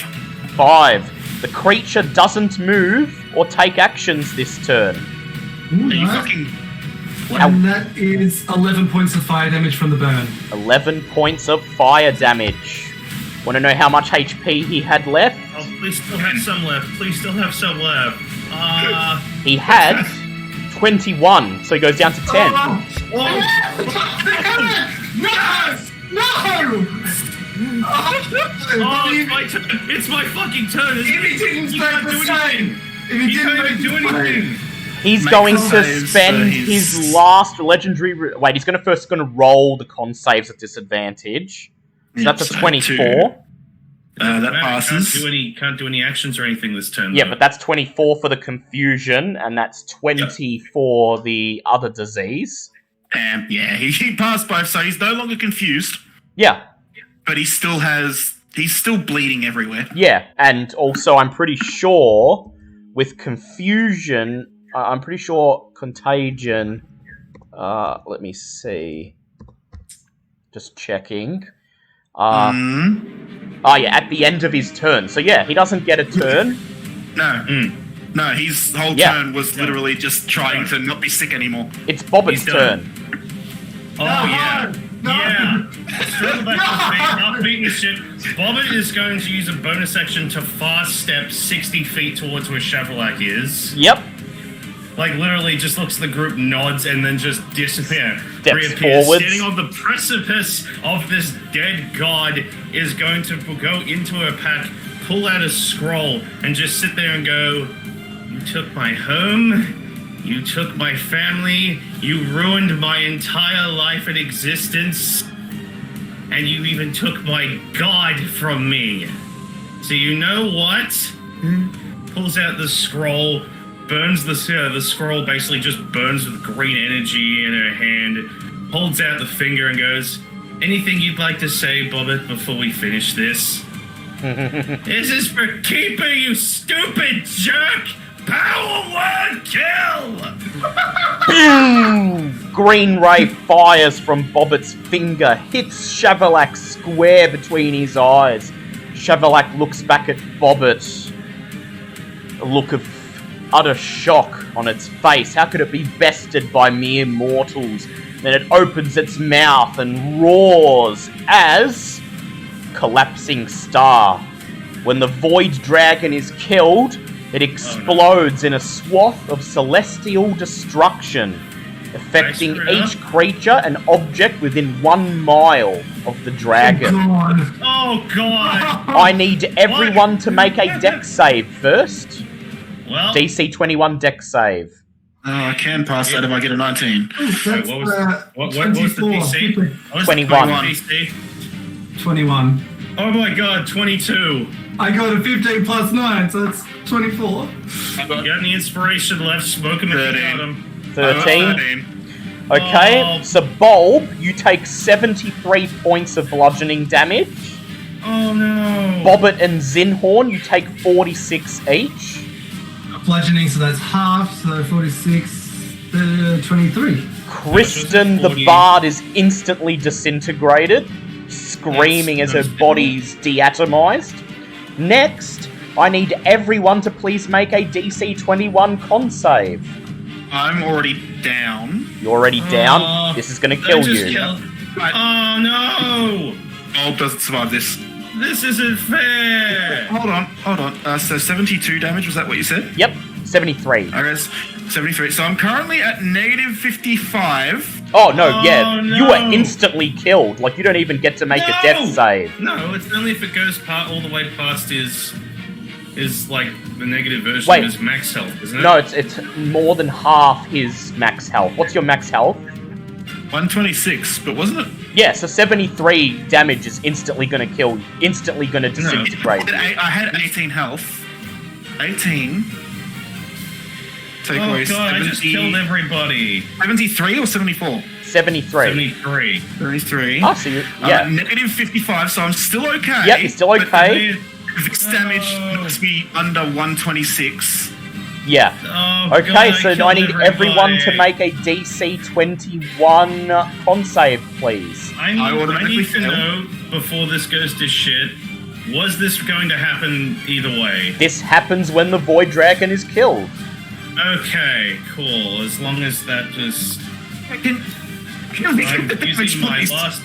using my last inspiration point. Oh, that's right. Do I have inspiration? Oh, I do. Inspiration. I've ruined everybody's life. Con save. Oh no, you ended their lives. 18 plus. Yeah, well, that's 18 ruining their plus lives. 5, 23. Oh, thank goodness for inspiration. Okay, and I'm Bobbit? glad I have resistance still, because that was that's a 16. This is going to suck. Okay. Bulb, you take 43 points of cold damage. I'm not dead. Holy shit! Negative 92. Yeah, He's not dead. but you also Right. got 2 failed death saves now. Yep. Okay. Yeah. I So got 2 failures, yeah, Lucian, sure. Lucian goes down, making and passing his first death save. McCain the fighter is absolutely obliterated, Yeah, and understandable. Dragonbait goes down, making his first death save. I'm so sorry, everybody. And then the final one, I need a What DC. damage? What did damage did we Oh get yeah, from part? so if you passed, you take 22 points of cold damage. I still take 22 because resistance. I've killed Yeah. everyone. I'm gonna be like the sole survivor of this whole fucking thing. Excuse me, I'm still in elemental form. Well, Yeah. half your fucking luck. I literally just killed everyone else because Bulb's gonna die from this. Lucian's gonna die Oh, from this. Lucian might not. Oh, yeah, actually, it's 2 further saves anyway. Yeah, Bulb's Yeah. already dead. I killed Bulb again. And the final save is a DC 21 Wisdom save, please. Oh, fuck you. 2 of those saves I was really good at. That's a 17 plus 12, so 29. 29, What was the DC? 21, I got 21 exactly. 21. It does it at my moment of triumph, and now it's like, oh wait, So I Bulb just takes killed. 64 points of psychic damage and is swept away on the solar wind, instantly deatomized and tossed Right. to the astral void. Oh no! I will now read the rest of the collapsing star. Oh, we're fucked up. Additionally, a creature that is reduced to 0 HP or killed by this spell is deatomized by the solar wind, and their soul is shredded instantly. No! So Well, that's Lucian it. That is fucking still destroyed up, everyone. Fuck off. and Dragonbait is still up. Bobbit and Zinhorn, you take 32 points of psychic damage. I just killed my best friend. I might as well be dead. Perhaps this was his Oh, fate destiny. No, that's not fucking fair. I did everything. I went through so much to get him back the last time he died, and now I can't even do anything. I never ruled a civilization. Who's still alive? Don't worry, I've got a way you can still do it. So, Zinhorn's just still in elemental form. Oh, Bobbit is shattered. And then, Bobbit's whoosh! alive, but he's shattered. The solar wind engulfs you all, filling your vision and engulfing your senses in pure white light. Everyone that healed me is either dying or dead. so, oh god. I killed Bulb. That's not fair. I can't even bring him back now. Zinhorn's going to instantly drop out of form once everything seems safe and do a where is it? Where's my spell? Mass cure wounds. Yep. And I apologize, we are going long, but there is still a little bit more. Bobbit's just out of all forms, just, well, I'd say hands and knees, but let's be realistic, it's more like hand and tail, and it's just... Shavolak's body... 19 points of healing for the... There's no healing. Shavolak's body dissolves in the solar wind, exploding like a star. Instantly catapulted back into the Shade Walk, the Blight Spire and the Labyrinth dissolve into nothing beneath you as you are thrust down out of the sky, landing 100 feet from the edge of the conduit. With the maze and the spire both gone, the Shade Walk is nothing more than a barren landscape with but a few structures remaining. The mountains in the distance are beginning to fade into mist, signalling that this portion of the plain is collapsing. A column of blue-white radiance shines like a beacon to the conduit. Now only 100 feet away, you hear Artus howling in pain and anguish, a dreadful sound that echoes throughout the desolate terrain. This is when Zinhorn takes his time to quickly cast his spell, and then you rush towards the conduit. You see Artus blasting the fires of the conduit with the Ring of Winter, creating an expanding layer of frost over the ground around him. His face is contorted into a mask of pain and rage, his eyes emanating a bright blue-white glow similar to the energy from the ring. Ice statues of Lythene and Varga and Shadow stand a few feet away. Messica, further away, yells, "Artus, please stop! Don't make me do this!" Dragonbait, his blade instantly in hand, dashes forwards towards his friend. What do you do? Artus has lost control of the Ring of Winter. In Shavolak's absence, the entity within the ring has taken control and is spurring Artus to throw all of its power towards the conduit. When the plane collapses in this state, it will bring a plague of icy death into the material plane. Alessander, because Bobbitt's basically catatonic at this point, raises a hand and casts Remove Curse on the Ring of Winter, thus ending his attunement to it. Yep. Good. You step forwards behind Dragonbait, raising your staff and casting Remove Curse. The ring shakes, vibrates, begins to glow white hot. The attunement is severed, but only momentarily, as within seconds Artus screams again, holds the ring aloft, and it once again begins to vibrate, ready to unleash its energy. But this momentary distraction is all that was needed. A strong odour of wild roses and fresh-baked ham overpowers the bitter breeze as Dragonbait charges towards the conduit. At the same time, a burst of radiant energy explodes around Messica's body. The Chultan warrior rushing forwards towards the centre of the expanding frost from the other direction, taking advantage of this momentary lapse in Artus's control of the ring. Only seconds remain before what is sure to be another cataclysm once the plane collapses around you. As Dragonbait and Messica reach Artus, the ring vibrates, jerks Artus's body back and summons a globe of icy shards around him. The icy shards shoot into the air and begin to rain down upon everyone present. And here is where we determine the ending. I'm going to tally up the number of destiny points you have accrued over this last arc. In order to get the best possible ending, you require 10. For restoring the Daijobi Senga and removing the Lich's influence, you gain 2 points. For restoring Bakumora and helping to rebuild it, you gain 2 points. For reaching the lost city of Moratal during the Shadow Demon chase, without any party members falling behind, you gain 2 points. Like this is the end of the first Harry Potter.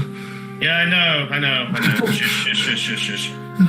For keeping the seal in Quomek's tomb intact before defeating Ahutan, you gain 1 point. You're up to 7. Mm-hmm. For attempting to save Artus from being pulled into the Shadow Portal upon arrival in the Shadowfell, you gain 1 point. You're brought up to 8.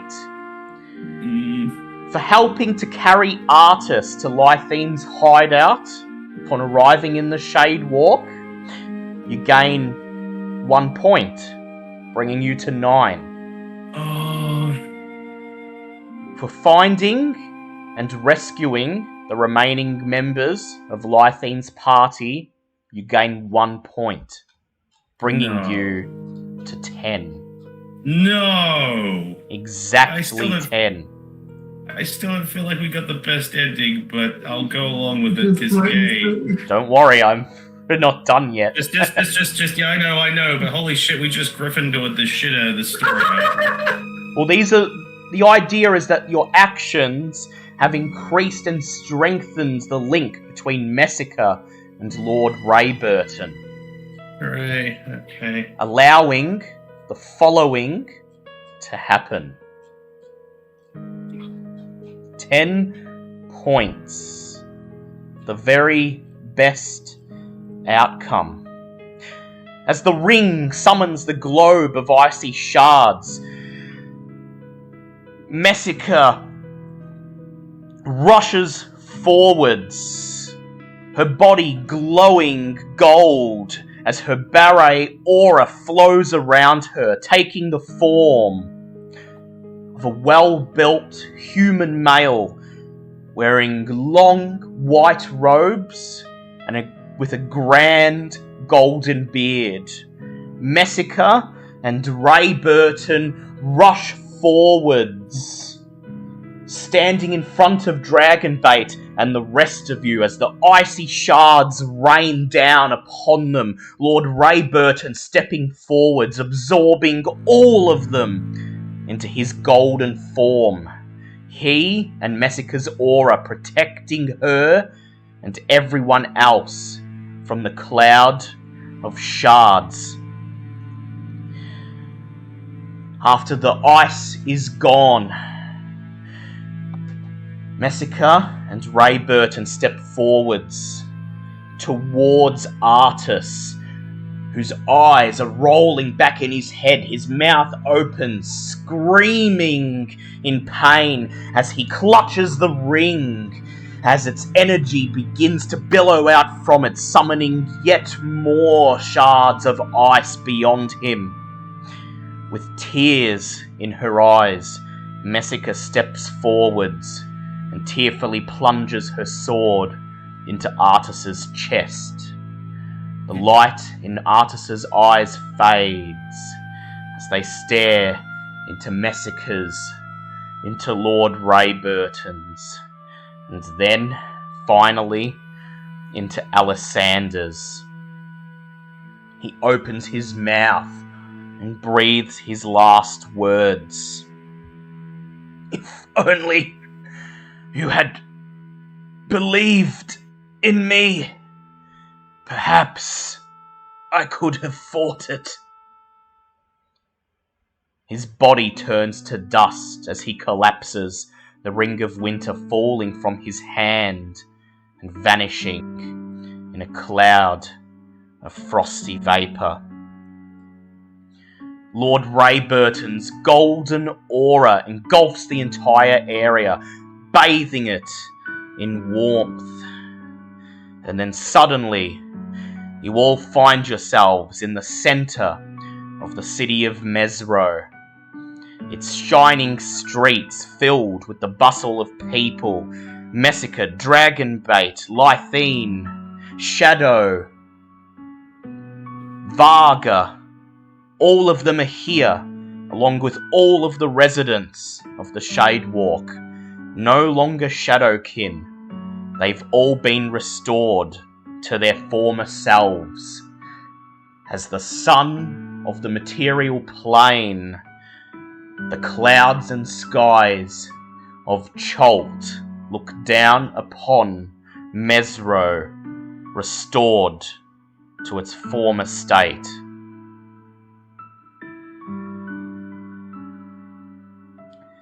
Do any of you have any reactions? Zinhorn just looks over at Bobbit. Alisander's currently sitting there, so just looking towards Messica and Lord Rayburn. Bobbit's gone back to the back of her head.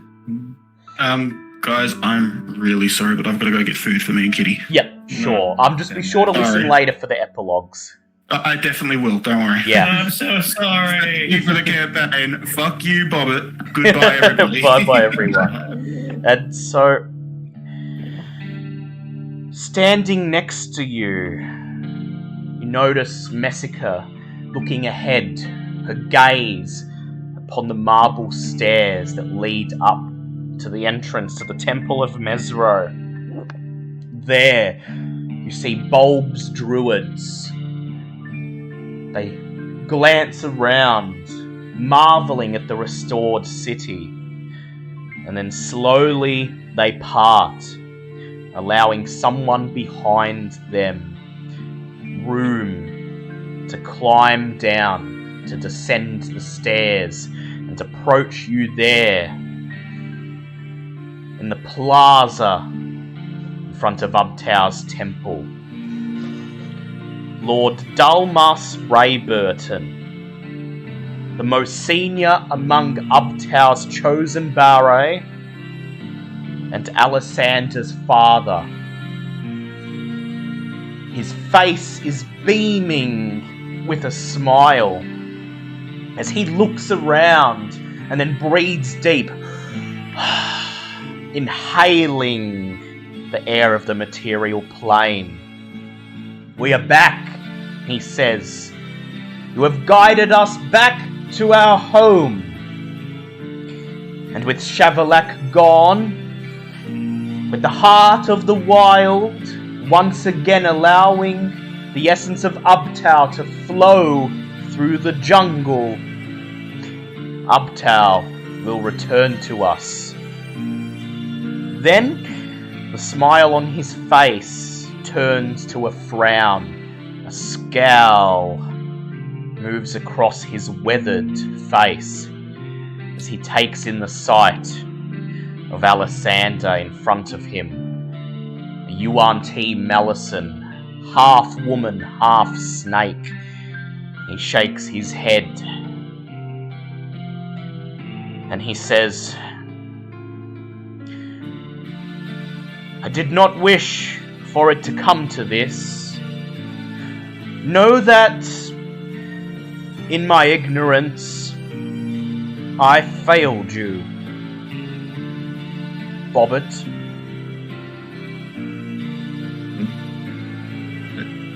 At this point, Alisander, as much as she'd like to talk to her father, shifts and you just see tears rolling through her eyes. It's like,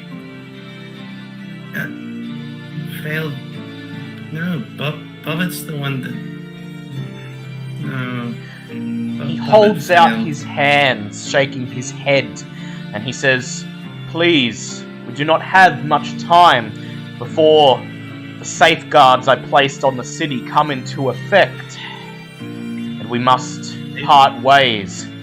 Please, my daughters, approach me. Allow me to gaze upon you." Safeguards? My daughters? What do you do, Okay. Bobbit? We'll go and go closer, I suppose. We'll still be questioning what he meant by safeguards, but we'll get to that, I suppose.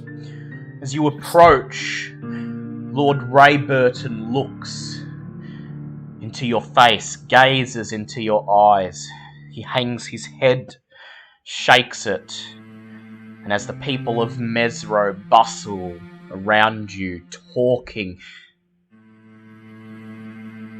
their din of their voices turning into a soothing hum around you, Lord Rayburton says, "Bobbit, you are not a piece of Rasnasi."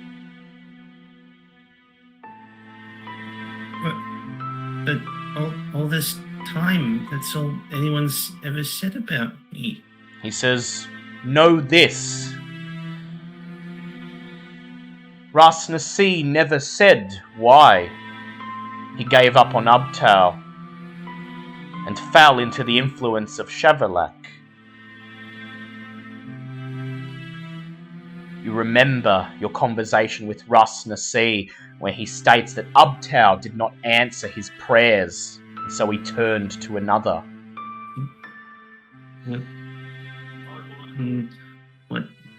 What did Rasnasi pray for? Lord Rayburton looks at you. His eyes sink, sadness floods his face, and he says, "Alessander, I never did tell you how your mother died." Oh. Okay, He said, a lot of emotions right now. What? Do you say or do anything, Alessander? Just what happened? What does this have to do with Bobbit, with Rasnasi? He says, "Your mother became afflicted with a terrible jungle fever. Ordinarily, one as stout as her would fight it off, but she was weak at the time. She was in the last trimester of her pregnancy with my second daughter. No. She perished, and so did the unborn child. In the depths of my despair, I turned to my closest friend and advisor, Rasnasi. There must be some way, I told him, some way, if not to restore my wife, to allow this unborn child to live." He prayed to Ubtao, but Ubtao would do nothing. Life could not be restored to one who was never born into this world. And so Rasnasi turned to the influence of another, one who promised that he would find a way to restore this unborn soul to a new body, if only Rasnasi would do his bidding. I believe he placed you in the only item of magic he had on hand, his hat, that which had granted him for decades with intelligence and insight. And once those gifts were taken away, he fell fully to the dark side. The last shred of his humanity was stripped away, and became nothing more than a mindless servant of Shavolak. I'm actually shaking right now. Holy shit. You see a lone tear roll down Lord Rayburton's face. Wait. So that would make Bobbit and no, that. Oh my god, Alessandra and Bobbit are sisters. Oh. The tear Yeah, roll. Yep, yeah. what? Oh, yeah, just realization, just shock, awe, just so many emotions, no words. You just stare silently back at him. No words need to be said. You're reunited at last. A tear rolls down his cheek. And then suddenly, Bobbit, Alessander, the extremities of your body begin to tingle and then burn with pain. Wait. What? What are these safeguards? Lord Rayburton hangs his head.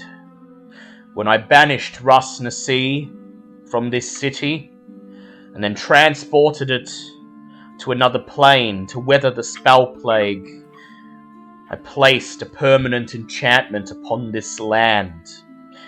Russ Nasi cannot stand here. If he persists for too long, the magic will strip his soul away. And Bobbit, you are not Russ Nasi, but in order for him to sustain your life, you still carry the taint of his essence within your soul. 1% of your being, but an essential part nonetheless. Another tear rolls down his face. There has to be something we can do, but Alessander can't just not be allowed back here anymore. Everything we did was to get her home. Lord We have so many Rayburton, friends to get her here. Bulb's gone forever. And I can't even get her home now? Lord Rayburton hangs his head. There is silence for a few moments, and then he looks up, his face twisted in a look of uncertainty. He says, with Shavolak gone, I feel Ubtao returning to the forest.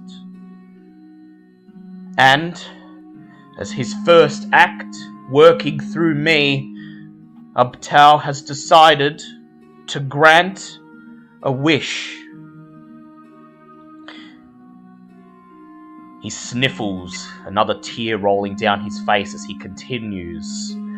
You've been granted an ultimatum. Ubtao will strip Bobbit from this vessel and take her soul into the afterlife. A soul that was never born, that was never meant to be born. Lived its life and may pass freely into the realms beyond. Then Alessander can remain here, the memories of Bobbit still strong in her mind. Or Ubtao may rend your vessel in two, separating Bobbit and Alessander. Bobbit will be free to leave the city, but Alessander must stay. You will have your own separate bodies, free to live your own lives, but you will never see each other again. That is, if you survive the sundering. You look over, everyone looks over at Bobbit and Alessander, sees their face screw up, trying to decide which of these would serve them best. Either way, they will be separated. Bobbit scrubbed from existence, or separate for the rest of their lives, with no guarantee that either of them will survive. Do you have any thoughts, Bobbit, Alessander, Zinhorn?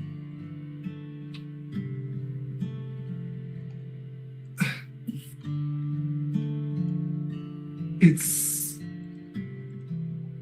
a hard choice either way. But either way, Alessandra gets her family. There is silence, and then suddenly, yes. I was to say, Alessander goes to say something, then for the first time ever, Bobbit actually completely cuts her off and goes, everything Baba did was to get Alexander home. And then... But looks down at, like, you know, the 30-something-year-old body, the snake tail, and everything else, like, we've done so much to this body that she shouldn't have. Even if I die, she still has to spend the rest of her life like this. If it means not seeing her again, families do dumb things for each other, don't they? That's what family does. And suddenly, Bobbitt's face looks ahead with grim determination. She knows what choice she will make. And thus, thanks to the party's triumph, the essence of Ubtao once again returned to Chult. With the heart of the wild restored to its former state, the Obanashi clan presided over the jungle's rebirth as the Daijobi Senga once more became a conduit for Ubtao's breath of life, infusing the wilderness with the life-giving energy of the Feywild. The gnarled, sickly trees of the jungle withered away and were swallowed by the earth, replaced with new, strong specimens. Greenery flooded the wetlands and wastes that during the spell plague had been wiped clean of life. The undead, summoned by Ras Nasi, that still wandered the jungle, stopped and crumbled to dust as the Primordial's children, the spirits of the jungle, once again took their places among the trees, rivers, and reeds. The dinosaurs, having been driven to primal savagery in Ubtao's absence, calmed once more and lived in harmony with the people. The jungles of Chult were very much alive, bursting with divine magic, and nobody who witnessed the miracle could deny that Ubtao had finally returned. With his plans for Volo's Guide to Spirits having ground to a halt due to the party's newfound fame, leaving him with Lif the Poltergeist as his only research subject, Volo Thamp Gadam busied himself with a new project, Volo's Guide to the Death Curse. Accompanied by his loyal editor, Mickey McGrood, he travelled to Chult to conduct research, disappearing from the public eye for 11 months. When he finally returned to Waterdeep, Volo proudly presented his completed account of the Death Curse, based largely on a series of interviews with Sir Lucian. Although Volo's work would quickly become one of the best-selling tomes across Faerun, historians would criticise it for decades to come, based on its seeming exclusive focus on the heroic exploits of Sir Lucian, and several strange inaccuracies, such as the repeated mentions of a banana curse. Although his career as an adventurer was cut short, Mickey McGrood lived a fulfilling and profitable life as Volo's dear friend and editor.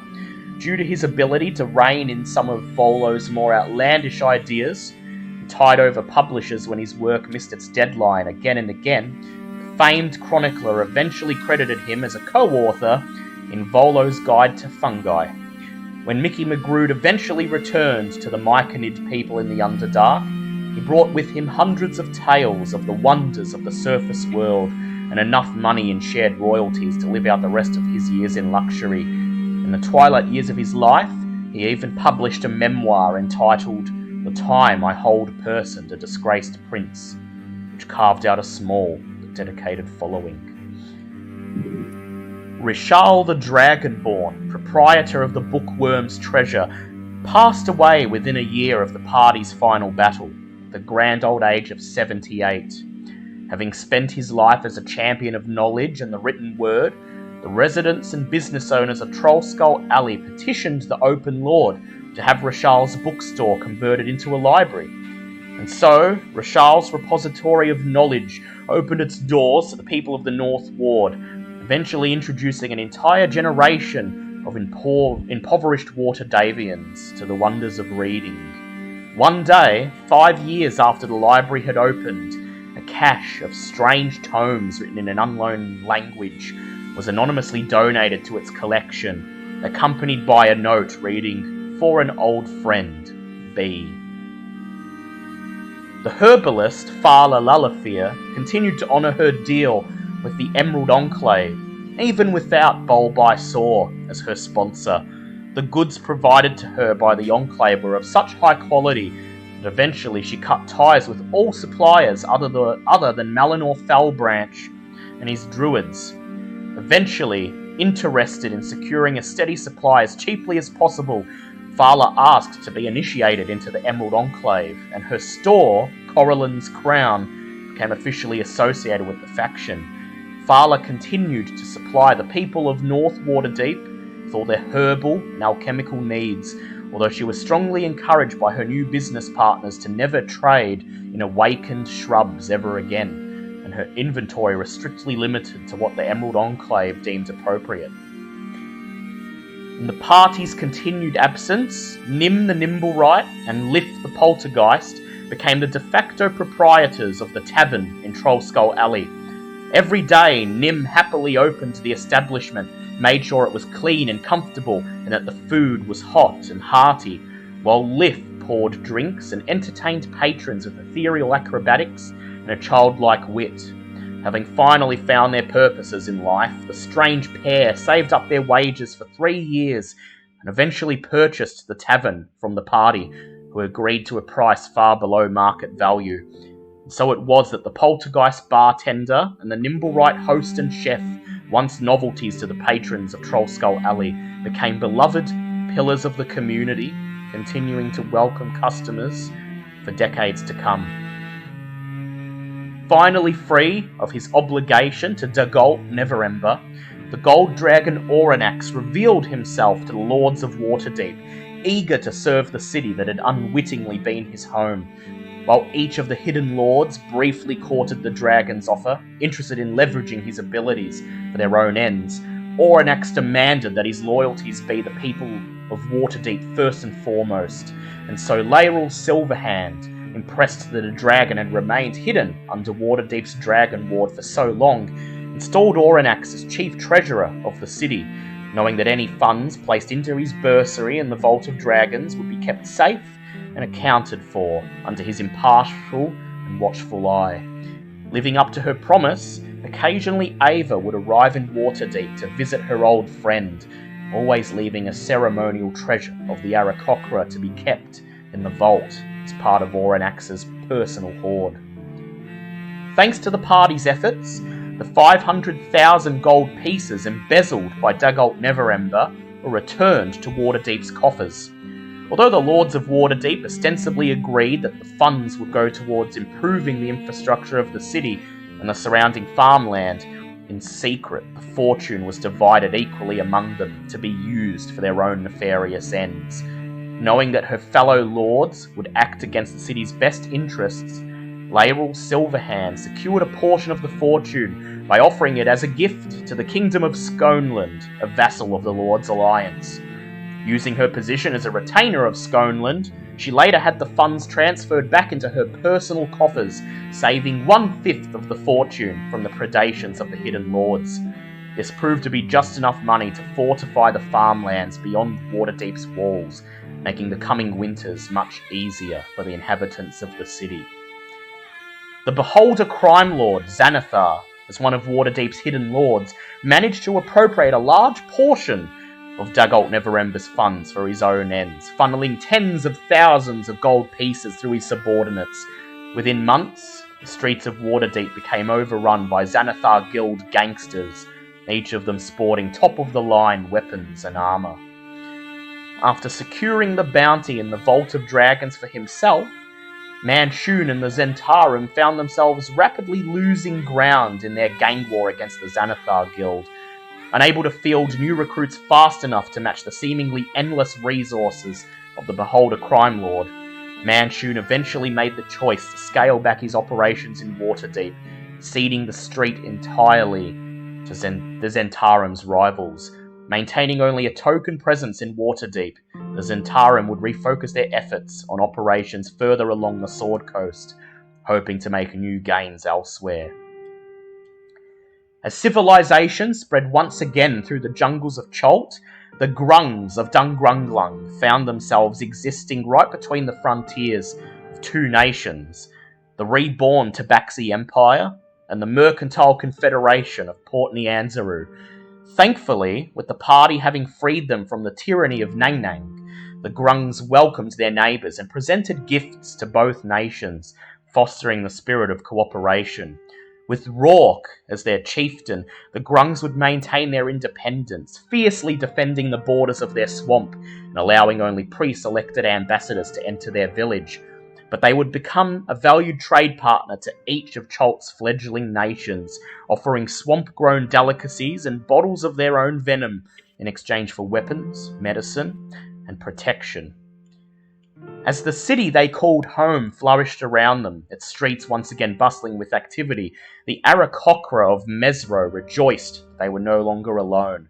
Under Ava's supervision, the Great Wise Owl welcomed the people of Mezro back to their home, holding a great festival in their honour. In return, the Barret of Mezro gifted the portion of the city that had once been the Royal Aviary to the Aarakocra, declaring it an enclave of the followers of the Great Mudmaw.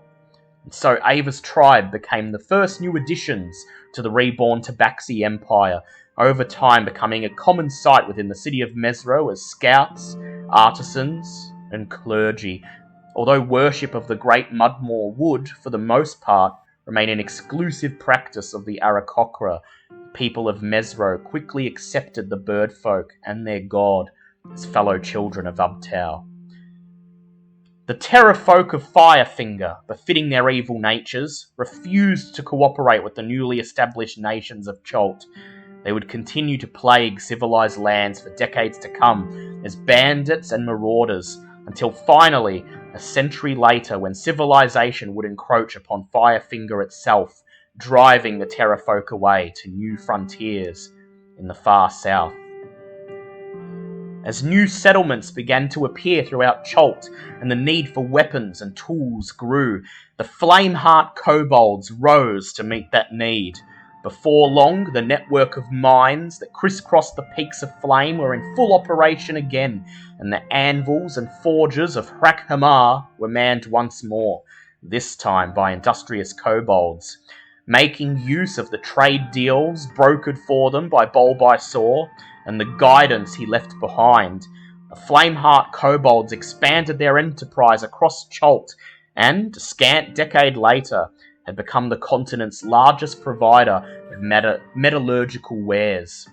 As the goods created at the forges filled the marketplaces of Chult, some kobolds turned their hands towards more active professions. The resulting mercenary company, the Flamehearts, would take part in several daring conquests across Chult and beyond. As their coffers bulged with profit, and non-kobolds were brought to the peaks of flame to supplement the ever-expanding industry, the kobolds soon made their mark on Chult as a nation of builders and tinkerers, continuing the legacy of the albino dwarves, at least for the immediate future. Here's the big one, the one that Zinhorn's been waiting for. As stability returned to the jungles of Chult, Port Nianzaru, once the last remaining sanctuary in a land of danger and ruin, quickly became the biggest centre for trade and commerce on the continent, with its harbour serving both as a gateway to lands across the sea and a nexus of trade among Chult's newly restored peoples. The city's merchant princes were able to provide their people with any kind of luxury or necessity they required, and eventually, due to its size and splendour, Port Nianzaru would become known as the Waterdeep of Chult. Unfortunately, this period of prosperity would not last forever. Almost exactly 10 years after the party's return from the Shadowfell, frost giant longships were once again spotted riding the waves of the Bay of Chult, bribing Aramag the Turtle Dragon with boatloads of treasure plundered from their enemies in the far north. Jarl Wulfric Stormblade made good on his promise, as hundreds of frost giants charged through the streets of Port Nianzaru, laying all to waste in their wake. It was only thanks to the years of stringent preparation and instruction by the Emerald Enclave, along with aid from other tribes of the Chultan lands, each pledging many warriors, that the invaders were eventually routed and driven away once and for all. In the aftermath, Port Nyanzaru remained standing, but with more than half of the city reduced to rubble and countless citizens killed or captured into slavery, including Wakanga and the other merchant princes who bravely perished in its defense.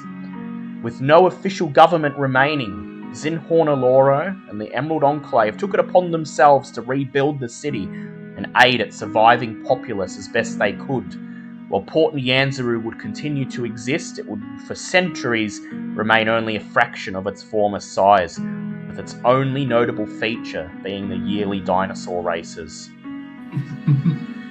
Instrumental to the defense of Port Nyanzaru, the Chultan chapter of the Emerald Enclave and the Druids who numbered among its ranks embraced their new role as servants and teachers of Ubtao, guiding the people of Chult into a new era, living in harmony with the jungle. In the decades and centuries following the Frost Giant invasion, the Archdruid Zinhorn Aloro, known to the people as a champion of all the jungle's animals, would have his name immortalized in Chultan myth, in stories of bravely defending the people with an army of awakened beasts beside him. Although Bolbai Saw, the Archdruid of plants, had been the one who had made the major contribution to this aspect of the Enclave's mission, due to his reclusive nature and perhaps other preordained forces at play, his name would become little more than a footnote in the chapter's annals, and the tradition of the Chultan Enclave using awakened animals to impart the wisdom of nature was remembered by most as an idea which sprung from the mind of Zinhorn, not Bulb. With the black opal crown in her grasp and Ras Nasi's machinations neatly swept away, the Yuan Ti queen Fenthaza established her claim over the city of Omu, declaring it the capital of her empire. Her Yuan Ti subjects, devoted to honouring Dendar the Night Serpent, put themselves to work restoring Omu to its former state of greatness, ensuring it would once again become the Forbidden City, a hive of decadence and villainy. Within a decade, the city of Omu would grow large enough to rival Mezro and Port Nyanzaru with its restored grandeur. Thousands of Yuan Ti and their slaves, captured from the surrounding jungle, living within its walls. For 50 years, this hive of evil would fester in the jungles to the south, until finally, the deal the party brokered with Fenthaza expired. A scourge of Yuan Ti, thousands strong, would surge across Chult's south, laying waste to entire settlements and enslaving their populations. Within months, Fenthaza's forces would carve an empire of terror across the southern portion of Chult, reaching as far as Hrakhamar, where the Flameheart kobolds would fight valiantly, but ultimately fruitlessly, against the superior numbers of the Yuan Ti. Each night, hundreds of captives would be sacrificed to Dendar the Night Serpent in macabre rituals, and the advance of the Yuan Ti would only be halted by the might of the Tabaxi Empire. A century later, Chult remains neatly divided into two, the Tabaxi Empire to the north and Fenthaza's conquests to the south, and although the two entities will remain at war for ages to come, neither will ultimately gain an advantage over the other. For better or for worse, civilization has returned to Chult, and once again, struggles of history play out in Ubtao's domain.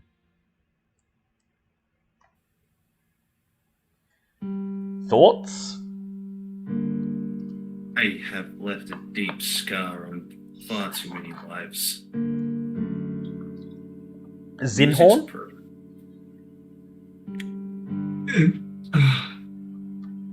Zinhorn, just knowing the contribution that Bulb would have made,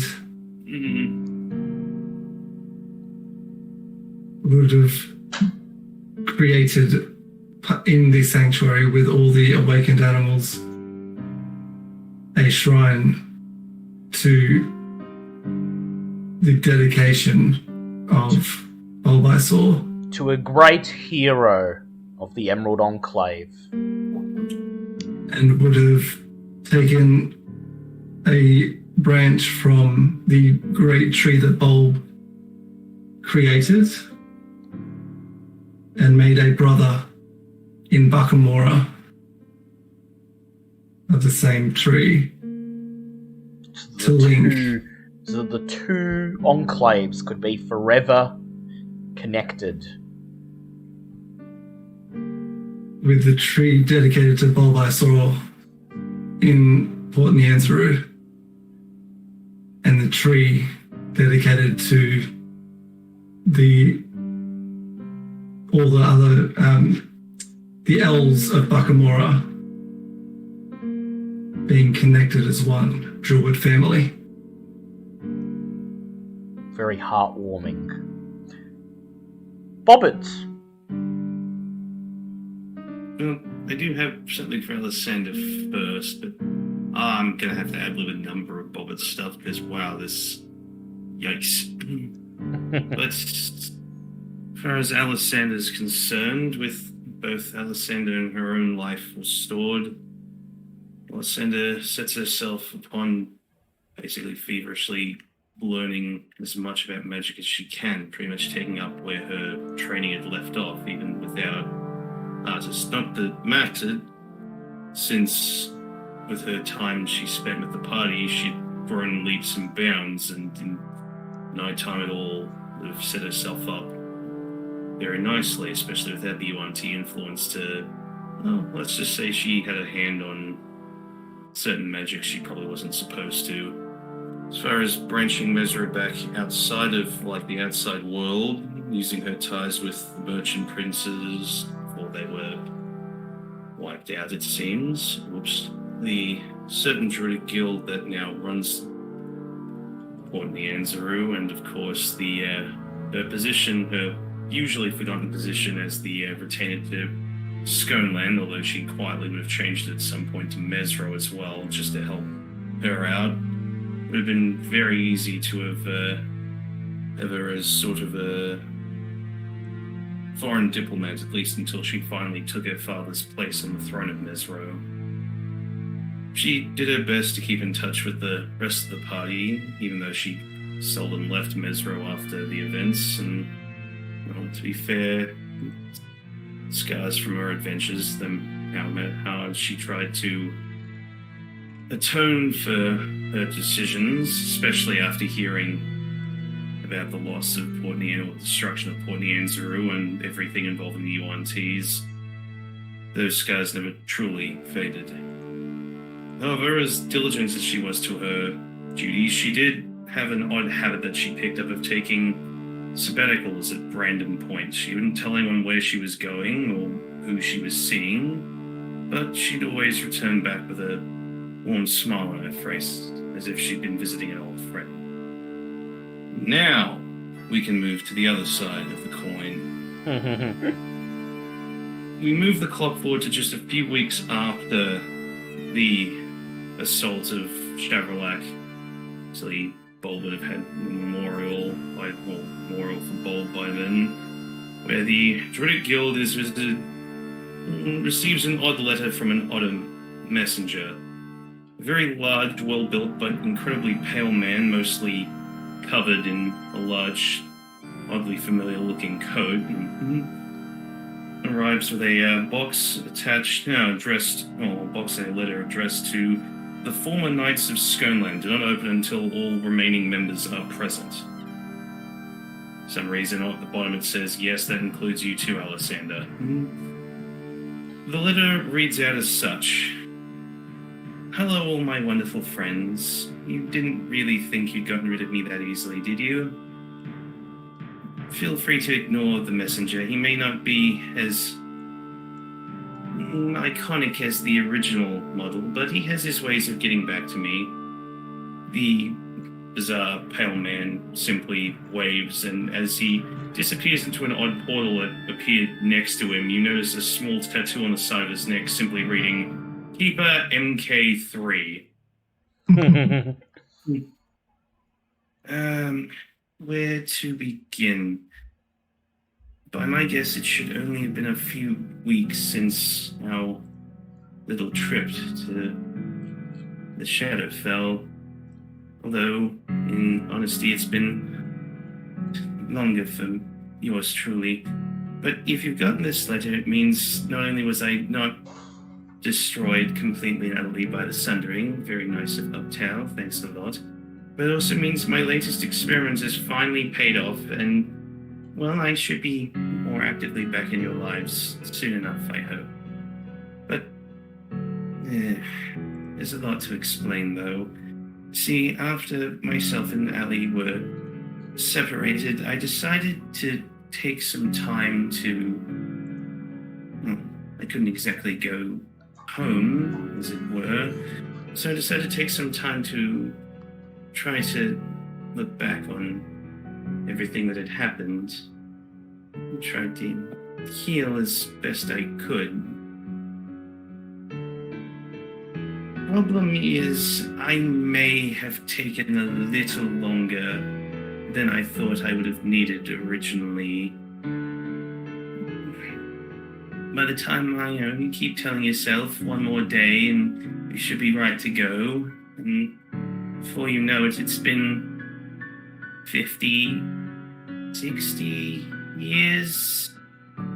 Look, it was a while ago now, so I get that some of you are probably mad. I did study up a little bit on my history, and I apologize for not intervening on, well, everything that's happened in Chult since then. I'm only hoping you can forgive me for not showing up after everything that happened with Bulb.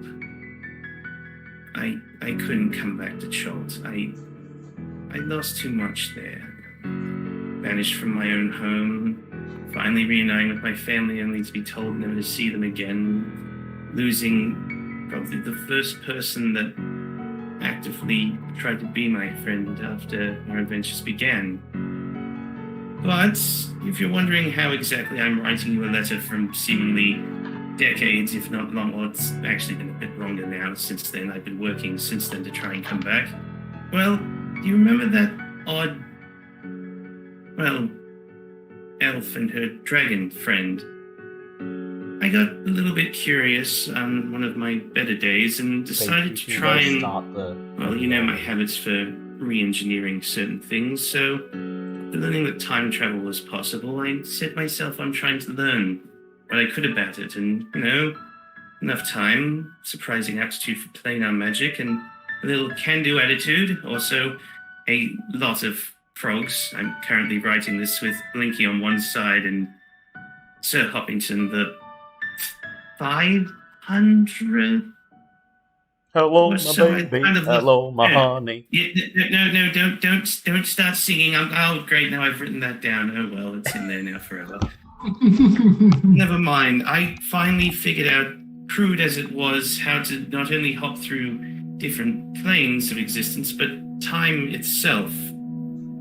Again, you're probably mad, thinking, why didn't I turn up? And yes, Bulb hit hard, but I actually did have a run-in after I did. I may have tried to go back to save Bulb. I was still hurting at the time when I finally figured it out, and instead of a portal to the astral plane to where that day happened, I was then instead visited by the lovely duo who promptly, well, the magical equivalent of somewhere between the riot act and an ass-whooping, but never mind. As powerful as this is, and as powerful as I am, fate is not something that can be altered, tragically.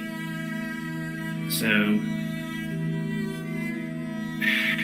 I'd hope that maybe with Alessander and Mezro, maybe the giants and the Yuan-Ti could have been tamed, or at least de-escalated, but no such luck, unfortunately.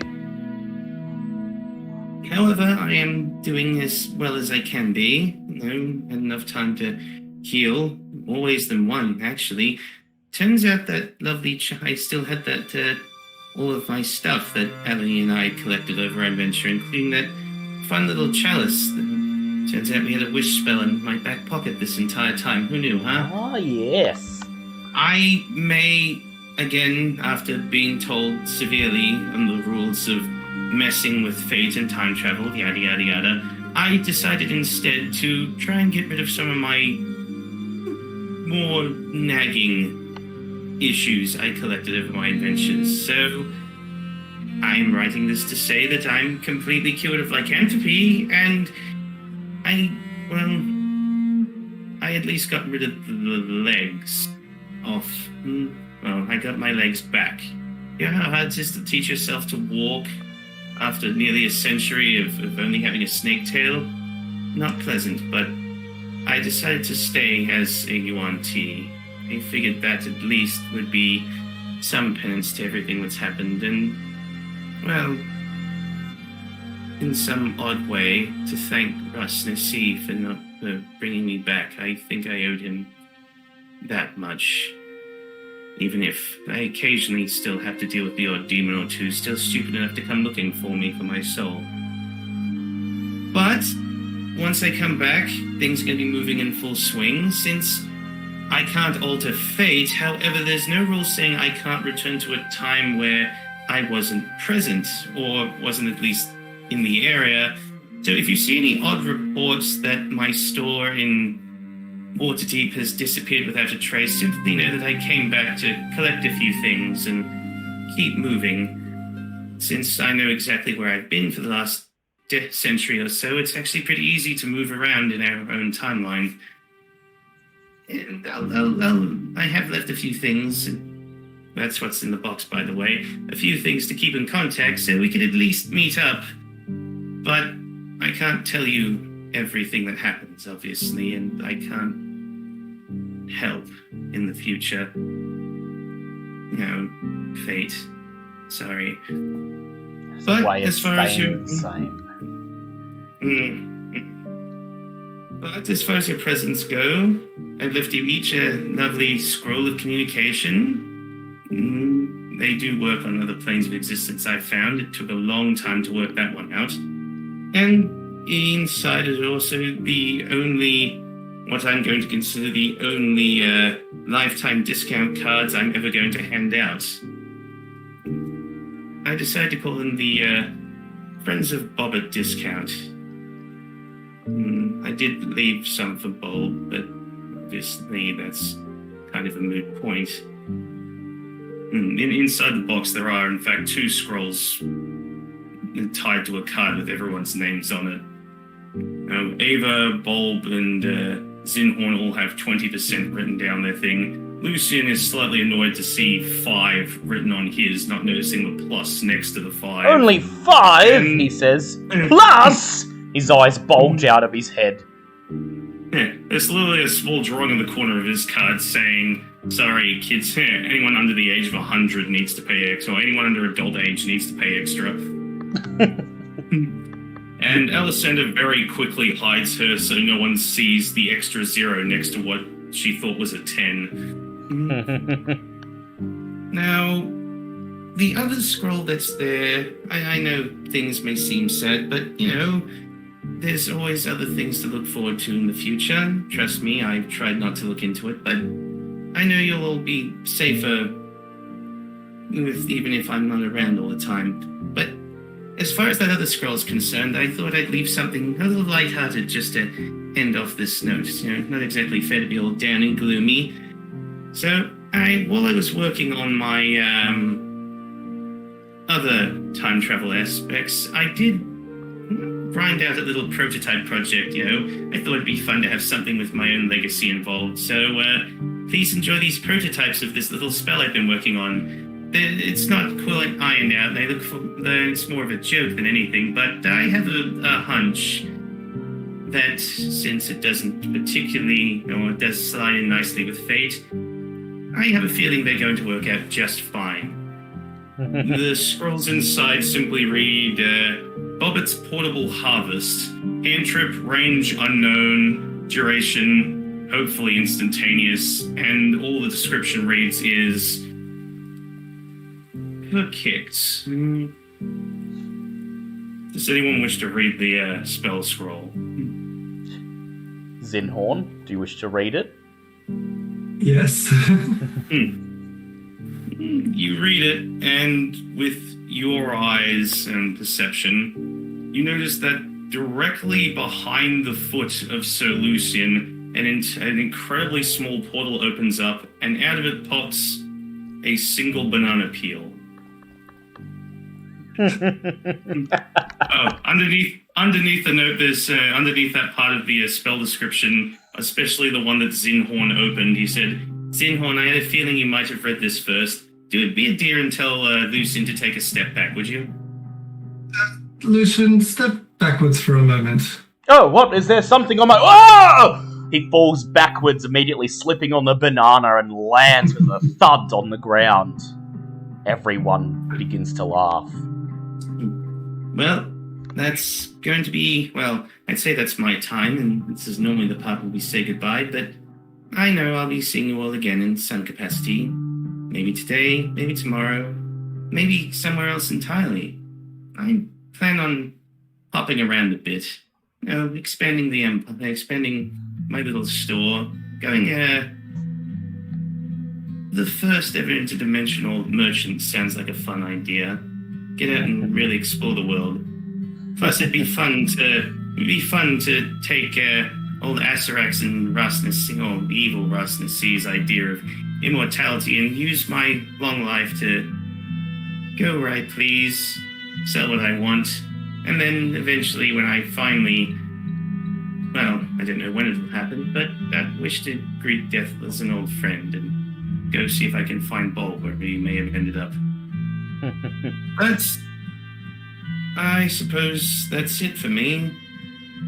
Thanks for taking a chance on an odd little child you found in a tavern. Sincerely your friend, whether you like it or not, Bobbert Rayburn. P.S. It seemed about right to take in the family name. Plus, Bobbert and the C didn't exactly roll off the tongue and doesn't look good for business. P.S. Please turn the back of this letter for just one last little surprise. Flip over the letter, and on the back. On the back are some odd symbols that look like something that an artificer would use to mark their products.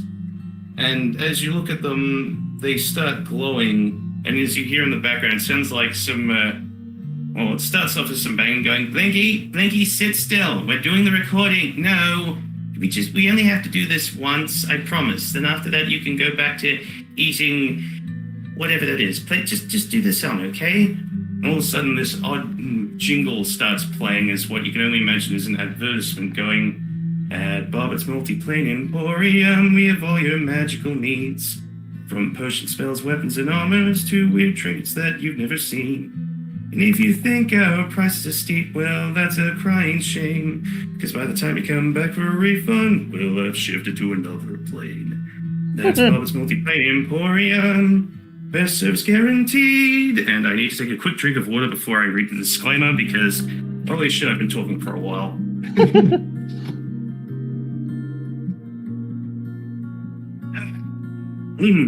Service is not available in Chult, the Abyss, or Shadowfell. Bobbit Multiplane Emporium is a subsidiary of Rayburn Incorporated. In accordance with Bobbitt's Lore Act of 1309, Bobbitt's Multiverse Emporium cannot be held accountable for any sprains, strains, broken bones, magical alteration, or loss of life, limb, original body, or plane of origin during your time in our store. Please shop responsibly. And with that... And that's all she wrote, folks. With that, our campaign comes to an end. Xenon just looks up and goes, Bobbert, my friend, wherever you are, don't be a stranger. I would like to thank everyone, not just the viewers this time, but the players as well. This has been a long campaign that has come to an end. We all have lots of mixed feelings, but for better or worse, the story has been told, the adventure is over. And next week, we will return with a brand new campaign, with brand new characters, set in a brand new world that is not the Forgotten Realms. and begin a brand new legacy. So once again, thank you very much for playing your part. I'm the DM, but we wouldn't have a campaign if the players didn't also tell the story. We'll be back. Well, we won't be back tomorrow because we're doing a Vampire the Chicago Chronicles sub-episode, which we record but don't do live. But look out for that popping up over the weekend. And then get ready to join us next week for the Week of New Beginnings. A new D&D campaign, The Rise of the Elemental Evil, and the start of a brand new arc in our vampire campaign, The Sacrifice.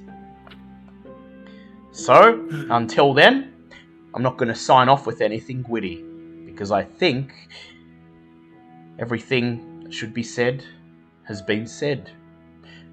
Goodbye, everyone.